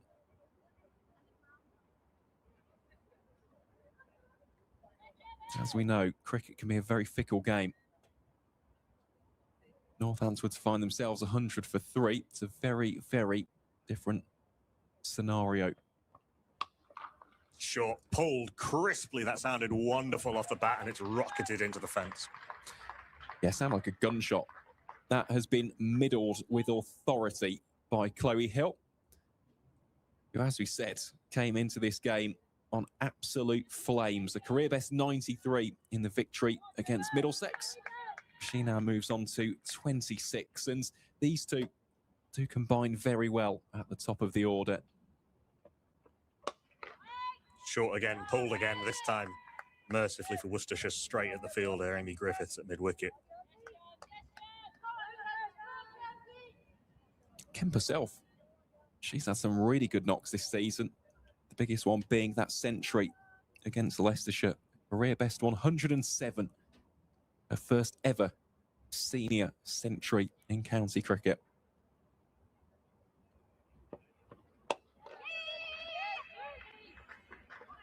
Loud and frequent calls of yeah, to the point where she'd almost completed the single by the time she finished the final yeah. Good decisive running, learning from the rather less good running of Worcestershire. 2 run-outs in that innings, one of which was taking on a single that should never have been, and one not completing a single that, or rather a second that should have been. Always looking for those singles again. Even that was a dot ball, but Chloe Hill was almost halfway at the wicket by the time they decided not to take it on.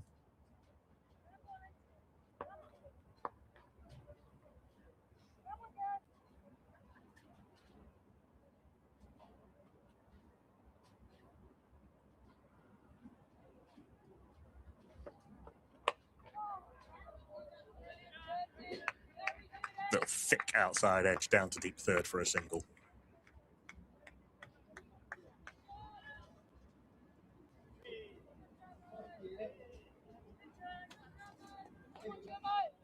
Wonder when Claire Boycott will turn to her spinners.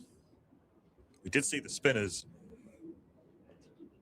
get some purchase out of this wicket earlier.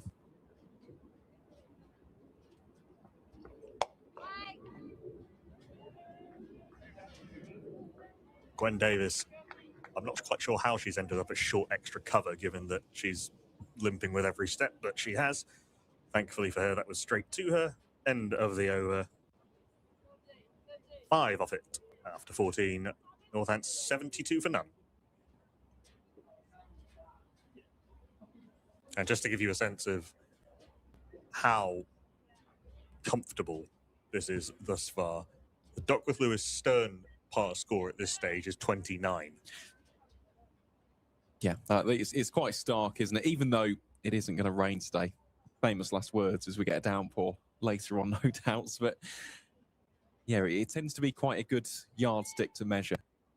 Because even though we aren't expecting any interruptions, that tells you where a team should be in their run chase. And Northamptonshire are well ahead. Slight caveat, obviously, that we think Northampton are looking to win this in 40 overs to get to the bonus point. But even so, Edgerton slightly gets away with a full toss there. Well, again, it all comes down to that final week, which, as we said, is the opening weekend of September. All eyes will be on that Middlesex Glamorgan game as well, because there is a chance, of course, that Northamptonshire could finish in second place. They'll be taking on Derbyshire, who are currently at the bottom of League Two. Kent's host Leicestershire, and Middlesex take on Glamorgan at Radlett. That is a huge game. Huge game for Middlesex. Feels like the game of the final round, doesn't it? Another full toss. We've had 5 or 6 full tosses that haven't really been taken advantage of. That's just a single out to mid-wicket. Derbyshire actually going quite well. They're 66 for 2 after 11 in pursuit of 318, so plenty of runs down at Horsham.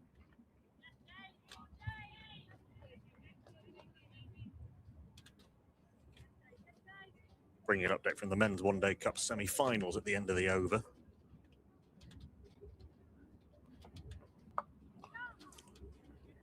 Another full toss.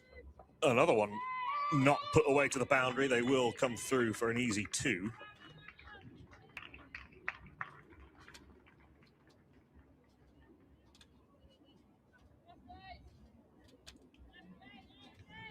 Claire Boycott's warming herself up at mid-wicket. Yeah, I wouldn't be surprised by that, to be honest. Bit of medium pace with the keeper stood up to the stumps. Ringfield. Exactly. Should be another 2 there, down to backwards square. A little fumble means that is fait accompli. Lucy Harris, who has subbed for 2 different fielders today.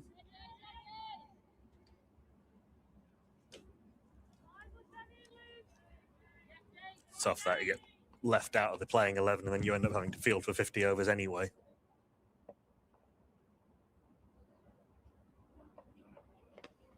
That is a brilliant take by Ella Claridge.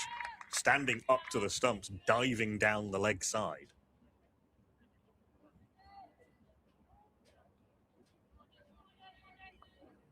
She looks very natural as a wicketkeeper. Oh, 100%. Yeah, very, very good with the gloves. Very technically sound and also very vocal as well. You want that from your keepers. You want someone who's going to back your team. Again, gets across to that one, doesn't stop it cleanly, but the footwork really good from Ella Claridge. Just looking at the running so far between the wickets, already 6 2s between these two.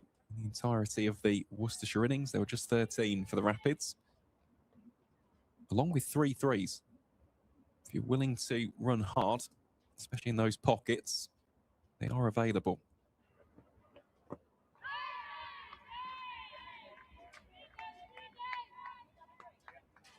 Digs out a leading edge to end the over. Chloe Hill has just asked the umpire if she can have a drink, which she's going to get. It's not an official drinks break, but it's getting warmer out there and she wants to take on some hydration. She did very politely ask permission. End of the 15th over, Northants 79 for none. And that update from the Men's One Day Cup semi-finals. At Grace Road, Leicestershire made 303, 100 from Hamza Sheikh, half century for Nick Kelly, and a bit of biff down the order from Ian Holland, 3 wickets for Dylan Pennington. Nottinghamshire, just under 2 overs gone of the chase. They are 8 for none. Middlesex 254 for 7. 80 for Will Rhodes, 45 for Ben McKinney, 71 not out from Colin Ackerman, who just keeps on going. Luke Holman took 3 for Middlesex. They've already lost Joshua DeCary. Ben Stokes taking the wicket in his first over, having Joshua DeCary's caught behind by the other Ollie Robinson. As they are 5 for 1, chasing 255. That's at Radlett.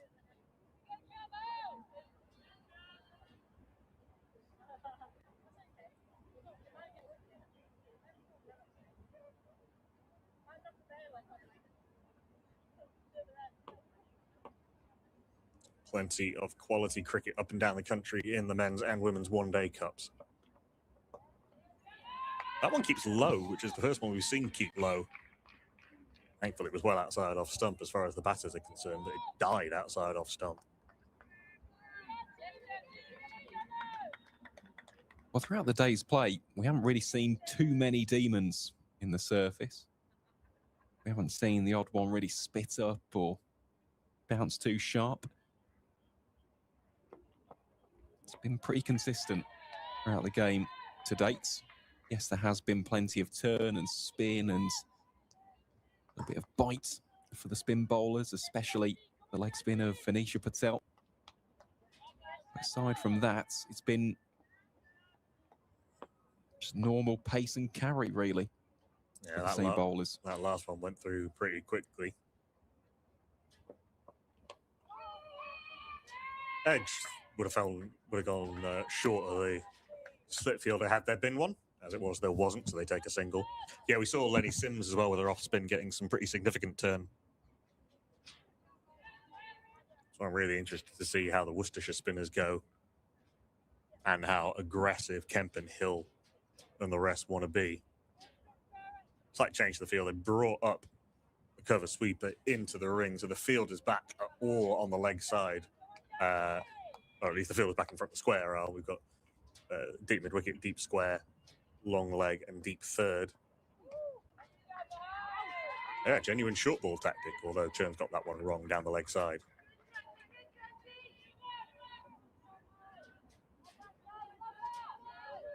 Well, already it is getting to a stage where Worcestershire need a breakthrough. An 80-run partnership. Northamptonshire already 140 away. They haven't really had to take a ridiculous amount of risk. There have been a couple of what you'd say maybe quarter chances. They need something concrete. That change of field lasted precisely one ball because now mid-on's up and deep cover's back.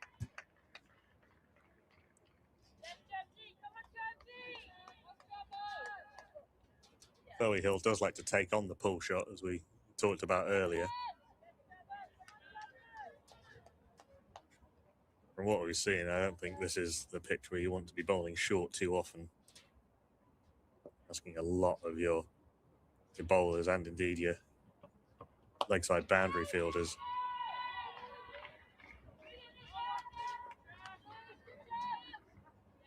Good stuff from Emily Churm so far. Gone for just 13 partway through her fourth over. Batted well earlier today as well. And quite as easy for Kemp and Hill to just pick off runs as it has been for the last few overs.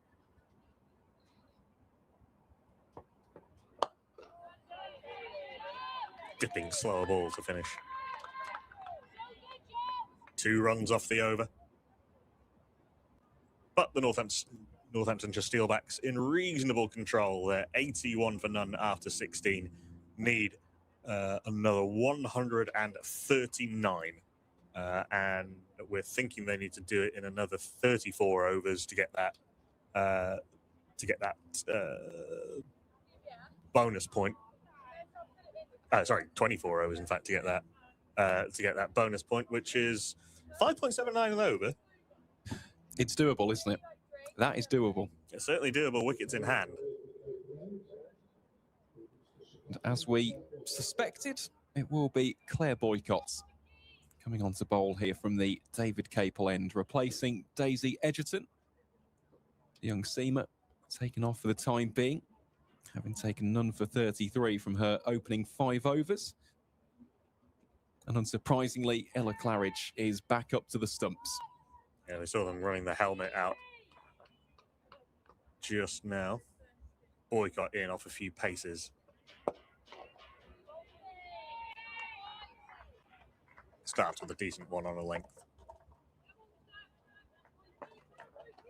Well, what you can guarantee with Claire Boycott, she gets through the overs very quickly indeed.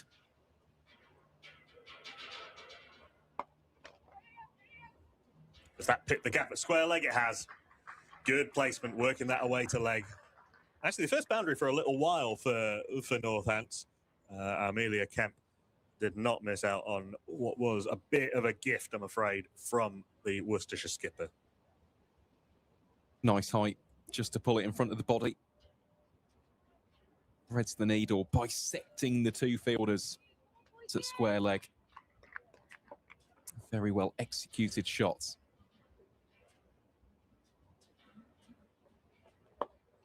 Much more like it from the Worcestershire skipper.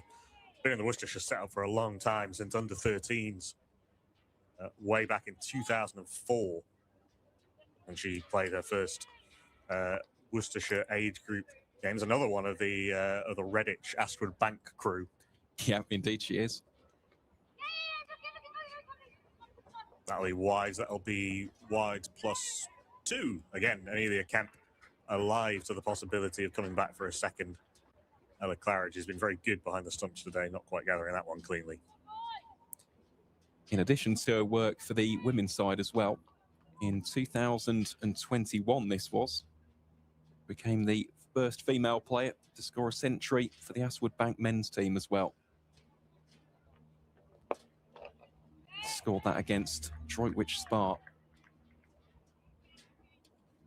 Really does live and breathe the Bank.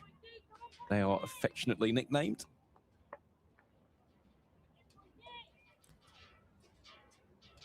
Very much of the Midlands, Central Sparks, back in the day. Before the change away from the regional setup back to the counties. It is crazy to think that, isn't it? That was 6 years ago that the regional structure first came about in 2020. After the era of the Kia Super League, county cricket was still going on. Yeah, a lot has changed since then.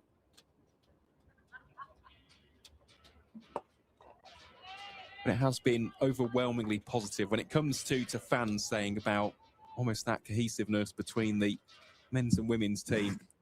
Instead of supporting the Sparks, which was almost an amalgamation of the Midlands counties. It was the exact same thing with the South East Stars, for example. Now there's a little bit more added tribalism. I still find it interesting that the Blaze got to keep their sort of franchisee name. Well, I think they're changing it, though. From next season onwards, I'm pretty sure. I don't know what they're going to become. I don't know whether or not they're going to become just Nottinghamshire or they'll keep the Nottinghamshire Outlaws. But, yeah, the Blaze, from what I've been told, are going to change their name. We just don't know what that's going to become. But, yeah, that has been interesting this season. Unless they become Nottinghamshire Blaze. Who knows? Churms continuing from the Lynn Wilson Centre, and that's a lovely shot by Kemp.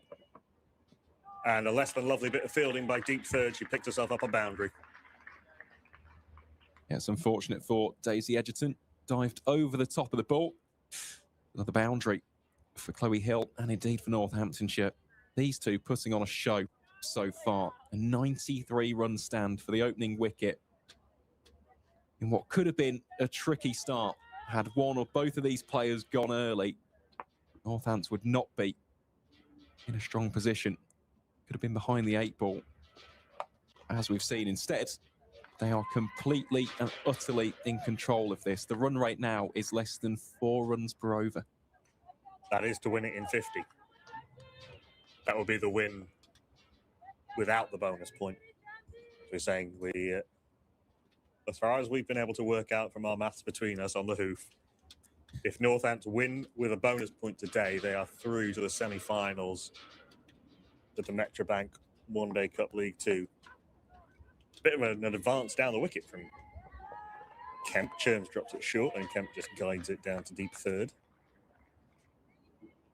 Well, either way, they will be guaranteed with a victory. That could just be a standard victory within 50 overs if Leicestershire lose. If Leicestershire don't even get a bonus point, they'll be through. Because Sussex can only finish on a maximum of 19.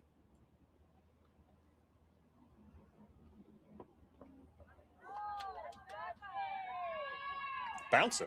Honest to goodness bouncer from Emily Churms. Wondering if that was going to be something to wide on height. Wasn't that far away. Just went over the shoulder, I think. But good pace and carry from Churms. Leicestershire currently 60 for 2 after 13, chasing 282. So that one could bubble up nicely.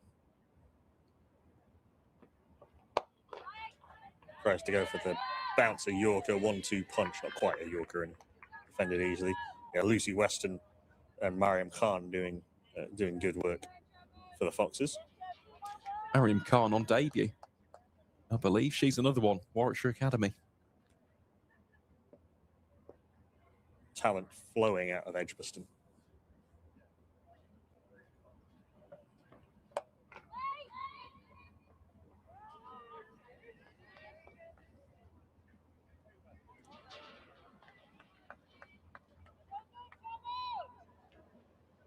That boundary again, somewhat fielder error assisted side. That was a good over from Churms, but 5 runs off it. And after 18, Northants 94 for none. Need another 126. Just looking at that game in Horsham as well, Derbyshire actually going along quite nicely. Lara Shaw unbeaten on 48, Lauren Kenvin also out there on 24.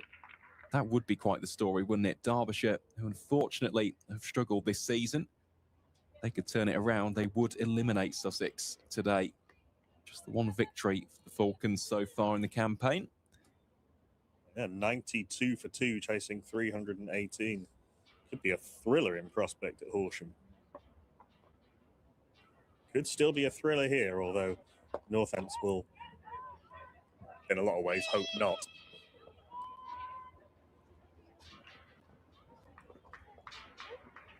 Amelia Kemp takes on the throw from deep square leg, has the throw hit her as it comes back in. Might have been tight with a throw right over the top of the stumps, but they made the two easily enough. It's been her who's been, Amelia Kemp, who's been pushing for those seconds primarily.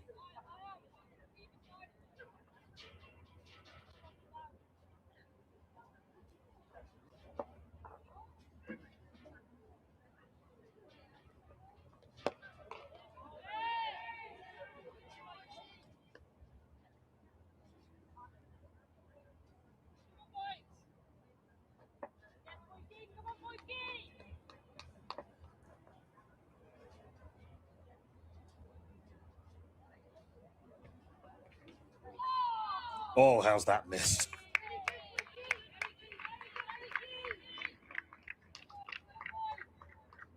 Really suckered Kemp into the drive.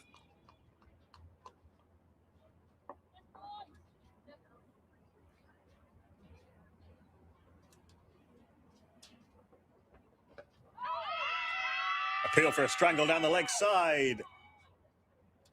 Nothing doing, says Amy Coyne. But she's not signalled a wide, so it'll be maybe hit the pad on the way through. Yeah, that was my gut feeling on that. It's just brushed a little bit of the pad.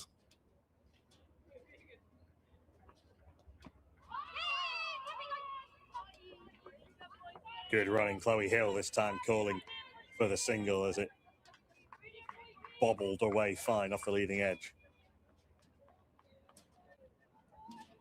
When Boycott's got her line right, she's been difficult to get away, as we suspected she might be.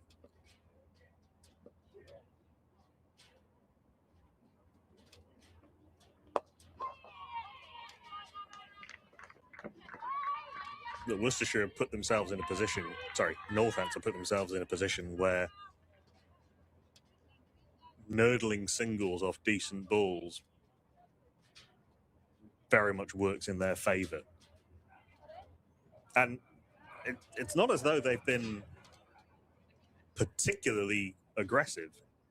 You know, you look at the strike rates of the other two batters. You know, 46 off 59 and 32 off 57 is not racing out of the traps.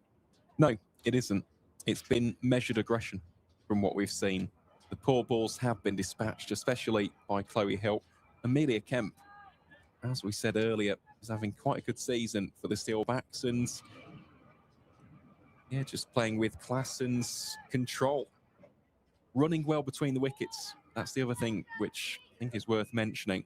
Yeah, they've really seized on any opportunities and I think created some opportunities with a good aggressive running. Cherms is going to continue this quietly impressive spell. She's annoyed as an edge goes down to deep third for a single. Well, I go back to that point about the twos. So Worcestershire in their 45.3 overs ran 13 twos. These two in this partnership so far have already run 8 of them. They're one shy of 100 partnership as well. Bear in mind, one of those other twos, they tried a two and got run out.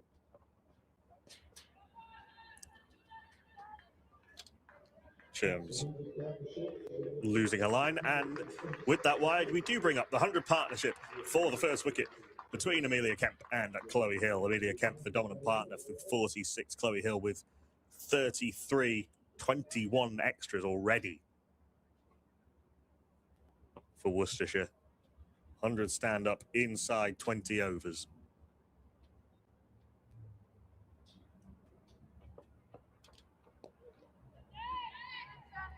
Going T20 death bowling with a wide Yorker. I think that's a really good point you make, actually, because that has been killer so far. It's been practically 20% of the runs that have been scored. Again, we saw 20 wides being bowled in the Worcestershire innings, but there's only 29 extras on the whole. Already 21 here. An awful amount. Skews off the outer part of the bat. They should get 2 as it goes down to deep third, and they do. Another hard run too. Maybe taking advantage of the fact that while it's warm, it's not as ludicrously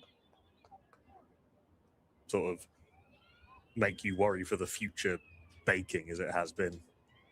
Yeah, it's been ridiculously warm. Think back to Thursday, it was about 37, 38 degrees. Yeah, thankfully it's not that warm today. Kemp has visions of scorching one through the covers to get to her 50. In the end, the ball barely leaves the popping crease and there is no run.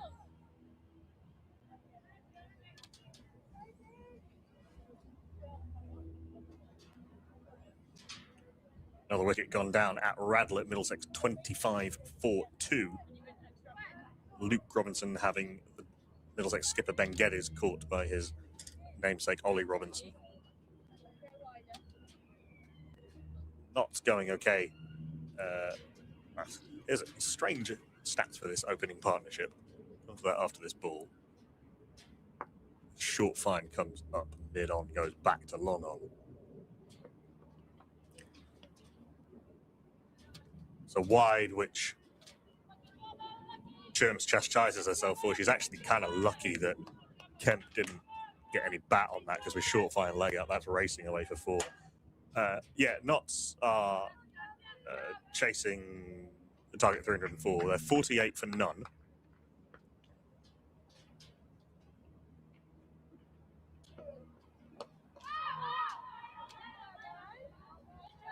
Of which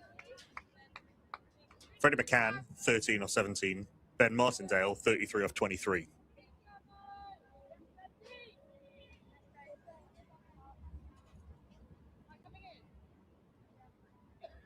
Two very contrasting styles, yeah. By the sounds of that.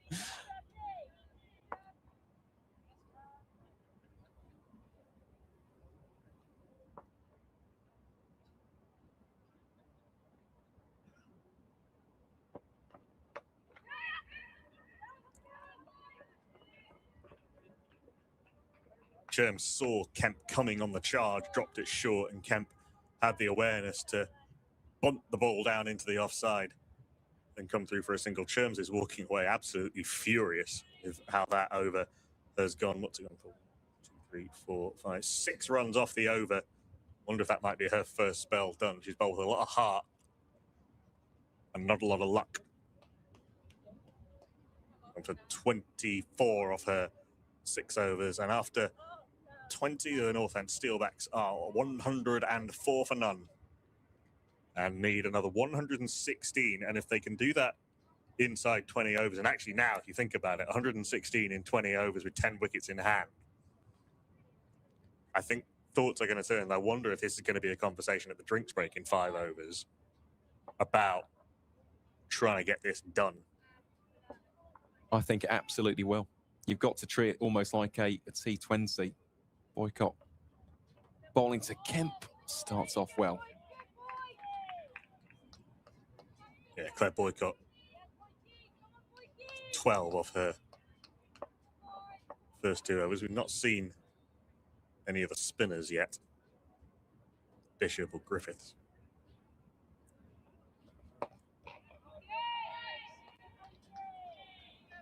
It's been a strange spell, this, from Boycott, because the general impression is it's been very good wicket to wicket, but she's going at almost a run a ball.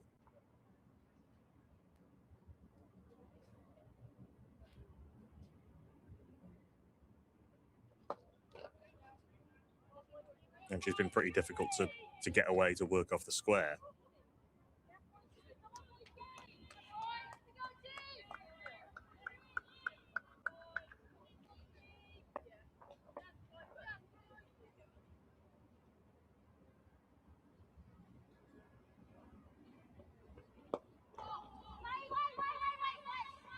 So one of the 50 there. Amelia Kemp, Chloe Hill sends her back, and rightly so.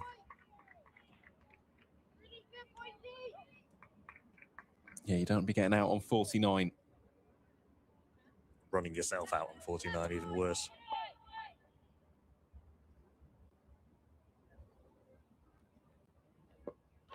Leading edge and gone. She is out on 49.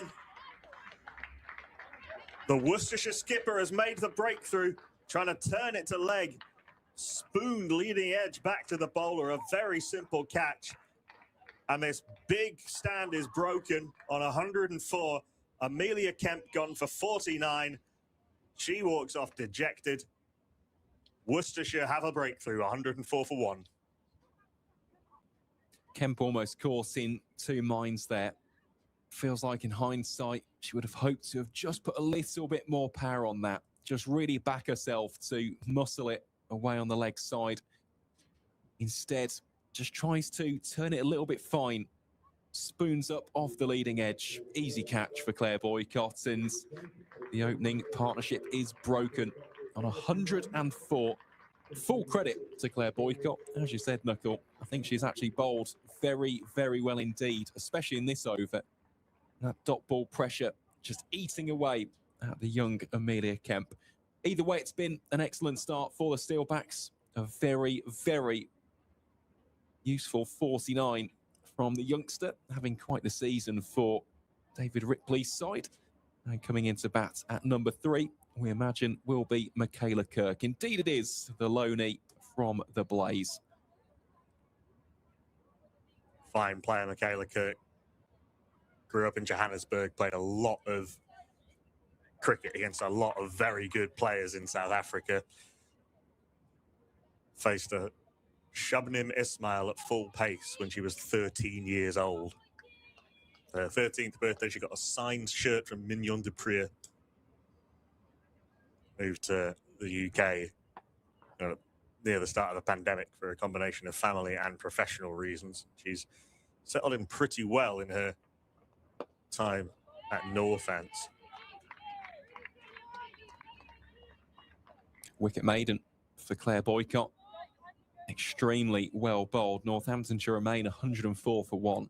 It does feel like this season's a big one for Michaela Kirk, just in the sense that she hasn't really had the opportunities at the Blaze. And I know that we've touched upon this throughout today's broadcast, but there will be a 10th county in Tier 1 in the form of Glamorgan.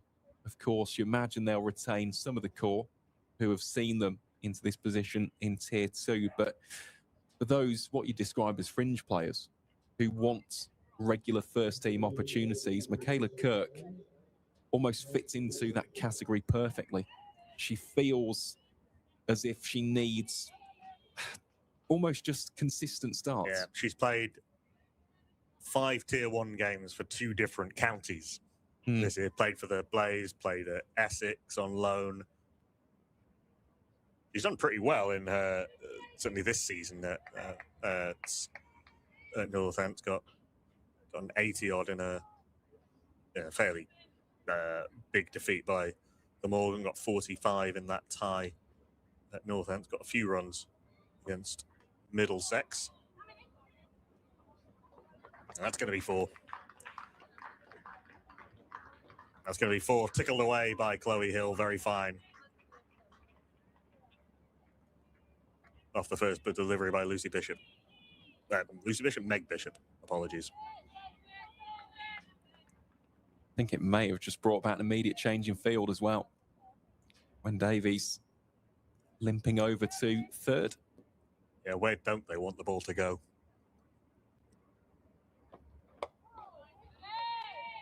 Keep her up to the stumps with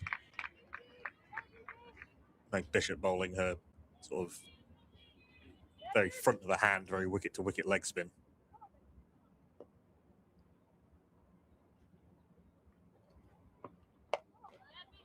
Or skidding on more than it is turning.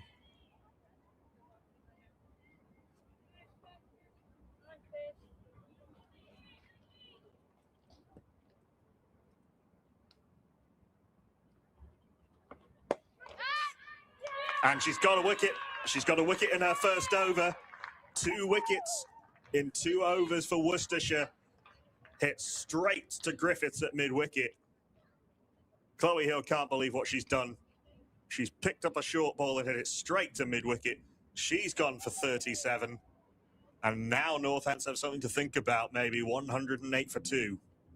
What a start that is for Meg Bishop. Excellent riposte, excellent reply after getting hit for 4 on the very first ball that she bowled. It was a tempter for Chloe Hill. She's been finding the boundary with such fluency and consistency throughout this innings so far. The eyes lit up as soon as she saw it as a drag down, tries to go on the pull shot, but there's a fielder stationed there in the form of Amy Griffiths.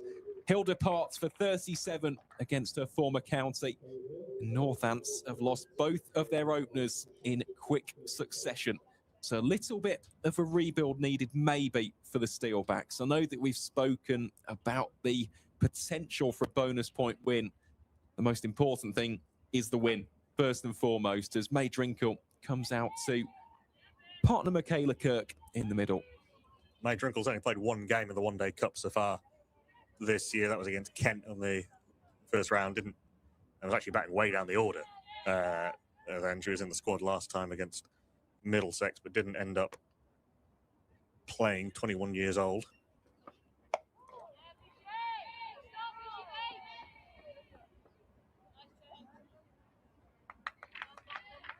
Sort of East Anglia, East Midlandsy. Well, East Anglia, really, born in Norwich, started off playing for Norfolk.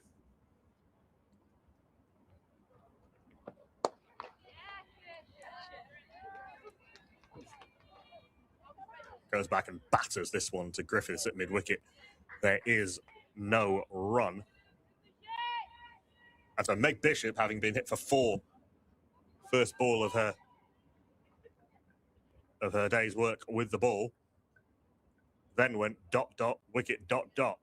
Northants 108 for 2. It's a big opportunity this for May Drinkle, promoted up the order. Didn't really get to see the best of her last season. Only had a high score of 10 against Leicestershire.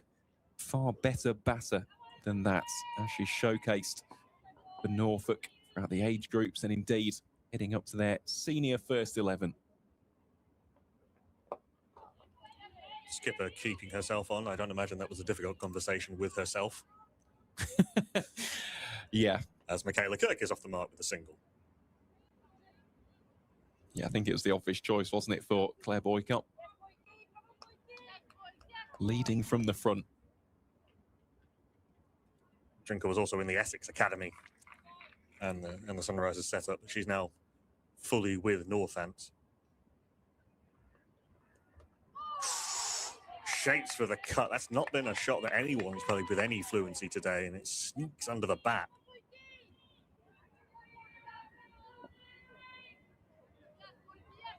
It's felt like a different game when Boycott's been bowling.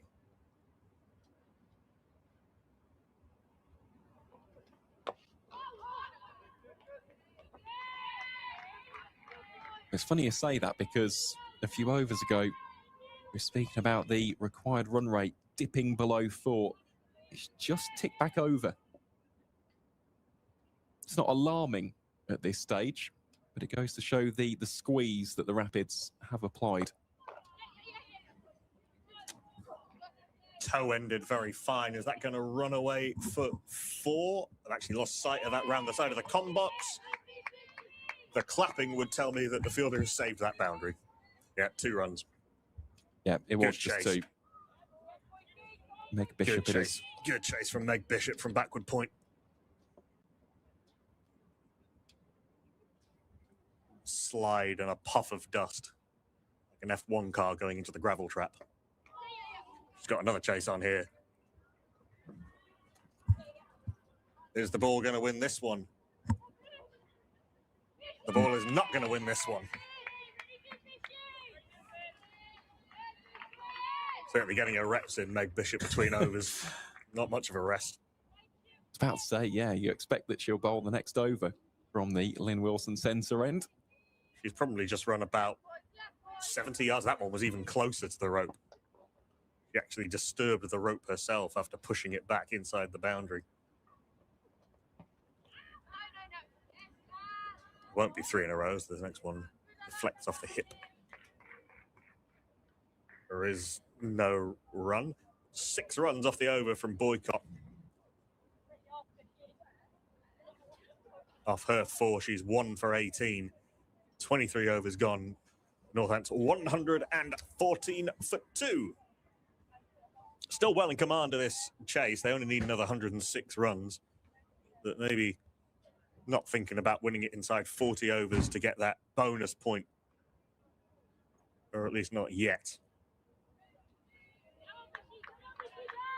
Maybe Bishop's going to continue.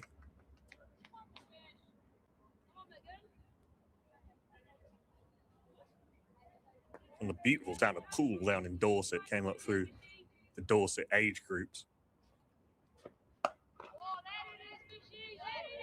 Punched hard by Drinkle to cover.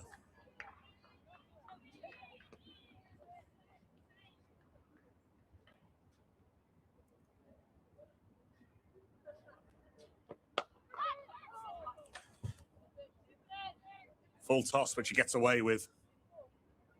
Thanks to the well-placed Sophie Beach at deep mid-wicket.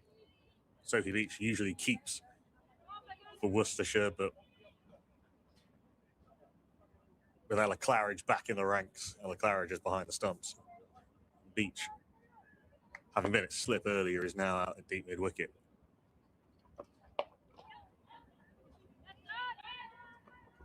Stray in line. Again, not fully punished. They will come back for a well-run 2.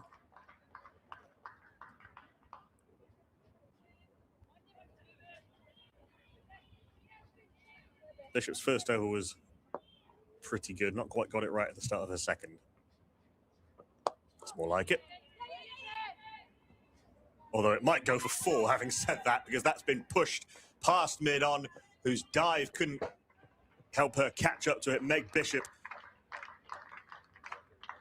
slightly unluckily, concedes 4. Just a little push down the ground by Michaela Kirk. But Daisy Edgerton, you've got to dive because you're not catching it. If you let it go past you, she dived. She couldn't get it. And she couldn't catch up with it when she tried to run after it. Little double teapot from Bishop at the end of that. The next one's a dot ball.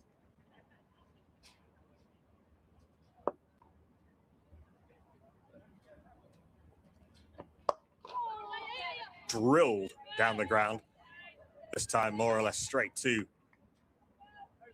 Daisy Edgerton. She has to scramble down to her left, but she was able to do it.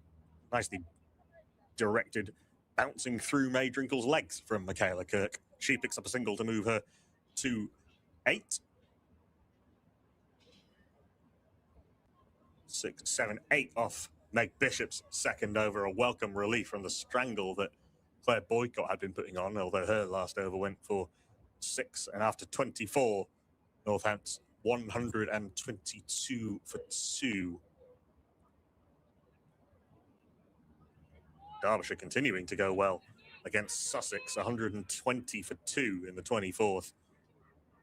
Need under 200 now to overhaul that score of 318 by Sussex. Their Boycott continues the Worcestershire captain. That's in the air, but in the gap.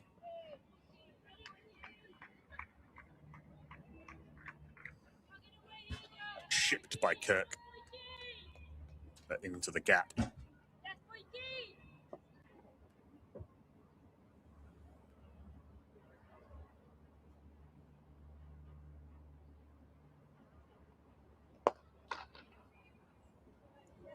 Crisply driven by Drinkle, made a wonderful sound in the stump mic, but went straight to the fielder and there is no run.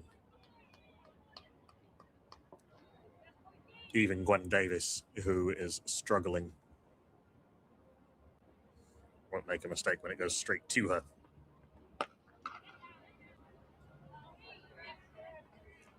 I like that idea from Drinkle. She hit that hard into the pitch to try and get it to a bounce square of the wicket, but Griffiths was alert to it at cover. Already seen the one, haven't we? out towards the old football stand, bounce over the top of the fielder. It's a very, very hard outfield. Nice soft hands from Drinkle. Just to ease that square of the wicket for one. Good busyness in this partnership already between Michaela Kirk and May Drinkle.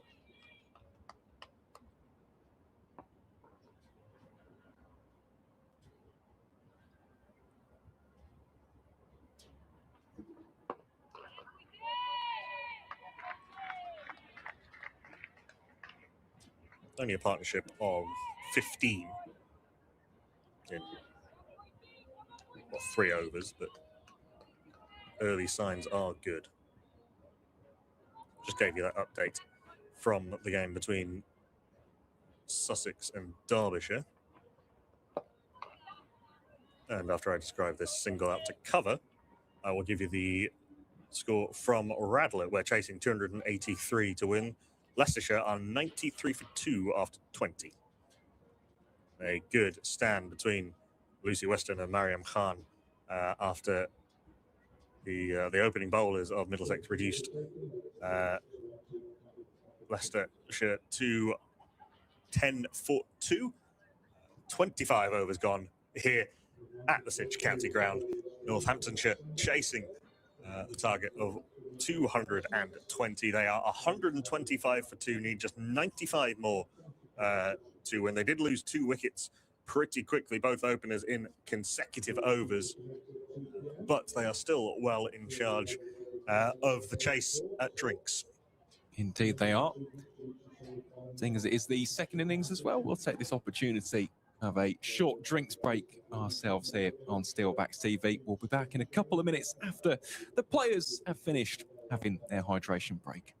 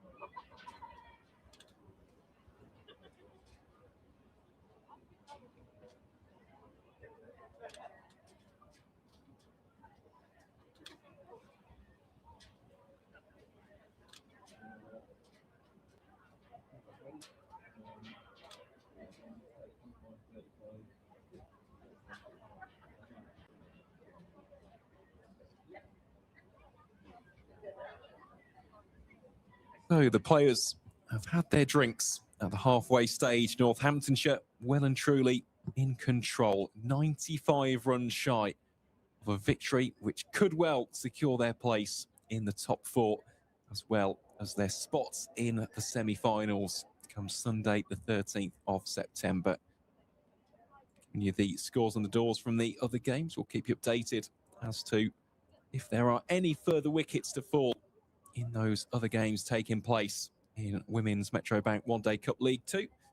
we have already had the first result that came earlier in Cheltenham, where Kent took their place in the semi-finals with an 8-wicket win over Gloucestershire. How the Steelbacks would love to join the horses in that top 4. But what would be a second consecutive season. So last year, David Ripley's side finished in 3rd place. Unfortunately, lost to Glamorgan in the semi-final at Sophia Gardens. But as a 50-over outfit, very well drilled, they've got a really good depth of youth and experience, as we've seen already, with the likes of Drinkle and Kemp. When it comes to the bowlers, the likes of Lenny Sims and Mabel Reid, alongside those more tried and tested figures of Chloe Hill and Anisha Patel. Ava Clive, who's not even playing today. He's only 17, only made her Northampton senior debut earlier this year in the first round of the County Cup as well. And then, you know, the other end of the experience scale, you know, if there is an injury crisis, you've got Liz Russell to call on. Yeah, who came out of retirement to play for the Steelbacks. It's been great to see her back.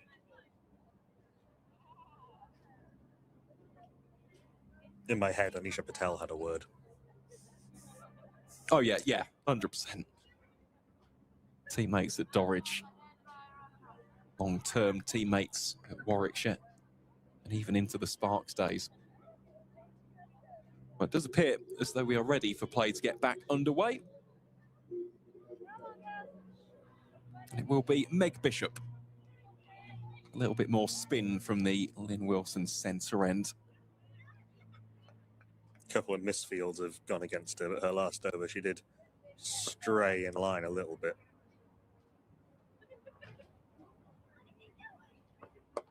Starts off well after the drinks break. Yeah, got the wicket of Chloe Hill. With a little bit of a drag down, but good field placement. You're not a proper spinner if you can't take a wicket off a drag down. Kirk goes positive, just burst through the hands of Daisy Edgerton. And this could well go for 4. Indeed it does. Races away down towards the Briggs and Forrester stand to our right-hand side. Kayla Kirk would have been hoping for a little bit more elevation, but it is a boundary nonetheless. I thought initially off the bat that was going to sail over Edgerton's head, but she backpedaled well, but was just always off balance, and it went through the hands. It will go down as a chance that she would, having got a couple of hands near it, would be annoyed to drop. That won't be stopped. That'll be 4, this time down towards the heavy sweeps. Swept tremendously well by Michaela Kirk. And Worcestershire now, they'll be identifying her as the wicket. We know exactly what she is capable of producing. Even though it came in ultimately a losing cause away at Glamorgan, she batted superbly well for 84. And has that ability. You can tell she's a tier 1 player because she can really start to accelerate through the gears. Got a nearly runnable 100 against Leicestershire last year. Goes again. Better placed, better timed, 4 more. Slams into the advertising boards in the Briggs and Forrester stand. Michaela Kirk taking a bit of a liking to the off-spin of Meg Bishop. I think she's recognised that Bishop isn't really getting any turn at all, and she can kind of just hit through the line. That is the most convincing of her 3 boundaries in this over. Changing the field as well. Daisy Edgerton pulled out of the 25-yard circle. She now goes down to wide-ish long on. Slashed through the covers for 1. A really good over this for Northamptonshire. Could have been a little bit of a wobble. That's always the danger after a couple of wickets fall in quick succession. Michaela Kirk, though, are going at well over a runner ball. End of the 26th. Northamptonshire 138 for 2. From memory, that's the biggest over of the match for either side. 13 runs off the over. I think it might be. One of those a dropped catch. Not an absolute gimme. Certainly, we've seen easier ones drop today, but one that Daisy Edgerton would want to take, and one that she would be annoyed at herself for not taking. But even so, I suspect we'll have a change of bowling at this end. But Boycott's going to keep herself going. Concedes a single to Michaela Kirk. Northants now 81 away. From what would be a deserved place in the top four, they have played some excellent cricket in this campaign. Started off with a win against Kent. The pick of them, that victory against Middlesex. Middlesex, such a strong team, and a team who have played with each other for many years.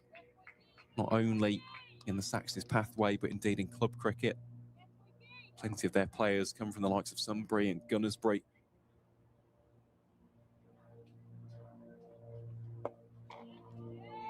For Northants, it was a little bit different. They've had players who have maybe played a little bit with one another for age group cricket, whether that's been for Cricket East or different counties. I was going to say, there's a lot of players who played with each other, but not for Northants. Yeah, exactly. But they've adapted really well to life in Tier 2. And to make it back-to-back to the semi-finals this season, of course, the Steelbacks will be hoping to go one better and make it to the grand final itself. But that is some achievement. It really is. They still have a job to do here, though. And if you look at the teams they lost to last year, I think they actually beat Yorkshire in the league phase. Lost to Glamorgan, who they only finished behind on net run rate. So they've got a pretty good... They would be looking probably next year at winning the thing. Maybe, I mean, they'd obviously be looking this year if they're winning the thing, if they get to the knockouts, but I think they'd be one of the favourites next year. I think you make a really good point there, Knuckle. End of the over. 27 have gone. Northamptonshire 140 for 2.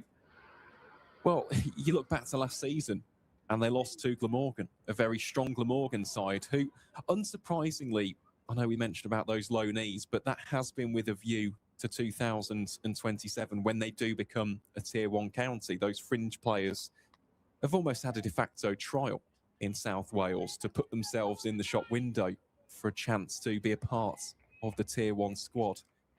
Whereas next season, that won't be an issue, really, for Northamptonshire. Middlesex, they'll still be very strong, as we've touched upon already. Kent, for me, have probably been the story of Tier 2 this season. They were incredibly disappointed with not only their results, but their standings in 2025. And this season, especially in 50-over cricket, really have turned over a new leaf. The big question, though, will they be able to retain the services of Coco Streets?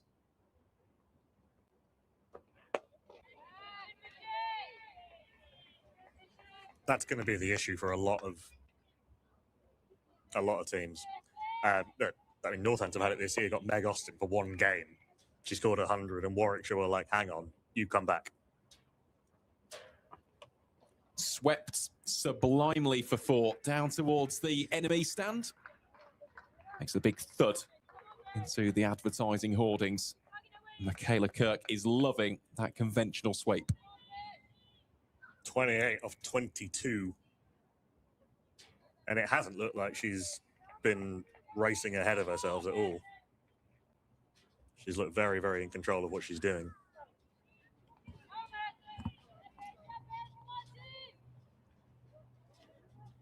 Mentioned that she was playing against essentially most of the current Proteas side as a very young woman. But she's gone. She has chipped it straight to Amy Griffiths. And Meg Bishop has got another enormous wicket for the Rapids. Michaela Kirk, up until that point, looked completely unflustered, in sheer control of the run chase. But she will have to depart for 28. Big moment in this second innings. And Northamptonshire 145 for 3. That came out of absolutely nowhere. It wasn't as bad a ball as Bishop's first wicket, which Chloe Hill just pulled straight to Griffiths. But that was just a flick in the air straight to the fielder off a delivery that wasn't particularly threatening. And Michaela Kirk didn't really show too much overt disappointment, but she'll be thinking to herself, how on earth have I just done that? It's one of those she could not have picked out the fielder any better. 2 catches as well for Amy Griffiths. That's been a nice little combination for Worcestershire. Coming into bat next for the Steelbacks will be Beth Ascot. Familiar face in this Steelbacks side. It's got twin half-centuries so far this season. Kick-started the campaign with 56 against Kent and 53 away at Gloucestershire. That latter one being a red inker, was unbeaten by the end. Very much a local as well. Started out at Burton Latimer Cricket Club, just towards Kettering.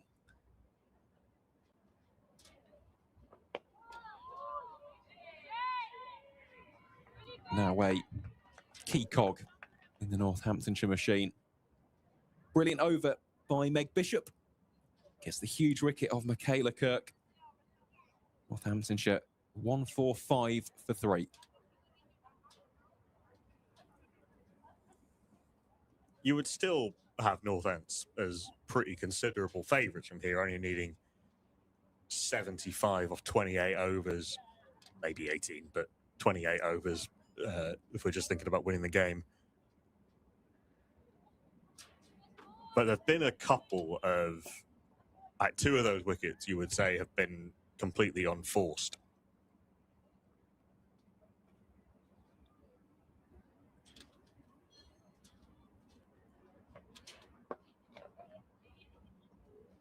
Clipped away by Drinkle for 1. I think that's been the story of today. When you think about it, we've seen a couple of lovely deliveries, but quite a few have been from unforced errors. So in the Worcestershire innings, the one which, well, I say one, the ones which immediately spring to mind would be the run-outs.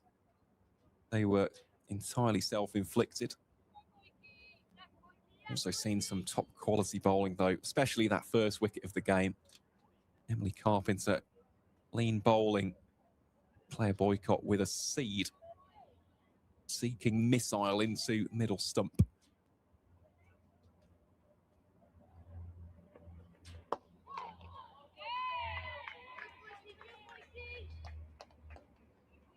Since then, it has been predominantly Northamptonshire who have bossed proceedings. Worcestershire showing plenty of heart and fight. It's come courtesy of this tandem of Bishop and Boycott.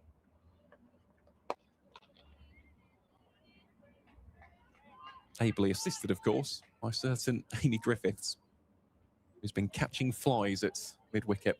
Yeah, the first one was straight out. The second one was a nicely judged catch. She had to get the hands up at that slightly awkward height. Got the hands up nicely to her right.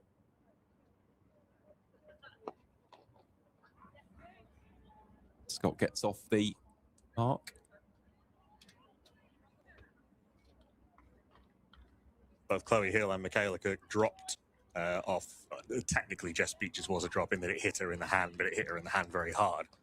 The second one was one that Daisy Edgerton should have taken, but neither of them, neither Hill nor Kirk, were able to go on and make it a substantial score, only starts. Admittedly, that might be all that Northants need today, but I'm just thinking from the point of view of continuous improvement and kind of setting those standards. The Northants may well end up winning this game relatively comfortably, but it's not been a flawless performance. And their catching was pretty poor, to be honest.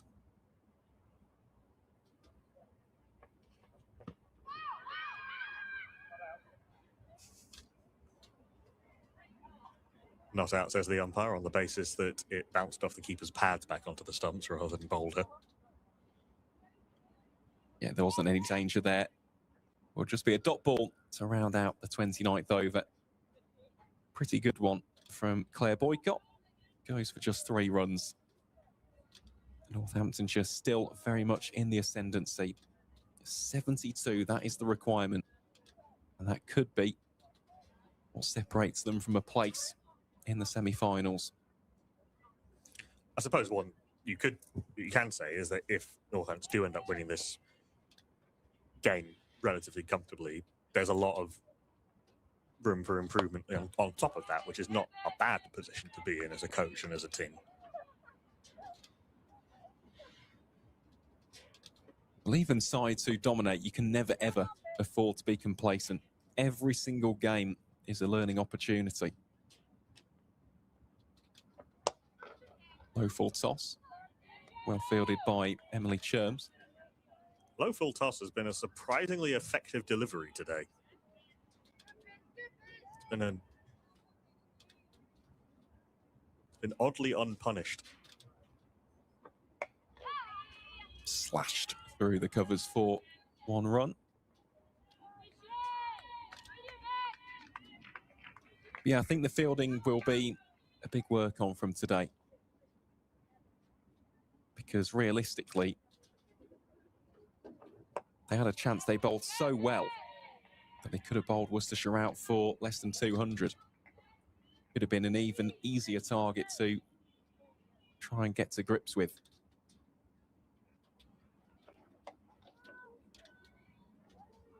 Stopped at backward point.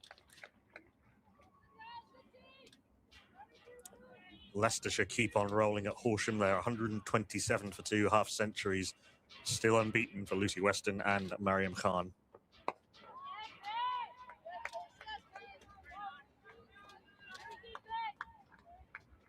End of the over. Another miserly one for the Rapids. Just 1 run from it. The Steelbacks 149 for 3. And Lara Shaw having a day at Horsham for Derbyshire. She's 94 not out of 87 balls. Wow. For Derbyshire against Sussex. Lauren Kenvin at the other end, a more sedate 43 off 68. But those two came together when Derbyshire were 34 for 2 and have got themselves into a position where they have a serious sniff of chasing down that 319 that Sussex put on in the first innings. Well, we can do some maths on that. So it's 313, or 318, sorry, wasn't it? 318 for 7. So Sussex don't have that many runs to play with, do they, to try and get a bonus point win? Still got 8 wickets remaining as Amy Griffiths replaces Claire Boycott. Starts off with a dot ball.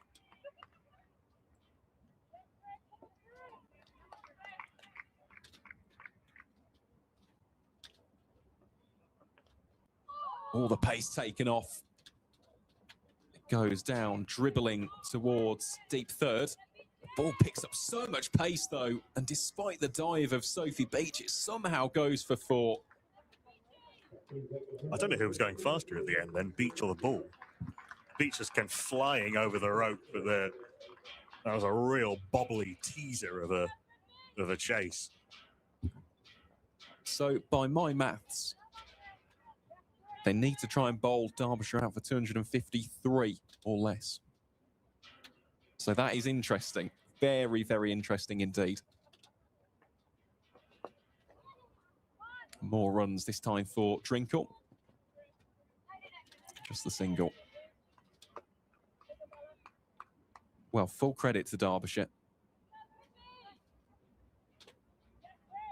As for Leicestershire, well, that is looking a little bit more unlikely for a bonus point. They need to score 149 from 14 overs. It's over 10. Even with 8 wickets in hand, that's going some, even on a smallish club ground at Kibworth.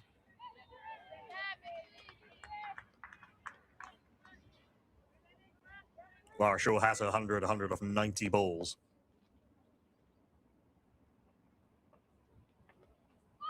Good take. A good delivery by Amy Griffiths. That'll be a dot ball to wrap up the 31st over. Northamptonshire 154 for 3. 66 away. And that is Lara Shaw's first List A 100. Got one in T20 cricket, but that is her first in List A cricket. Well, that is great to see. Believe she's involved with the Blaze. She is, yeah. Yeah.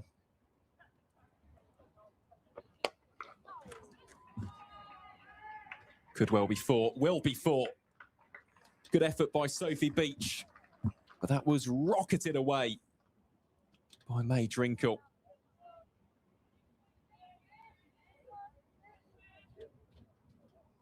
Really nice whippy sweep in front of square for 4.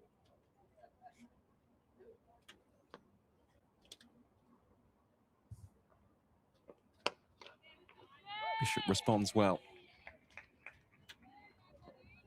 Ball's making a real good thump sound off her bat, isn't it? She's got some good hand speed, some good power.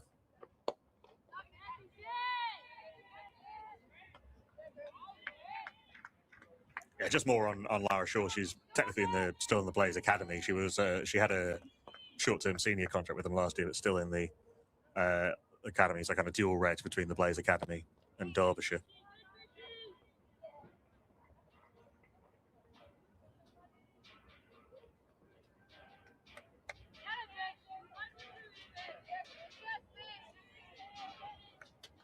"22 years old."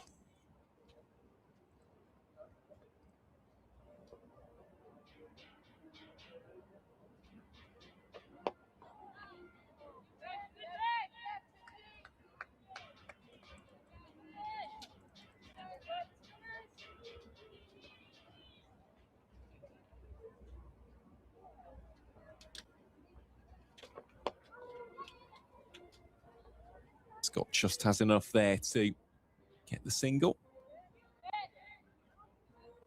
And that'll round out the 32nd over. Northamptonshire 160 for 3.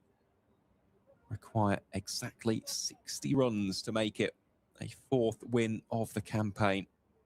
Another wicket's just fallen at Radlett. Caleb Faulkner's been run out for 31 off 32. Casey Aldridge doing the work, Middlesex. I mean, they're still ahead of the rate, actually. They're 108 for 4 and need another 147, but they just keep losing wickets. It's always the danger, isn't it, in one-day cricket? Your run rate can be fantastic. You're 5 or 6 down. In a spot of bother, all the pace taken off. And goodness me, that has very nearly castled Beth Ascot.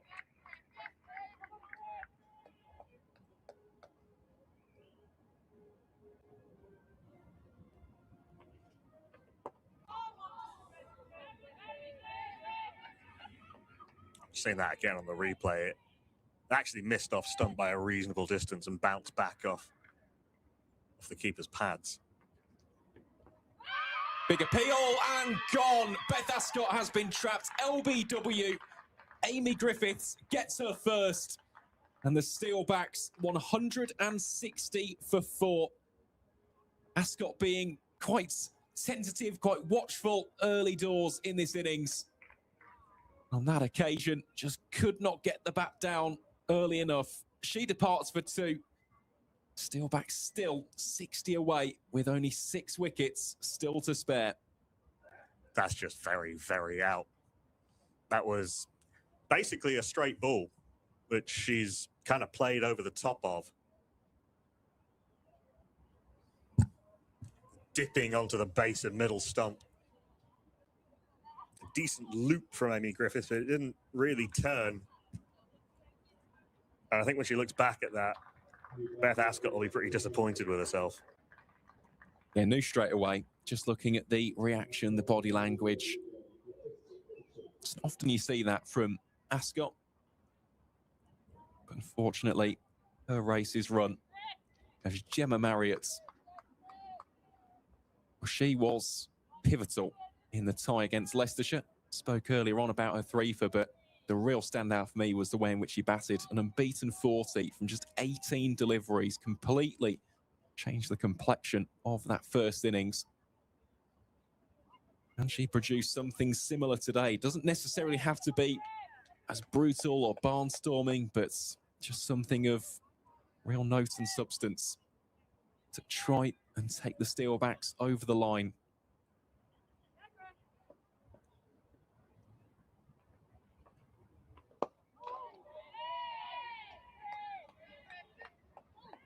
Oh, there's been a misfield there by Gwen Davis.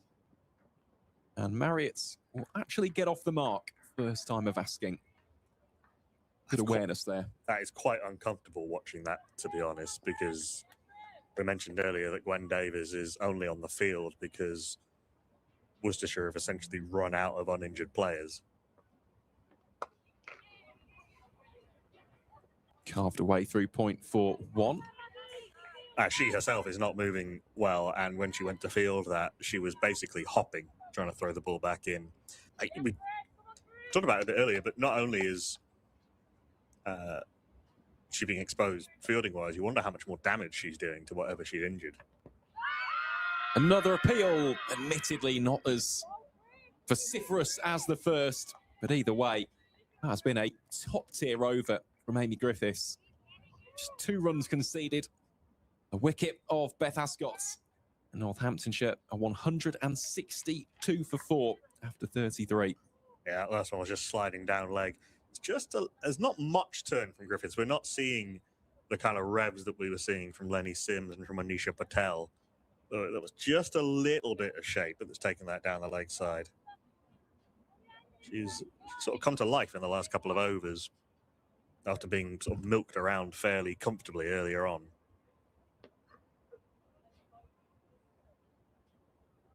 Continuation for Meg Bishop then. Starts off with a leg side wide.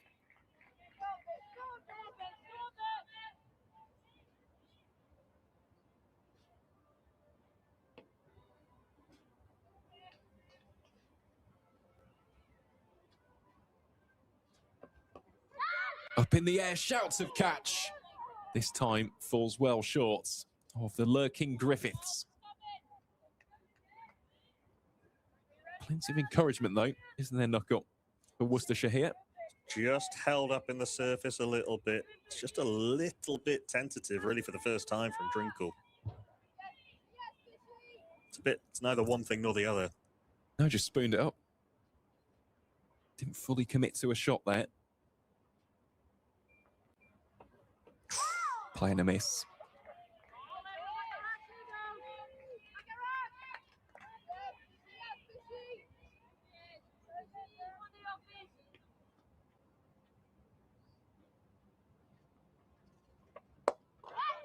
Played gun barrel straight, and this will pick up some more pace as it goes across the scorched outfield. It goes for 4. Despite the effort of Emily Cherms, she was hurtling after that. The outfield wins yet another battle.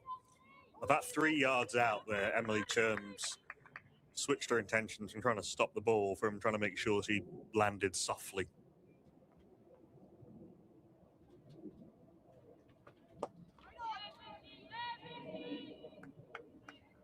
Just taking a look at the score in Horsham. Lauren Kenvin unbeaten on 58. Lara Shaw still out there on 103. A little bit more width offered there by Bishop. Well stopped by Edgerton. So 52. Gets to the stage where you're just eating away in those clumps of 10. Counting down and counting down. Swept behind square. Chase on here for Wingerts. And the ball, not for the first time today, clatters into the advertising boards in front of the enemy stand. Great way for the Steelbacks to round out the 34th over. The home side, 172 for 4. And you're at the point now, or an over like that. So that's 10 runs coming off that over, and whatever pressure that Griffiths and Bishop have been able to build up starts to ebb away. And you're become very aware as a bowling side that you need to be not perfect, but you need to be very, very good from here.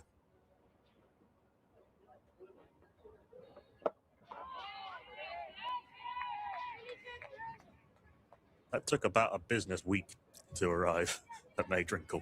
Yeah, all the pace taken off there by Griffiths. Very full as well, wasn't it? Had to be really dug out, almost on a Yorker length. This time, frees up the arms, plays it square for one. That wasn't where she was intending that. She was shaping to hit that down the ground, but just that little bit of dip means that she was reaching for it a little bit. Controlled it fairly well, but a mini win for Amy Griffiths. Marriott's, that is glorious. 4 runs, hammered away through wide long on, and richly applauded by the spectators here at the Cinch County ground. This is exactly what Marriott can do. Showcased all of that power hitting potential against the Foxes of Leicestershire. And again, she'll know the importance, not only her wicket, but potentially this partnership as well. She'll want to be the one to take her side across the line after the disappointment of the tie against their East Midlands rivals. That's even better. Brilliantly played down the ground. Gemma Marriott goes back to back as a little bit of a glove punch with Maydrinkle. The equation now reduced to less than 40. It's as though they've had a conversation. The only way we don't win this is if we let it get tight, and we're not going to let it get tight. Really putting Griffiths under a bit of pressure here is Marriott. Doesn't go for a third time, instead plays it along the carpet to the newly implemented long on.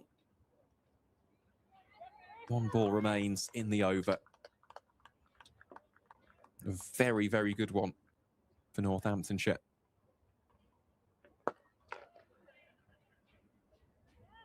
They'll finish with a dot ball. So after 35 overs, Northamptonshire 182 for 4. They require 38 on the remaining 15 overs to get their 4th win on the board.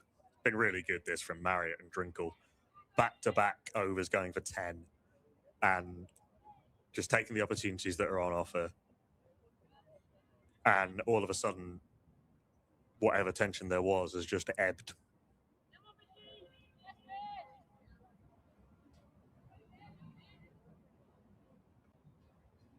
I think the bonus point win is probably gone. 38 off 5 overs.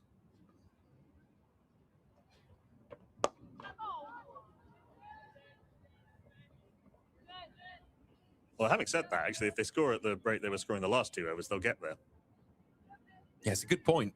You do wonder if that's actually entered the conversation. I think they'll see how these first couple of overs go and reassess from there. Deliveries like that will help the Steelbacks cause.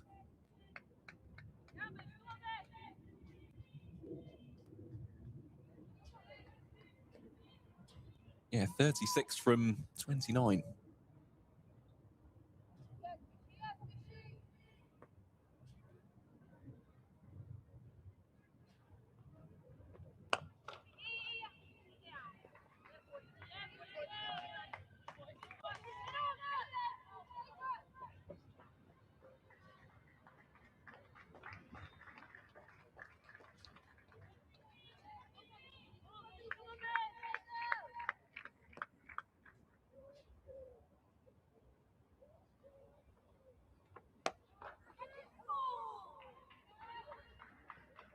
Over the head of Amy Griffiths.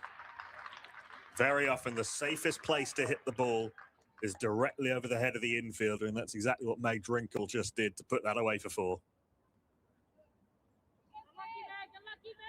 The boundaries have dried up. All of a sudden, every over there seems to be one. Hands on hips from Claire Boycott, Worcestershire skipper mid-off. What can a leggy Bishop come back with? It's a reasonable delivery. That might be 4 again through the extra cover regions. A long, long chase for a point, and she has managed to get round Sonia Khurana. But the fact that she had to make up, 30 yards to her right means that was a very easy 3. I believe that might be the first 3 of the run chase. There's been plenty of 2s, but again, there are those pockets. There are those little protruding gaps here at the Cinch County ground. It does allow the 3s to be taken. They might push for 2 here. They've pushed this wide of Cherms at long on, and yeah, really nice placement and feel off the bat from Marriott. Yeah, I think the bonus points on here, I really do. 25 from 25 balls. It's a runner ball. Surely they've got to look at finishing this off.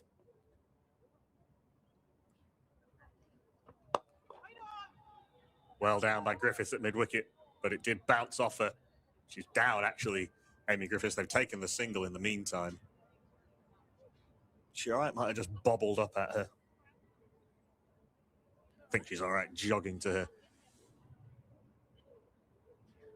position. Couldn't quite see cleanly whether that has done her a bit of a mischief. She is getting some attention from the physio. Worcestershire literally can't afford another player going off injured because one of the coaching staff will have to get the kit on.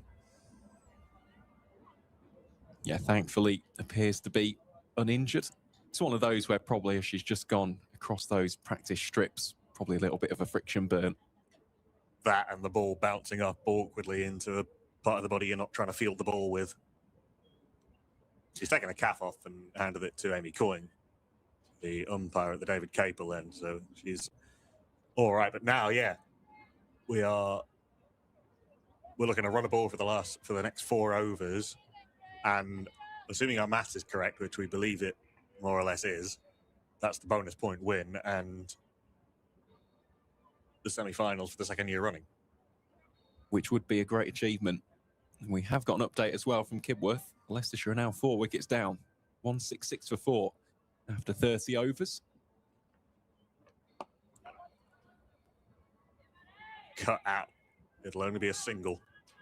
So Mariam Khan is the latest to depart for 68. Dismissed by the leg spin of Hannah Davis. Katie Wolf getting the big wicket of Lucy Weston as well. Both the set batters gone there at Kibworth. That might be 4. It's a long chase for Khurana from mid-wicket. She's not going to get there. Put away as soon as it got past Boycott. That was only ever going to be 4 from Drinkle. 19 away. 19 away. I don't think we're going to see a change in the style of batting from these two. It's served them very well. Do you think we're going to see a change in the bowling? Because they seem to have taken a liking to the 2 spinners who started pretty well. Little drop and run from Drinkle. Potentially. Maybe a return for Emily Cherms. But even then, Gemma Marriott's a really good player. I've seen bowling, likes the extra pace. Showcase that in terrific style against Leicestershire. Over the top of extra cover. Nobody moves as it 1 bounce, 2 bounces into the stands in front of the enemy stand, or the barriers in front of the enemy stand. Gemma Marriott, 27 of 15 balls. 14 more to win. 14 more for qualification.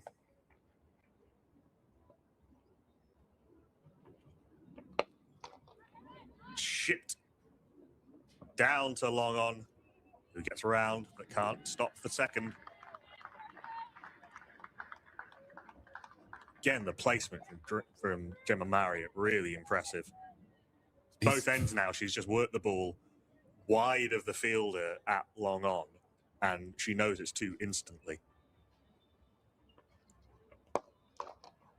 Gone! Amy Griffiths, safe hands again. Drilled straight back at her, but she's got her hands out to the left and caught it. It's a pretty solid catch of her own bowling, but I think Gemma Marriott might have already done the damage. She goes for 29. 208 for 4. 208 for 5, in fact, sorry. But with just 12 more to win from, 3 overs, the bonus point win is very much still on, and large parts of that are owed to Gemma Marriott. Most definitely. She was almost trying to finish off the game in style, so I don't mind that. 29 from 17 is a pretty good effort at this stage. Completely flipped what pressure Worcestershire were building and turned it back on the bowlers. Really nice proactive style, a nice display of boundary hitting and good running as well. As you said, converting what could have been ones on another day into twos just by really herring down towards the non-striker's end and back. So, yes, it's disappointing. Marriott would have hoped to have finished this game off, but she's done a really good job there just to up the ante. And Lenny Sims, she can certainly hold the bat and hit a few boundaries. So, when you put it that way, 12 to win from, in this case, 18 balls. Of course, there are more than that because it's a 50-over game. There shouldn't be any danger whatsoever with the run rate at this stage. But Northants, especially after proceedings in Cheltenham today, could do with a bonus point just to stay there or thereabouts. If you've got a chance to get it done, get it done. There is that change of bowling. Emily Cherms is coming back into the attack from the Lynn Wilson centre end, replacing Meg Bishop, who actually started her spell fairly well, but has ended up with figures of 2 for 61 off her 8 overs. Weird one to assess because she bowled slightly better than that, but also her 2 wickets were kind of gifted to her. So a tricky one to assess. Sometimes you have those days as a spinner. 3 fielders up offside, 3 fielders up leg side, 2 back on either side as Cherms comes in. That has gone almost 90 degrees in the opposite direction to where Drinkle was aiming it. Tried to pull it and ends up sort of back of the bat, gloving it to where silly point would have been. There's no run.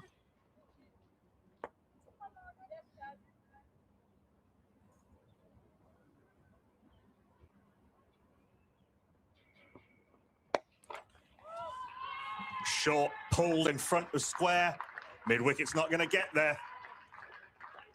8 more to win. I know we've just been very effusive in our praise of Gemma Marriott. How about May Drinkle? This already a career best for Northamptonshire, 43, given that promotion up the order.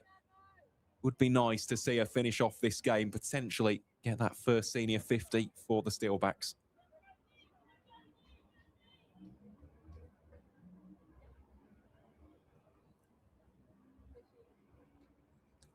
Eight to win, 7 for her to get the 50, which is very much of, well, really of tertiary importance, because primary importance, win the game. Secondary importance, win it, get the bonus point. Tertiary, half century. Covers come up, mid-on's gone back.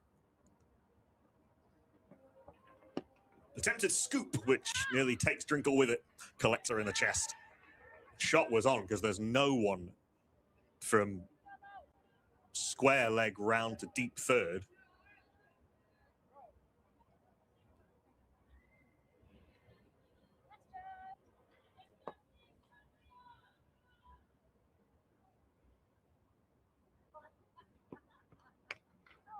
Has a huge swipe at this May Drinkle. It's short outside off stump and it goes almost nowhere. There is no run.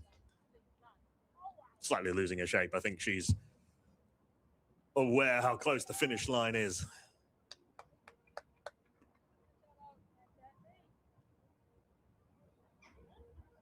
She needs to compose herself a little bit. Short, pulled for. Actually got big in her. She's played that really well in the end. Because it got big in her and she's controlled the bounce nicely and make sure she middled it. No attempt whatsoever to keep that down. They ended up almost sweeping it. 4 more to win. May Drinkle's on 47. She knows the headline she wants from this.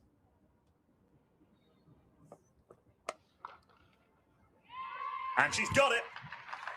She gets her first half century for Northants. who, despite a mini wobble, have won by 5 wickets. In the 38th over, they have beaten Worcestershire, and they have secured themselves a place in the knockouts of the Women's One Day Cup League 2 in some style. Yes, seriously impressive. From ball one, really, from Northamptonshire today, they have been the better of the two sides. Commiserations to Worcestershire, put up a real good fight, especially in the middle overs, but that batting display from the Steelbacks has been quite simply sensational. Set up by a 100-run partnership between Amelia Kemp and Chloe Hill. Both of those two getting starts, not quite getting to their half-centuries, and then well and ably assisted by Michaela Kirk. She scored a brisk 28. There's a little bit of a wobble as a couple of wickets fell. Beth Ascott, she departed for just 2 from 17, trapped LBW by the impressive Amy Griffiths. Gemma Marriott, though, came out. She was proactive, very impressive for her 29. But the real story of the run chase is May Drinkle, a first half century in Northamptonshire colours. She finishes unbeaten on 51 from 41 deliveries and has smashed 7 boundaries to boot. It has been an excellent Sunday for Northants. The East Midlands outfits have booked their place in the semi-finals. There is still one game remaining, though. On Sunday, the 6th of September, they will travel to Derbyshire to take on the Falcons. If they can win that and other results go in their favour, there could be a home semi-final on the horizon on Sunday, the 13th of September. And on that note, we shall wrap up our coverage here on Steelbacks TV. All that's left for me to say is a massive thank you to Knuckle Pandey alongside me for providing some excellent commentary on today's game, as well as all of the guys behind the scenes here at Steelbacks TV. We hope that you've enjoyed our coverage, and we shall be back in just over a week's time as the men return to action here at the Cinch County Ground for the return of the Rothesay County Championship. Tickets are still available for that fixture as Kent make the journey up from the southeast. But on behalf of myself, Aaron Files, and everybody here on Steelbacks TV, we thank you ever so much for your company for today's game, and we wish you all a very safe and enjoyable end to your Sunday.